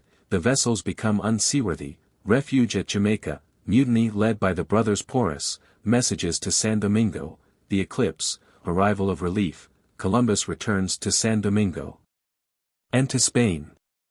It seems a pity now that, after his third voyage, Columbus did not remain in Spain and enjoy, as an old man could, the honors which he had earned and the respect which now waited upon him. Had this been so, the world would have been spared the mortification which attends the thought that the old man to whom it owes so much suffered almost everything in one last effort, failed in that effort, and died with the mortification of failure. But it is to be remembered that Columbus was not a man to cultivate the love of leisure. He had no love of leisure to cultivate. His life had been an active one. He had attempted the solution of a certain problem which he had not solved, and every day of leisure, even every occasion of effort and every word of flattery, must have quickened in him new wishes to take the prize which seemed so near, and to achieve the possibility which had thus far eluded him. From time to time, therefore, he had addressed new memorials to the sovereigns proposing a new expedition. And at last, by an instruction which is dated on the 14th of March, in the year 1502, a fourth voyage was set on foot at the charge of the king and queen, an instruction not to stop at Hispaniola, but, for the saving of time, to pass by that island. This is a graceful way of intimating to him that he is not to mix himself up with the rights and wrongs of the new settlement. The letter goes on to say, that the sovereigns have communicated with the King of Portugal, and that they have explained to him that Columbus is pressing his discoveries at the west and will not interfere with those of the Portuguese in the east. He is instructed to regard the Portuguese explorers as his friends, and to make no quarrel with them. He is instructed to take with him his sons, Fernando and Diego. This is probably at his request. The prime object of the instruction is still to strike the mainland of the Indies. All the instructions are, you will make a direct voyage, if the weather does not prevent you, for discovering the islands and the mainland of the Indies in that part which belongs to us. He is to take possession of these islands and of this mainland, and to inform the sovereigns in regard to his discoveries, and the experience of former voyages has taught them that great care must be taken to avoid private speculation in gold, silver, pearls, precious stones, spices and other things of different quality. For this purpose special instructions are given. Of this voyage we have Columbus's own official account. There were 4 vessels, 3 of which were rated as caravels. The 4th was very small. The chief vessel was commanded by Diego Tristan. The 2nd, the Santiago, by Francisco de Porras. The 3rd, the Biscayan, by Bartholomew de Fiesco, and the little Galician by Pedro de Toreros. None of these vessels, as the reader will see, was ever to return to Spain. From de Porras and his brother, Columbus and the expedition were to receive disastrous blows. It must be observed that he is once more in his proper position of a discoverer. He has no government or other charge of colonies entrusted to him. His brother Bartholomew and his youngest son Fernando sail with him. The little squadron sailed from the Bay of Cadiz on the 11th of May, 1502. They touched at Sicilia, a little port on the coast of Morocco, to relieve its people, a Portuguese garrison, who had been besieged by the Moors. But finding them out of danger, Columbus went at once to the Grand Canary Island, and had a favorable passage. From the Grand Canary to the island which he calls the first island of the Indies, and which he named Martinino, his voyage was only 17 days long. This island was either the St. Lucia or the Martinique of today. Hence he passed to Dominica, and thence crossed to San Domingo, to make repairs, as he said. For, as has been said, he had been especially ordered not to interfere in the affairs of the settlement. He did not disobey his orders. He says distinctly that he intended to pass along the southern shore of San Domingo, and thence take a departure for the continent. But he says, that his principal vessel sailed very ill, could not carry much canvas, and delayed the rest of the squadron. This weakness must have increased after the voyage across the ocean. For this reason he hoped to exchange it for another ship at San Domingo. But he did not enter the harbor. He sent a letter to Ovando, now the governor, and asked his permission. He added, to the request he made, a statement that a tempest was at hand which he did not like to meet in the offing. Ovando, however, refused any permission to enter. He was, in fact, just dispatching a fleet to Spain, with Bobadilla, Columbus's old enemy, whom Ovando had replaced in his turn. Columbus, in an eager wish to be of use, by a returning messenger begged Ovando to delay this fleet till the gale had passed. But the seamen ridiculed him and his gale, and begged Ovando to send the fleet home. He did so. Bobadilla and his fleet put to sea. In 10 days a West India hurricane struck them. The ship on which Columbus's enemies, Bobadilla and Roldan, sailed, was sunk with them and the gold accumulated for years. Of the whole fleet, only one vessel, called the weakest of all, reached Spain. This ship carried 4,000 pieces of gold, which were the property of the admiral. Columbus's own little squadron, meanwhile, thanks probably to the seamanship of himself and his brother, weathered the storm, and he found refuge in the harbor which he had himself named the beautiful El Hermoso, in the western part of San Domingo. Another storm delayed him at a port which he called Port Brazil. The word Brazil was the name which the Spaniards gave to the red logwood, so valuable in dyeing, and various places received that name, where this wood was found. The name is derived from brasas, coals, in allusion, probably, to the bright red color of the dye. Sailing from this place, on Saturday, the 16th of June, they made sight of the island of Jamaica, but he pressed on without making any examination of the country, for 4 days sailing west and southwest. He then changed his course, and sailed for 2 days to the northwest and again 2 days to the north. On Sunday, the 24th of July, they saw land. This was the key now known as Quiogo, and they were at last close upon the mainland. After exploring this island they sailed again on Wednesday, the 27th, southwest and quarter southwest about 90 miles, and again they saw land, which is supposed to be the island of Guanaja or Banaca, near the coast of Honduras. The Indians on this island had some gold and some pearls. They had seen whites before. Columbus calls them men of good stature. Sailing from this island, he struck the mainland near Truxillo, about 10 leagues from the island of Guanaja.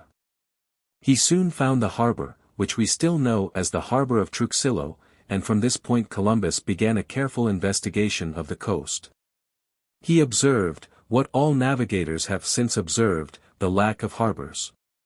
He passed along as far as the river now known as the Tinto, where he took possession in the name of the sovereigns, calling this river the River of Possession. He found the natives savage, and the country of little account for his purposes. Still passing southward, he passed what we call the Mosquito Coast, to which he found the natives gave the name of Courier. These people were well disposed and willing to treat with them. They had some cotton, they had some gold.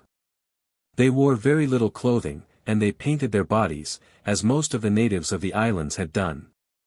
He saw what he thought to be pigs and large mountain cats. Still passing southward, running into such bays or other harbors as they found, he entered the Admiral's Bay, in a country which had the name of Sarabaro or Zarabra. Here an Indian brought a plate of gold and some other pieces of gold, and Columbus was encouraged in his hopes of finding more. The natives told him that if he would keep on he would find another bay which they called Arburano, which is supposed to be the Laguna Chiriqui. They said the people, of that country, lived in the mountains. Here Columbus noticed the fact, one which has given to philologists one of their central difficulties for 400 years since, that as he passed from one point to another of the American shores, the Indians did not understand each other's language. Every 10 or 20 leagues they did not understand each other. In entering the river Veragua, the Indians appeared armed with lances and arrows, some of them having gold also. Here, also, the people did not live upon the shore, but 2 or 3 leagues back in the interior, and they only came to the sea by their canoes upon the rivers. The next province was then called Cabraba, but Columbus made no landing for want of a proper harbor. All his courses since he struck the continent had been in a southeasterly direction. That an expedition for westward discovery should be sailing eastward, seemed in itself a contradiction. What irritated the crew still more was, that the wind seemed always against them. From the 2nd to the 9th of November, 1502, the little fleet lay at anchor in the spacious harbor, which he called Portobello, the beautiful harbor. It is still known by that name. A considerable Spanish city grew up there, which became well known to the world in the last century by the attack upon it by the English in the years 1739 and 1742. The formation of the coast compelled them to pass eastward as they went on. But the currents of the Gulf flow in the opposite direction. Here there were steady winds from the east and the northeast. The ships were pierced by the teredo, which eats through thick timbers, and is so destructive that the seamen of later times have learned to sheath the hulls of their vessels with copper. The seamen thought that they were under the malign influence of some adverse spell. And after a month Columbus gave way to their remonstrances, and abandoned his search for a channel to India. He was the more ready to do this because he was satisfied that the land by which he lay was connected with the coast which other Spaniards had already discovered. He therefore sailed westward again, retracing his course to explore the gold mines of Veragua. But the winds could change as quickly as his purposes, and now for nearly a fortnight they had to fight a tropical tempest. At one moment they met with a waterspout, which seemed to advance to them directly. The sailors, despairing of human help, shouted passages from St. John, and to their efficacy ascribed their escape. It was not until the 17th that they found themselves safely in harbor. He gave to the whole coast the name of the Coast of Contrasts, to preserve the memory of his disappointments. The natives proved friendly, as he had found them before. But they told him that he would find no more gold upon the coast, that the mines were in the country of the Veragua. It was, on the 10th day of January that, after some delay, Columbus entered again the river of that name. The people told him where he should find the mines, and were all ready to send guides with his own people to point them out. He gave to this river, the name of the river of Belen, and to the port in which he anchored he gave the name of Santa Maria de Belen, or Bethlehem. His men discovered the mines, so called, at a distance of 8 leagues from the port. The country between was difficult, being mountainous and crossed by many streams. They were obliged to pass the river of Veragua 39 times. The Indians themselves were dexterous in taking out gold. Columbus added to their number 75 men. In one day's work, they obtained 2 or 3 castellanos, without much difficulty. A castellano was a gold coin of the time, and the meaning of the text is probably that each man obtained this amount. It was one of the placers, such as have since proved so productive in different parts of the world. Columbus satisfied himself that there was a much larger population inland. He learned from the Indians that the cacique, as he always calls the chief of these tribes, was a most important monarch in that region. His houses were larger than others, built handsomely of wood, covered with palm leaves. The product of all the gold collected thus far is stated precisely in the official register. There were 220 pieces of gold, large and small. Altogether they weighed 72 ounces, 7/8 of an ounce and 1 grain. Besides these were 12 pieces, great and small, of an inferior grade of gold, which weighed 14 ounces, 3/8 of an ounce, and 6 tomines, a tomine weighing 1/3 part of our dram. In round numbers then, we will say that the result in gold of this cruising would be now worth $1,500. Columbus collected gold in this way, to make his expedition popular at home, and he had, indeed, mortgaged the voyage, so to speak, by pledging the pecuniary results, as a fund to bear the expense of a new crusade. But, for himself, the prime desire was always discovery. Eventually the Spaniards spent 2 months in that region, pressing their explorations in search of gold. And so promising did the token seem to him, that he determined to leave his brother, to secure the country and work the mines, while he should return to Spain, with the gold he had collected, and obtain reinforcements and supplies. But all these fond hopes were disappointed.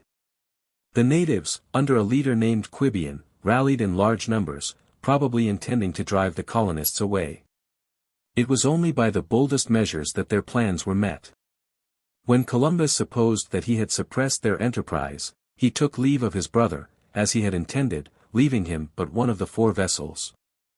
Fortunately, as it proved, the wind did not serve. He sent back a boat to communicate with the settlement, but it fell into the hands of the savages.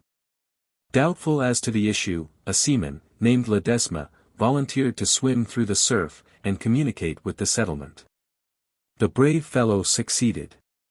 By passing through the surf again, he brought back the news that the little colony was closely besieged by the savages. It seemed clear that the settlement must be abandoned, that Columbus's brother and his people must be taken back to Spain. This course was adopted. With infinite difficulty, the guns and stores which had been left with the colony were embarked on the vessels of the admiral. The caravel which had been left for the colony could not be taken from the river. She was completely dismantled, and was left as the only memorial of this unfortunate colony. At Portobello he was obliged to leave another vessel, for she had been riddled by the Teredo. The 2 which he had were in wretched condition. They were as full of holes as a honeycomb. On the southern coast of Cuba, Columbus was obliged to supply them with cassava bread. The leaks increased. The ship's pumps were insufficient, and the men bailed out the water with buckets and kettles. On the 20th of June, they were thankful to put into a harbor, called Portobueno, on the coast of Jamaica, where, as it proved, they eventually left their worthless vessels. And where they were in exile from the world of civilization for 12 months. Nothing in history is more pathetic than the memory that such a waste of a year, in the closing life of such a man as Columbus, should have been permitted by the jealousy, the cruelty, or the selfish ambition of inferior men. He was not far from the colony at San Domingo. As the reader will see, he was able to send a message to his countrymen there. But those countrymen left him to take his chances against a strong tribe of savages. Indeed, they would not have been sorry to know that he was dead. At first, however, he and his men welcomed the refuge of the harbor. It was the port which he had called Santa Gloria, on his first visit there. He was at once surrounded by Indians, ready to barter with them and bring them provisions. The poor Spaniards were hungry enough to be glad of this relief. Mendez, a spirited sailor, had the oversight of this trade, and in one negotiation, at some distance from the vessels, he bought a good canoe of a friendly chief. For this he gave a brass basin, one of his 2 shirts, and a short jacket. On this canoe turned their after fortunes. Columbus refitted her, put on a false keel, furnished her with a mast and sail. With 6 Indians, whom the chief had lent him, Diego Mendez, accompanied by only 1 Spanish companion, set sail in this little craft for San Domingo. Columbus sent by them a letter to the sovereigns, which gives the account of the voyage which the reader has been following. When Mendez was 100 miles advanced on his journey, he met a band of hostile savages. They had affected friendship until they had the adventurers in their power, when they seized them all. But while the savages were quarreling about the spoils, Mendez succeeded in escaping to his canoe, and returned alone to his master after 15 days. It was determined that the voyage should be renewed. But this time, another canoe was sent with that under the command of Mendez. He sailed again, storing his boats with cassava bread and calabashes of water.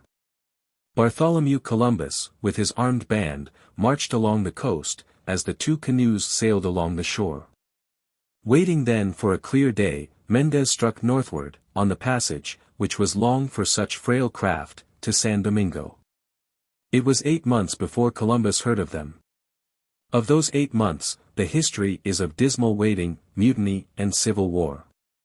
It is pathetic, indeed, that a little body of men, who had been, once and again, saved from death in the most remarkable way, could not live on a fertile island, in a beautiful climate, without quarreling with each other. 2 officers of Columbus, Porras and his brother, led the sedition. They told the rest of the crew that the admiral's hope of relief from Mendez was a mere delusion. They said that he was an exile from Spain, and that he did not dare return to Hispaniola. In such ways they sought to rouse his people against him and his brother. As for Columbus, he was sick on board his vessel, while the 2 brothers Porras were working against him among his men. On the 2nd of January, 1504, Francesco de Porras broke into the cabin. He complained bitterly that they were kept to die in that desolate place, and accused the admiral as if it were his fault. He told Columbus that they had determined to go back to Spain, and then, lifting his voice, he shouted, "I am for Castile. Who will follow me?" The mutinous crew instantly replied that they would do so. Voices were heard which threatened Columbus's life. His brother, the Adelantado, persuaded Columbus to retire from the crowd and himself assumed the whole weight of the assault. The loyal part of the crew, however, persuaded him to put down his weapon, and on the other hand, entreated Porras and his companions to depart. It was clear enough that they had the power, and they tried to carry out their plans. They embarked in 10 canoes, and thus the admiral was abandoned by 48 of his men. They followed, to the eastward, the route which Mendez had taken. In their lawless way they robbed the Indians of their provisions and of anything else that they needed. As Mendez had done, they waited at the eastern extremity of Jamaica for calm weather. They knew they could not manage the canoes, and they had several Indians to help them. When the sea was smooth they started, but they had hardly gone 4 leagues from the land, when the waves began to rise under a contrary wind. Immediately they turned for shore, the canoes were overfreighted, and as the sea rose, frequently shipped water.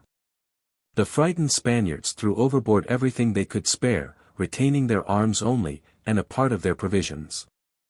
They even compelled the Indians to leap into the sea to lighten the boats, but, though they were skillful swimmers, they could not pretend to make land by swimming. They kept to the canoes, therefore, and would occasionally seize them to recover breath. The cruel Spaniards cut off their hands and stabbed them with their swords. Thus 18 of their Indian comrades died, and they had none left, but such as were of most help in managing the canoes. Once on land, they doubted whether to make another effort or to return to Columbus. Eventually they waited a month, for another opportunity to go to Hispaniola. But this failed as before, and losing all patience, they returned westward, to the commander whom they had insulted, living on the island, by fair means or foul, according as they found the natives friendly or unfriendly. Columbus, meanwhile, with his half the crew, was waiting.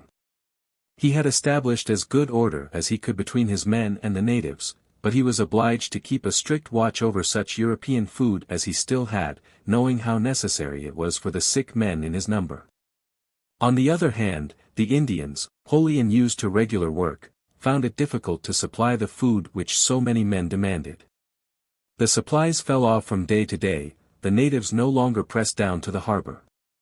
The trinkets, with which food had been bought, had lost their charm. The Spaniards began to fear that they should starve on the shore of an island which, when Columbus discovered it, appeared to be the abode of plenty. It was at this juncture, when the natives were becoming more and more unfriendly, that Columbus justified himself by the tyrant's plea of necessity, and made use of his astronomical science, to obtain a supernatural power over his unfriendly allies.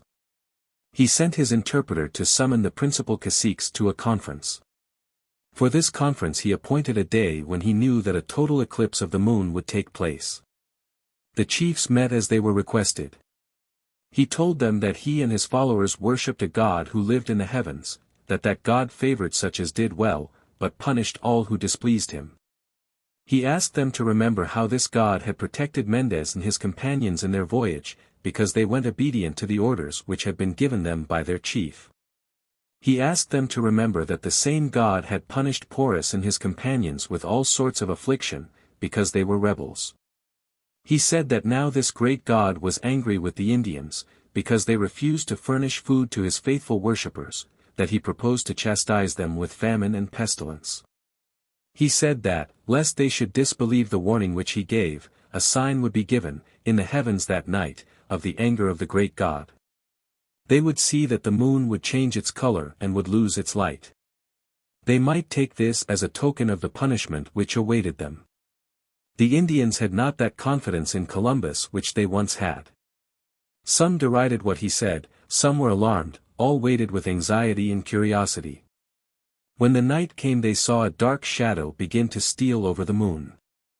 As the eclipse went forward, their fears increased. At last the mysterious darkness covered the face of the sky and of the world, when they knew that they had a right to expect the glory of the full moon. There were then no bounds to their terror. They seized on all the provisions that they had, they rushed to the ships, they threw themselves at the feet of Columbus and begged him to intercede with his God, to withhold the calamity which he had threatened. Columbus would not receive them. He shut himself up in his cabin and remained there while the eclipse increased, hearing from within, as the narrator says, the howls and prayers of the savages. It was not until he knew the eclipse was about to diminish, that he condescended to come forth, and told them that he had interceded with God, who would pardon them if they would fulfill their promises. In token of pardon, the darkness would be withdrawn from the moon. The Indians saw the fulfillment of the promise, as they had seen the fulfillment of the threat. The moon reappeared in its brilliancy. They thanked the admiral eagerly for his intercession, and repaired to their homes. From this time forward, having proved that he knew on earth what was passing in the heavens, they propitiated him with their gifts. The supplies came in regularly, and from this time there was no longer any want of provisions. But no tales of eclipses would keep the Spaniards quiet. Another conspiracy was formed, as the 8 remaining months of exile passed by, among the survivors. They meant to seize the remaining canoes, and with them make their way to Hispaniola. But, at the very point of the outbreak of the new mutiny, a sail was seen standing toward the harbor. The Spaniards could see that the vessel was small.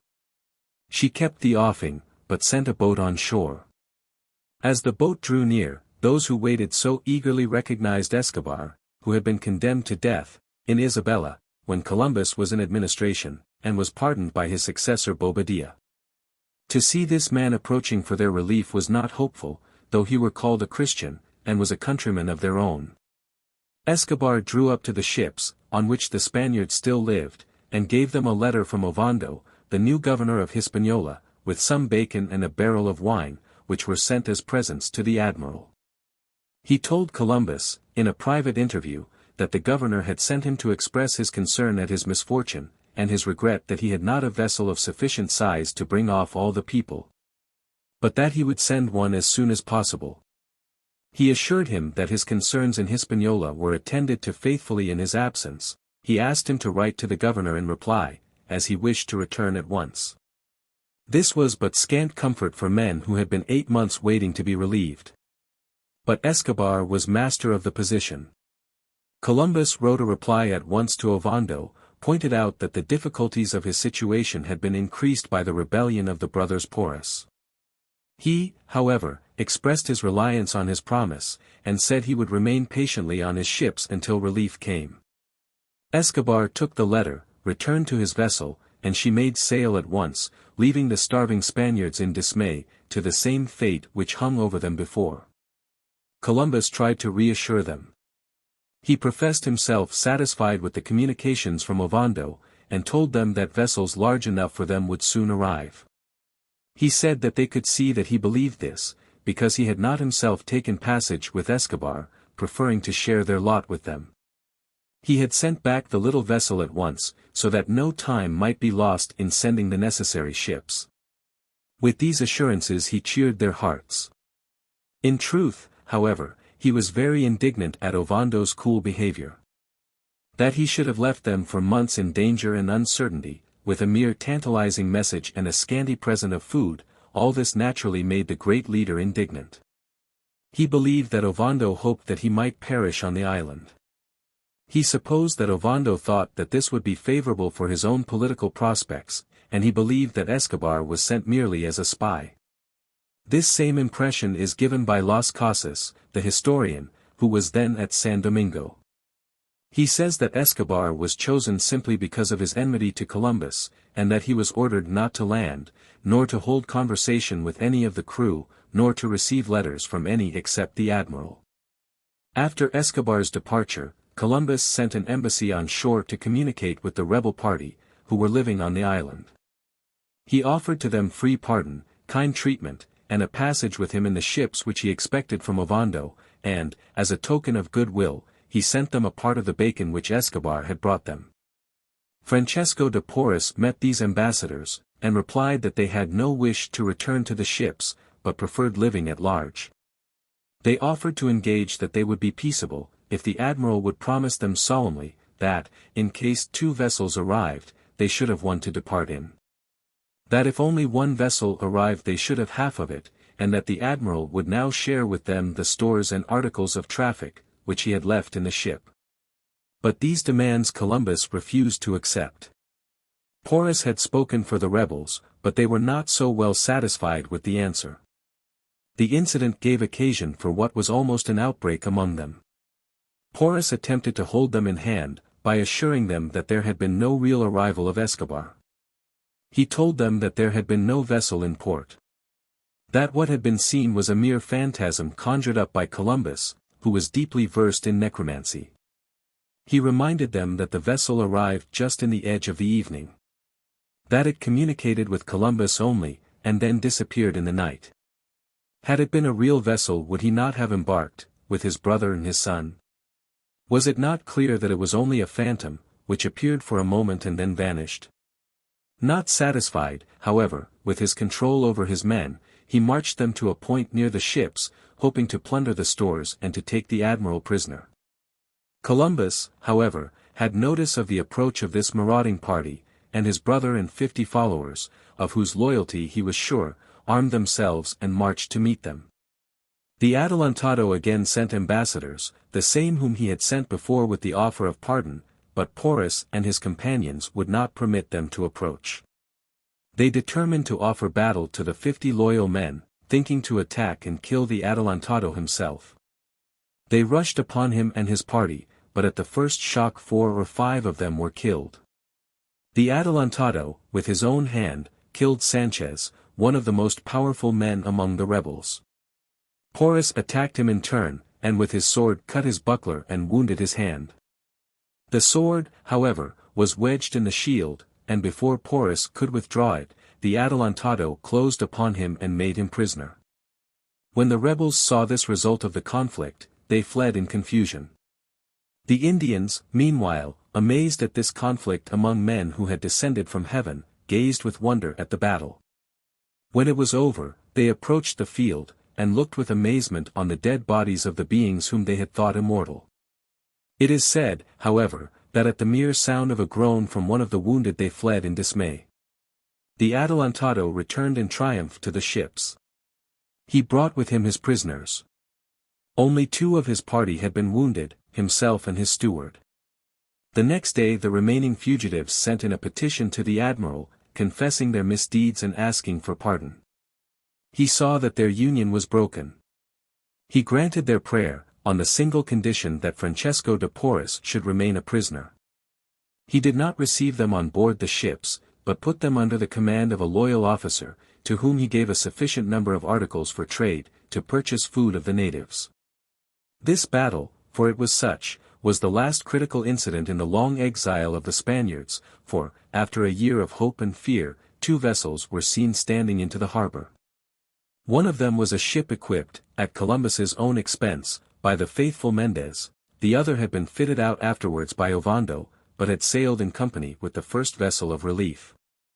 It would seem that the little public of Isabella had been made indignant by Ovando's neglect, and that he had been compelled, by public opinion to send another vessel as a companion to that sent by Mendez. Mendez himself, having seen the ships depart, went to Spain in the interest of the admiral. With the arrival at Porto Bueno, in Jamaica, of the 2 relief vessels, Columbus's chief sufferings and anxiety were over. The responsibility, at least, was in other hands. But the passage to San Domingo consumed 6 tedious weeks. When he arrived, however, it was to meet one of his triumphs. He could hardly have expected it. But his sufferings, and the sense of wrong that he had suffered, had, in truth, awakened the regard of the people of the colony. Ovando took him as a guest to his house. The people received him with distinction. He found little to gratify him, however. Ovando had ruled the poor natives with a rod of iron, and they were wretched. Columbus's own affairs had been neglected, and he could gain no relief from the governor. He spent only a month on the island, trying, as best he could, to bring some order into the administration of his own property, and then, on the 12th of September, 1504, sailed for Spain. Scarcely had the ship left harbor when she was dismasted in a squall.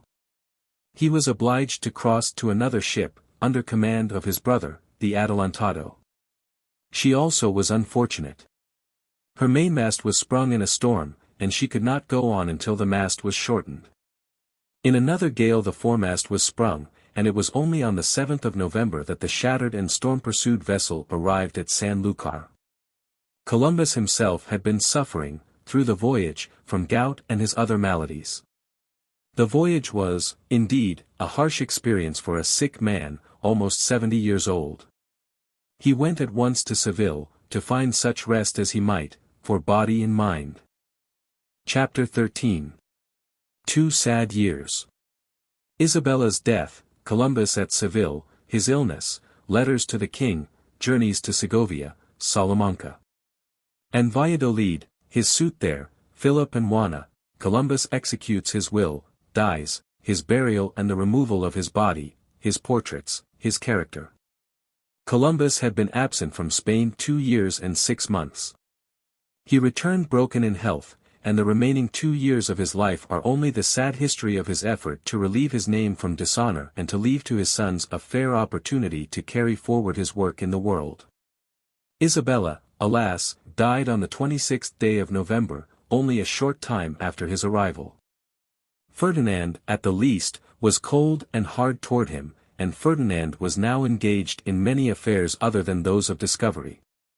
He was satisfied that Columbus did not know how to bring gold home from the colonies, and the promises of the last voyage, that they should strike the East, had not been fulfilled.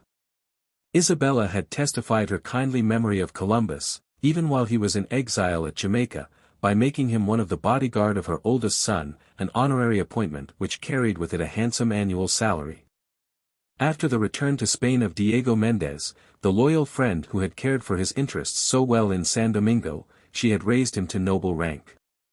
It is clear, therefore, that among her last thoughts came in the wish to do justice to him whom she had served so well. She had well done her duty which had been given her to do. She had never forgotten the new world to which it was her good fortune to send the discoverer, and in her death that discoverer lost his best friend.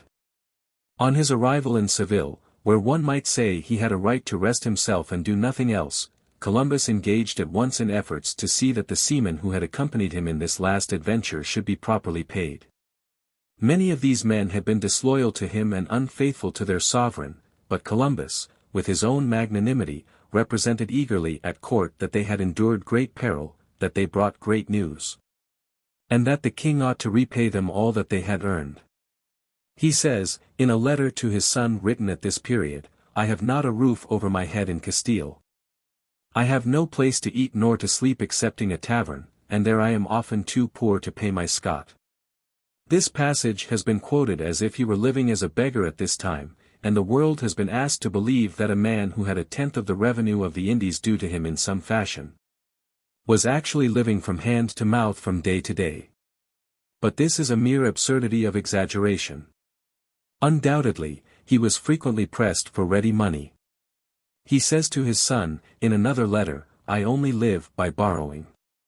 Still he had good credit with the Genoese bankers established in Andalusia. In writing to his son he begs him to economize, but at the same time he acknowledges the receipt of bills of exchange and considerable sums of money. In the month of December, there is a single transaction in Hispaniola which amounts to $5,000 of our money. We must not, therefore, take literally his statement that he was too poor to pay for a night's lodging. On the other hand, it is observed in the correspondence that, on the 15th of April, 1505, The king ordered that everything which belonged to Columbus on account of his 10% should be carried to the royal treasury as a security for certain debts contracted by the admiral. The king had also given an order to the royal agent in Hispaniola that everything which he owned there should be sold. All these details have been carefully brought together by Mr. Harris, who says truly that we cannot understand the last order.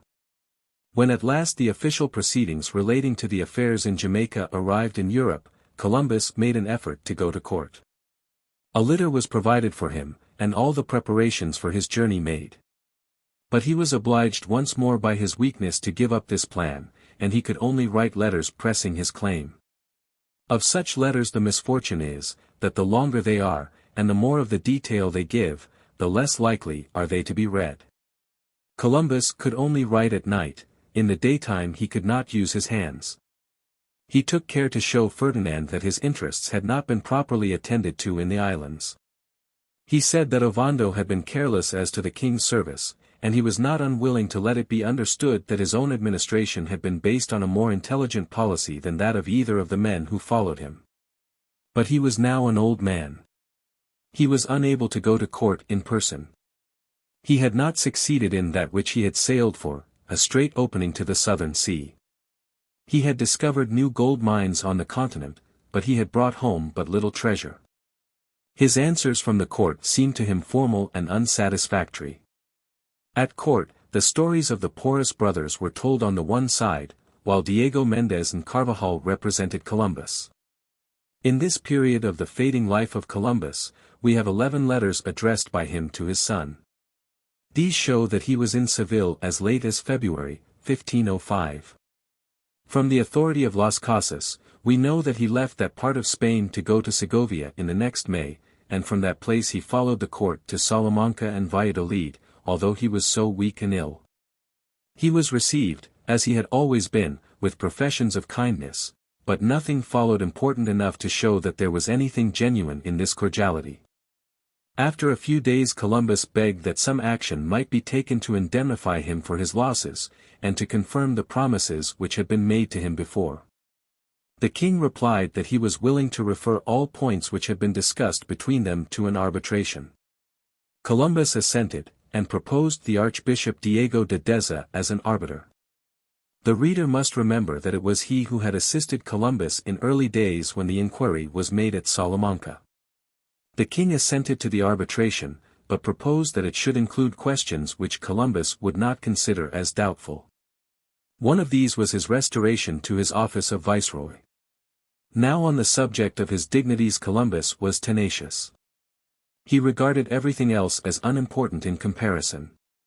He would not admit that there was any question that he was the viceroy of the Indies, and all this discussion ended in the postponement of all consideration of his claims till, after his death, it was too late for them to be considered. All the documents, when read with the interest which we take in his character and fortunes, are indeed pathetic, but they did not seem so to the king, if indeed they ever met his eye. In despair of obtaining justice for himself, Columbus asked that his son Diego might be sent to Hispaniola in his place. The king would promise nothing, but seems to have attempted to make Columbus exchange the privileges which he enjoyed by the royal promise for a seigneury in a little town in the kingdom of Leon, which is named not improperly the Count's Carrion.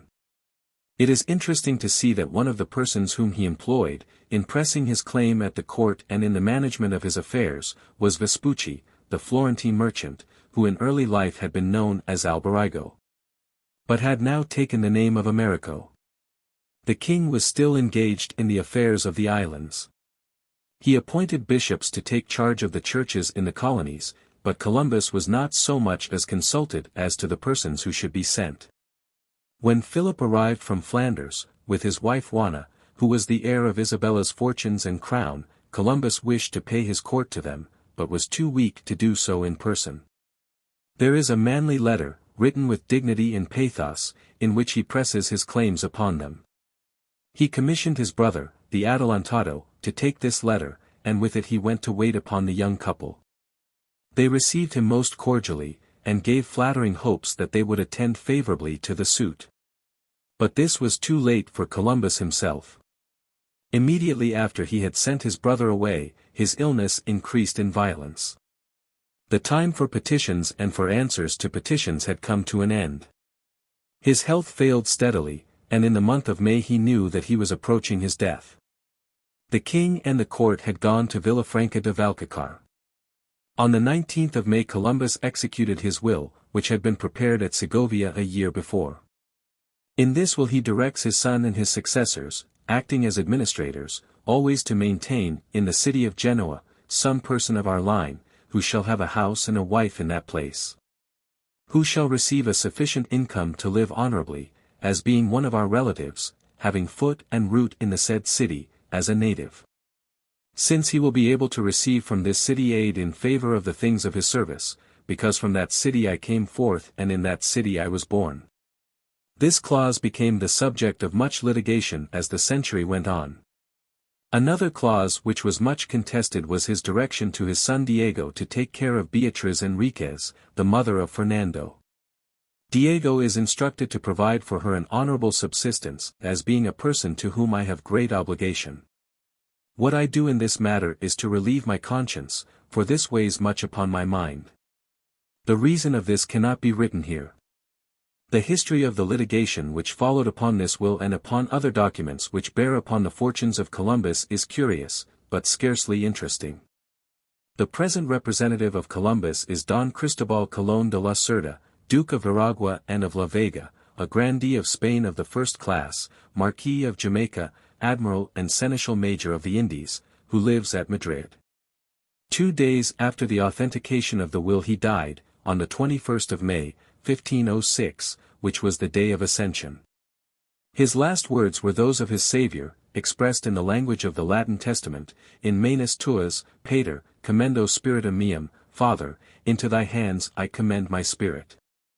The absence of the court from Valladolid took with it, perhaps, the historians and annalists. For this or for some other reason, there is no mention whatever of Columbus's funeral in any of the documents of the time. The body was laid in the convent of San Francisco at Valladolid. Such at least is the supposition of Navarrete, who has collected the original documents relating to Columbus. He supposes that the funeral services were conducted in the church of the parish of Santa Maria de la Antigua. From the church of St. Francis, not many months after, the body was removed to Seville. A new chapel had lately been built there, called Santa Maria de las Cuevas. In this chapel was the body of Columbus entombed. In a curious discussion of the subject, which has occupied much more space than it is worth, it is supposed that this was in the year 1513, but Mr. Harris has proved that this date is not accurate. For at least 28 years, the body was permitted to remain under the vaults of this chapel. Then a petition was sent to Charles V, for leave to carry the coffin and the body to San Domingo, that it might be buried in the larger chapel of the cathedral of that city. To this the emperor consented, in a decree signed June 2, 1537. It is not known how soon the removal to San Domingo was really made, but it took place before many years. Mr.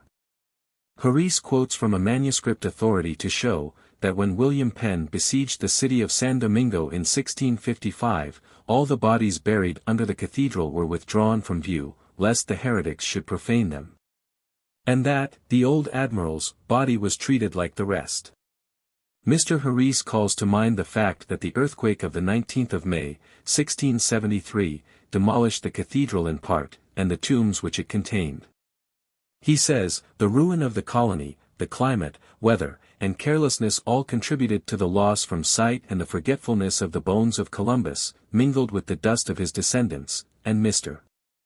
Harris does not believe that any vestige of them was ever found afterwards, in San Domingo or anywhere else. This remark, from the person who has given such large attention to the subject, is interesting. For it is generally stated and believed that the bones were afterwards removed to Havana in the island of Cuba. The opinion of Mr. Harris, as it has been quoted, is entitled to very great respect and authority. A very curious question has arisen in later times as to the actual place where the remains now are. On this question there is great discussion among historians, and many reports, official and unofficial, have been published with regard to it. In the year 1867, the proposal was made to the Holy Father at Rome, that Columbus should receive the honors known in the Roman Catholic Church as the honors of beatification. In 1877, de Lorgues, the enthusiastic biographer of Columbus, represents that the inquiry had gone so far that these honors had been determined on. One who reads his book would be led to suppose that Columbus had already been recognized as on the way to be made a saint of the Church. But, in truth, though some such inquiry was set on foot, he never received the formal honors of beatification. We have one account by a contemporary of the appearance of Columbus. 17 We are told that he was a robust man, quite tall, of florid complexion, with a long face. In the next generation, Oviedo says Columbus was of good aspect, and above the middle stature. His limbs were strong, his eyes quick, and all the parts of his body well proportioned. His hair was decidedly reddish, and the complexion of his face quite florid and marked with spots of red. Bishop Las Casas knew the admiral personally, and describes him in these terms: he was above the middle stature, his face was long and striking, his nose was aquiline, his eyes clear blue, his complexion light, tending towards a distinct florid expression, his beard and hair blonde in his youth, but they were blanched at an early age by care. Las Casas says in another place, he was rude in bearing, and careless as to his language. He was, however, gracious when he chose to be, but he was angry when he was annoyed. Mr. Harris, who has collected these particulars from the different writers, says that this physical type may be frequently met now in the city and neighborhood of Genoa. He adds, as for the portraits, whether painted, engraved, or in sculpture, which appear in collections, in private places, or as prints, there is not one which is authentic. They are all purely imaginary. For the purpose of the illustration of this volume, we have used that which is best known, and for many reasons most interesting. It is preserved in the city of Florence, but neither the name of the artist nor the date of the picture is known. It is generally spoken of as the Florentine portrait. The engraving follows an excellent copy, made by the order of Thomas Jefferson, and now in the possession of the Massachusetts Historical Society. We are indebted to the government of this society for permission to use it. 18. A picture ascribed to Titian, and engraved and circulated by the geographer, Jomard, resembles closely the portraits of Philip III. The costume is one which Columbus never wore. In his youth Columbus was affiliated with a religious brotherhood, that of St. Catherine, in Genoa. In after times, on many occasions when it would have been supposed that he would be richly clothed, he appeared in a grave dress which recalled the recollections of the frock of the religious order of St. Francis. According to Diego Columbus, he died, dressed in the frock of this order, to which he had always been attached. The reader who has carefully followed the fortunes of the great discoverer understands from the history the character of the man. He would not have succeeded in his long suit at the court of Ferdinand and Isabella, had he not been a person of single purpose and iron will. From the moment when he was in command of the first expedition, that expedition went prosperously to its great success, in precisely the way which he had foreseen and determined. True, he did not discover Asia, as he had hoped, but this was because America was in the way. He showed in that voyage all the attributes of a great discoverer. He deserved the honors which were paid to him on his return. As has been said, however, this does not mean that he was a great organizer of cities, or that he was the right person to put in charge of a newly founded colony. It has happened more than once in the history of nations that a great general, who can conquer armies and can obtain peace, has not succeeded in establishing a colony or in governing a city. On the other hand, it is fair to say that Columbus never had a chance to show what he would have been in the direction of his colonies had they been really left in his charge. This is true, that his heart was always on discovery. All the time that he spent in the wretched detail of the arrangement of a new-built town was time which really seemed to him wasted. The great problem was always before him, how he should connect his discoveries with the knowledge which Europe had before of the coast of Asia. Always it seemed to him that the dominions of the great Khan were within his reach. Always he was eager for that happy moment when he should find himself in personal communication with that great monarch, who had been so long the monarch of the East, who, as he thought, would prove to be the monarch of the West. Columbus died with the idea that he had come close to Asia. Even a generation after his death, the companions of Cortés gave to the peninsula of California that name because it was the name given in romance to the farthest island of the eastern Indies. Columbus met with many reverses, and died, one might almost say, a broken-hearted man. But history has been just to him, and has placed him in the foremost rank of the men who have set the world forward. And, outside of the technical study of history, those who like to trace the laws on which human progress advances have been proud and glad to see that here is a noble example of the triumph of faith. The life of Columbus is an illustration constantly brought forward of the success which God gives to those who, having conceived of a great idea, bravely determine to carry it through. His singleness of purpose, his unselfishness, his determination to succeed, have been cited for 4 centuries, and will be cited for centuries more, among the noblest illustrations which history has given of success wrought out by the courage of one man. Appendix A.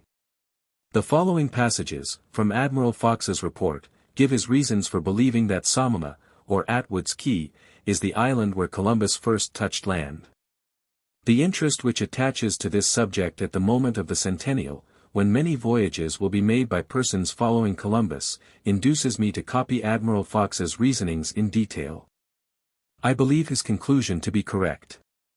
This method of applying Columbus's words in detail to refute each of the alleged tracts, and the study that I gave to the subject in the winter of 1878–79 in the Bahamas, which has been familiar cruising ground to me, has resulted in the selection of Samoma or Atwood's Key for the first landing place. It is a little island 8.8 miles east and west, 1.6 extreme breadth, and averaging 1.2 north and south. It has 8.6 square miles. The east end is in latitude 23 degrees 5 minutes north, longitude 73 degrees 37 minutes west of Greenwich. The reef on which it lies is 15 by 2.5 miles. On the southeast this reef stretches half a mile from the land, on the east 4 miles, on the west 2, along the north shore 1/4 to 1/2 mile, and on the southwest scarcely 1/4. Turk is smaller than Samoma, and Cat very much larger. The selection of 2 so unlike in size show that dimension has not been considered essential in choosing an island for the first landfall. 19. The island is now uninhabited, but arrowheads and stone hatchets are sometimes found, and in places there are piles of stones supposed to have been made by the aborigines.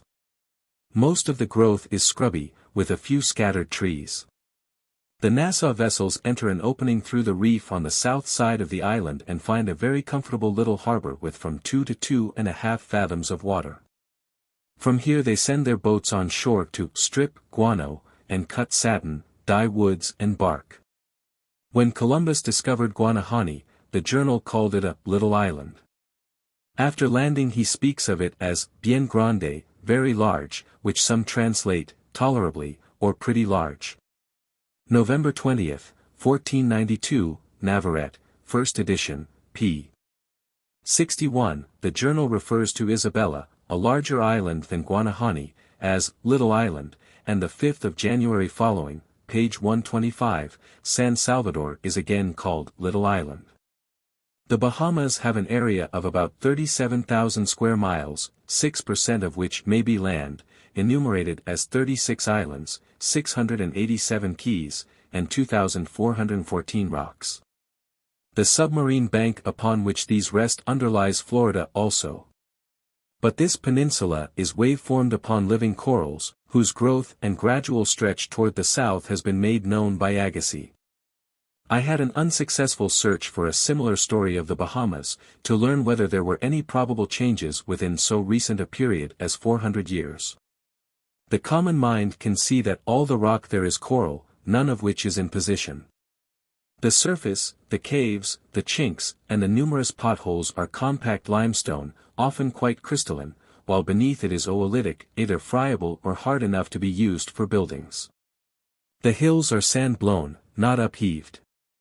On a majority of the maps of the 16th century there were islands on Muchwire, and on Silver Banks, where now are rocks awash, and the Dutch and the Severn Shoals, which lay to the east, have disappeared. It is difficult to resist the impression that the shoal banks, and the reefs of the Bahamas, were formerly covered with land, and that for a geological age waste has been going on, and, perhaps, subsidence. The coral polyp seems to be doing only desultory work, and that mostly on the northeast or Atlantic side of the islands. Everywhere else it has abandoned the field to the erosive action of the waves. Columbus said that Guanahani had abundance of water and a very large lagoon in the middle of it. He used the word laguna, lagoon, not lago, lake. His arrival in the Bahamas was at the height of the rainy season. Governor Rawson's report on the Bahamas, 1864, page 92, Appendix 4, gives the annual rainfall at Nassau for 10 years, 1855 to 64, as 64 inches. From May 1st to November 1st is the wet season, during which 44.7 inches fall. The other 6 months 19.3 only. The most is in October, 8.5 inches. Andros, the largest island, 1,600 square miles, is the only one that has a stream of water. The subdivision of the land into so many islands and keys, the absence of mountains, the showery characteristic of the rainfall, the porosity of the rock, and the great heat reflected from the white coral, are the chief causes for the want of running water. During the rainy season the abundance of water collects in the low places, making ponds and lagoons, that afterward are soaked up by the rock and evaporated by the sun. Turk and Waddling have lagoons of a more permanent condition, because they are maintained from the ocean by permeation. The lagoon which Columbus found at Guanahani had certainly undrinkable water, or he would have gotten some for his vessels, instead of putting it off until he reached the third island. There is nothing in the journal to indicate that the lagoon at Guanahani was aught but the flooding of the low grounds by excessive rains. And even if it was one communicating with the ocean, its absence now may be referred to the effect of those agencies which are working incessantly to reshape the soft structure of the Bahamas. Samoma has a range of hills on the southwest side about 100 feet high, and on the northeast another, lower. Between them, and also along the north shore, the land is low, and during the season of rains there is a row of ponds parallel to the shore. On the south side a conspicuous white bluff looks to the southward and eastward. The two keys, lying respectively half a mile and 3 miles east of the island, and possibly the outer breaker, which is 4 miles, all might have been connected with each other, and with the island, 400 years ago. In that event the most convenient place for Columbus to anchor in the strong northeast trade wind, was where I have put an anchor on the subsketch of Samoma. In a subsequent passage Admiral Fox says, "There is a common belief that the first landing place is settled by one or another of the authors cited here. Nevertheless, I trust to have shown, paragraph by paragraph, wherein their several tracts are contrary to the journal, inconsistent with the true cartography of the neighborhood, and to the discredit, measurably, both of Columbus and of Las Casas.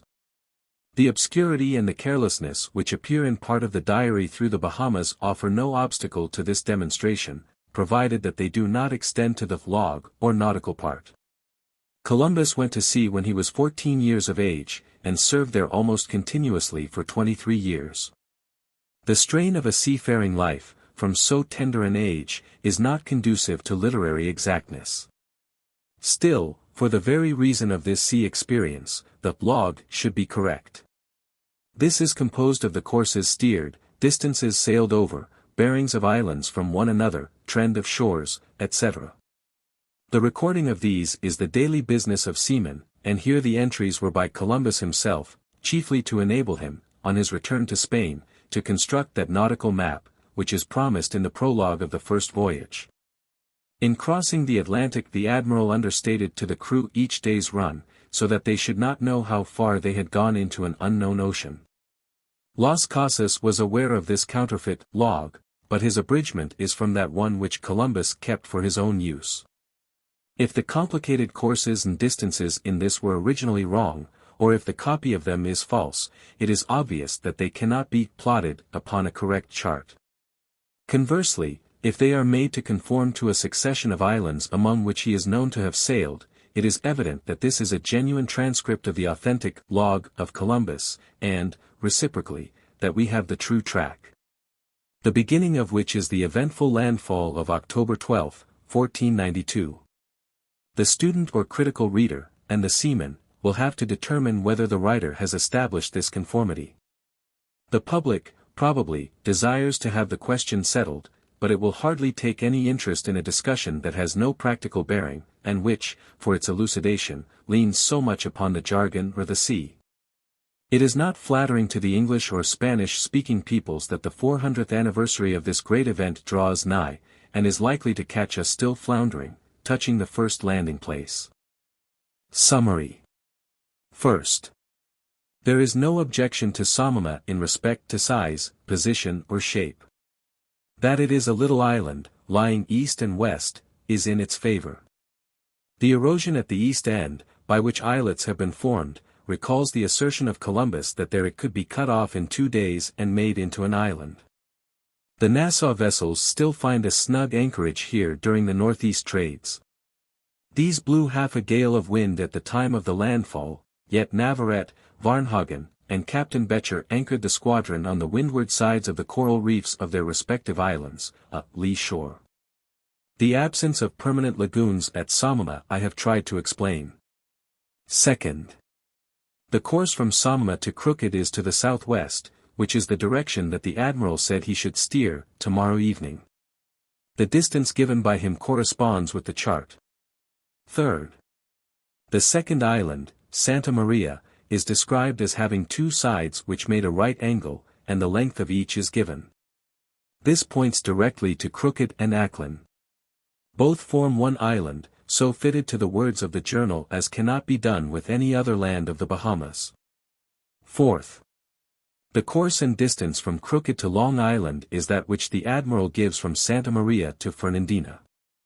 Fifth. Long Island, the third, is accurately described. The trend of the shores, north-northwest and south-southeast, the marvelous port and the coast which runs east and west, can nowhere be found except at the southeast part of Long Island. Sixth. The journal is obscure in regard to the fourth island. The best way to find it is to plot the courses forward from the third island and the courses and distances backward from the fifth. These lead to fortune for the fourth. Seventh. The Ragged Islands are the fifth. These he named Las Islas de Arena, Sand Islands. They lie west-southwest from the fourth, and this is the course the admiral adhered to. He did not log all the run made between these islands. In consequence the log falls short of the true distance, as it ought to. These 7 or 8 islands, all extending from north to south, and having shoal water 6 leagues to the south of them, are seen on the chart at a glance. Eighth. The course and distance from these to Port Padre, in Cuba, is reasonable. The westerly current, the depth of water at the entrance of Padre, and the general description, are free of difficulties.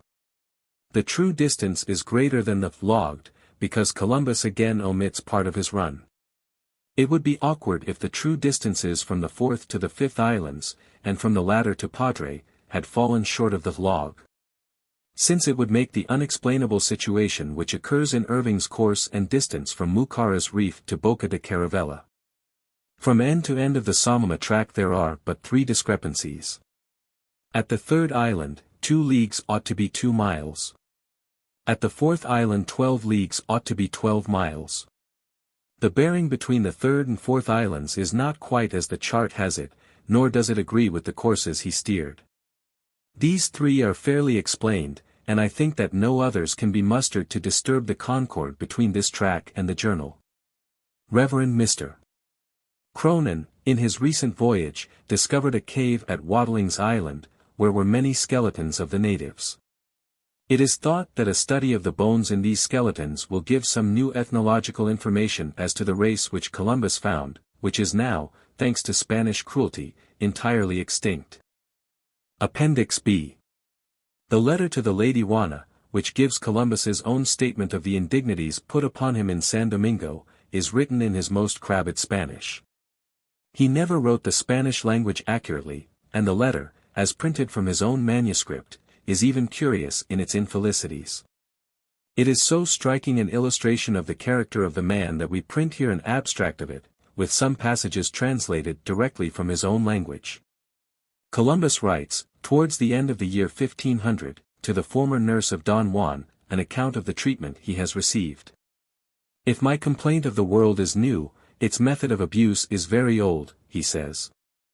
God has made me a messenger of the new heaven and the new earth which is spoken of in the Apocalypse by the mouth of St. John, after having been spoken of by Isaiah, and he showed me the place where it was. Everybody was incredulous, but the Queen alone gave the spirit of intelligence and zeal to the undertaking. Then the people talked of obstacles and expense. Columbus says, 7 years passed in talk, and 9 in executing some noted acts which are worthy of remembrance, but he returned reviled by all. If I had stolen the Indies and had given them to the Moors, I could not have had greater enmity shown to me in Spain. Columbus would have liked then to give up the business if he could have come before the Queen. However, he persisted, and he says he undertook a new voyage to the new heaven and the new earth which before had been hidden, and if it is not appreciated in Spain as much as the other countries of India, it is not surprising. Because it is all owing to my industry. He had believed that the voyage to Paria would reconcile all because of the pearls and gold in the islands of Hispaniola.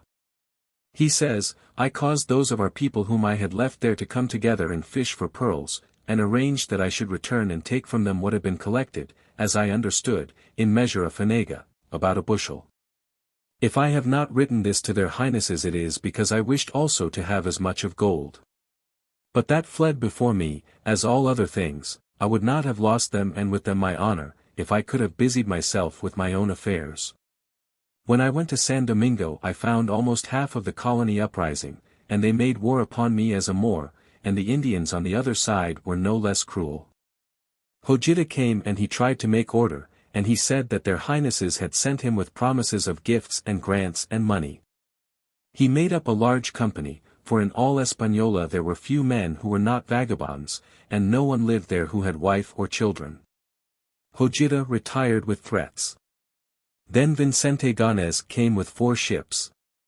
There were outbreaks and suspicions but no damage.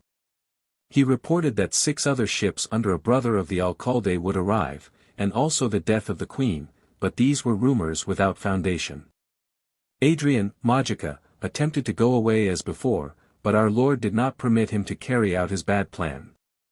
Here Columbus regrets that he was obliged to use force or ill-treat Adrian, but says he would have done the same had his brother wished to kill him or wrest from him the government which the king and queen had given him to guard. For 6 months I was ready to leave to take to their highnesses the good news of the gold and to stop governing a dissolute people who feared neither king nor queen, full of meanness and malice. I would have been able to pay all the people with 600,000 maravedis, and for that there were more than 4 millions of tithes without counting the 3rd part of the gold. Columbus says that he begged before his departure that they would send someone at his expense to take command, and yet again a subject with letters. For he says bitterly that he has such a singular reputation that if he were building churches and hospitals they would say they were cells for stolen goods. Then Bobadilla came to Santo Domingo while Columbus was at La Vega and the Adelantado at Chiragua. The 2nd day of his arrival he declared himself governor, created magistrates, made offices, published grants for gold and tithes, and everything else for a term of 20 years. He said he had come to pay the people, and declared he would send Columbus home in irons. Columbus was away.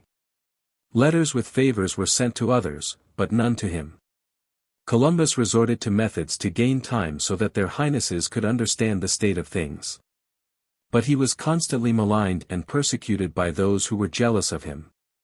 He says, I think that you will remember that when the tempest threw me into the port of Lisbon, after having lost my sails, I was accused of having the intention to give India to that country.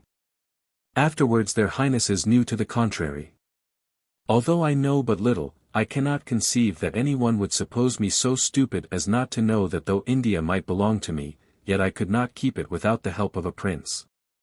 Columbus complains that he has been judged as a governor who has been sent to a peaceful, well-regulated province. He says, I ought to be judged as a captain sent from Spain to the Indies to conquer a warlike people, whose custom and religion are all opposed to ours, where the people live in the mountains without regular houses for themselves, and where By the will of God, I have placed under the rule of the king and queen another world, and by which Spain, which calls itself poor, is today the richest empire. I ought to be judged as a captain who for many years bears arms incessantly. I know well that the errors that I have committed have not been with bad intentions, and I think that their highnesses will believe what I say. But I know and see that they use pity for those who work against them. If, nevertheless, their highnesses order that another shall judge me, which I hope will not be, and this ought to be on an examination made in India, I humbly beg of them to send their two conscientious and respectable people, at my expense. Which may know easily that one finds 5 marks of gold in 4 hours. However that may be, it is very necessary that they should go there. Appendix C. It would have been so natural to give the name of Columbus to the New World which he gave to Castile and Leon, that much wonder has been expressed that America was not called Columbia. And many efforts have been made to give to the continent this name. The District of Columbia was so named at a time when American writers of poetry were determined that Columbia should be the name of the continent. The ship Columbia, from which the great river of the West takes that name, had received this name under the same circumstances about the same time. The city of Columbia, which is the capital of South Carolina, was named with the same wish to do justice to the great navigator. Side by side with the discussion as to the name, and sometimes making a part of it, is the question whether Columbus himself was really the first discoverer of the mainland. The reader has seen that he first saw the mainland of South America in the beginning of August, 1498. It was on the 5th, 6th or 7th day, according to Mr. Harris's accurate study of the letters. Was this the first discovery by a European of the mainland? It is known that Ojeda, with whom the reader is familiar, also saw this coast. With him, as passenger on his vessel, was Alberico Vespucci, and at one time it was supposed that Vespucci had made some claim to be the discoverer of the continent, on account of this voyage. But in truth Ojeda himself says that before he sailed he had seen the map of the Gulf of Paria which Columbus had sent home to the sovereigns after he made that discovery. It also seems to be proved that Alberico Vespucci, as he was then called, never made for himself any claim to the great discovery.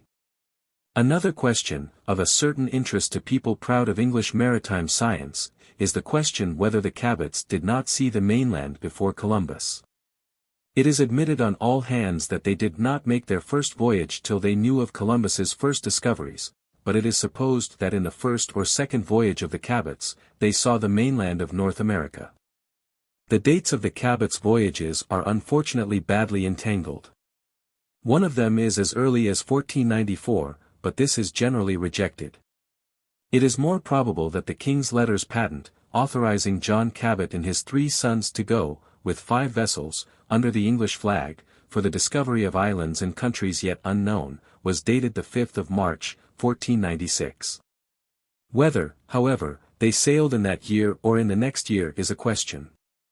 The first record of a discovery is in the account book of the Privy Purse of Henry VII, in the words, August 10, 1497. To him who discovered the new island, £10. This is clearly not a claim on which the discovery of the mainland can be based. A manuscript known as the Cotton Manuscript says that John Cabot had sailed, but had not returned, at the moment when the manuscript was written. This period was the 13th year of Henry VII. The 13th year of Henry began on the 22nd of August, 1497, and ended in 1498. On the 3rd of February, 1498, Henry VII granted permission to Cabot to take 6 English ships to the lands and islands recently found by the said Cabot, in the name of the king and by his orders. Strictly speaking, this would mean that the mainland had then been discovered, but it is impossible to establish the claim of England on these terms. What is, however, more to the point, is a letter from Pasqualigo, a Venetian merchant, who says, writing to Venice, on the 23rd of August, 1497, that Cabot had discovered the mainland at 700 leagues to the west, and had sailed along it for a coast of 300 leagues.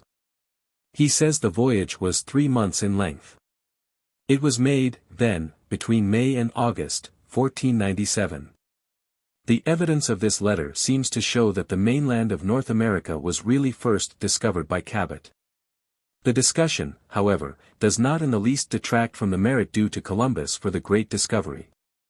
Whether he saw an island or whether he saw the mainland, was a mere matter of what has been called landfall by the seamen. It is admitted on all hands that he was the leader in all these enterprises, and that it was on his success in the first voyage that all such enterprises followed.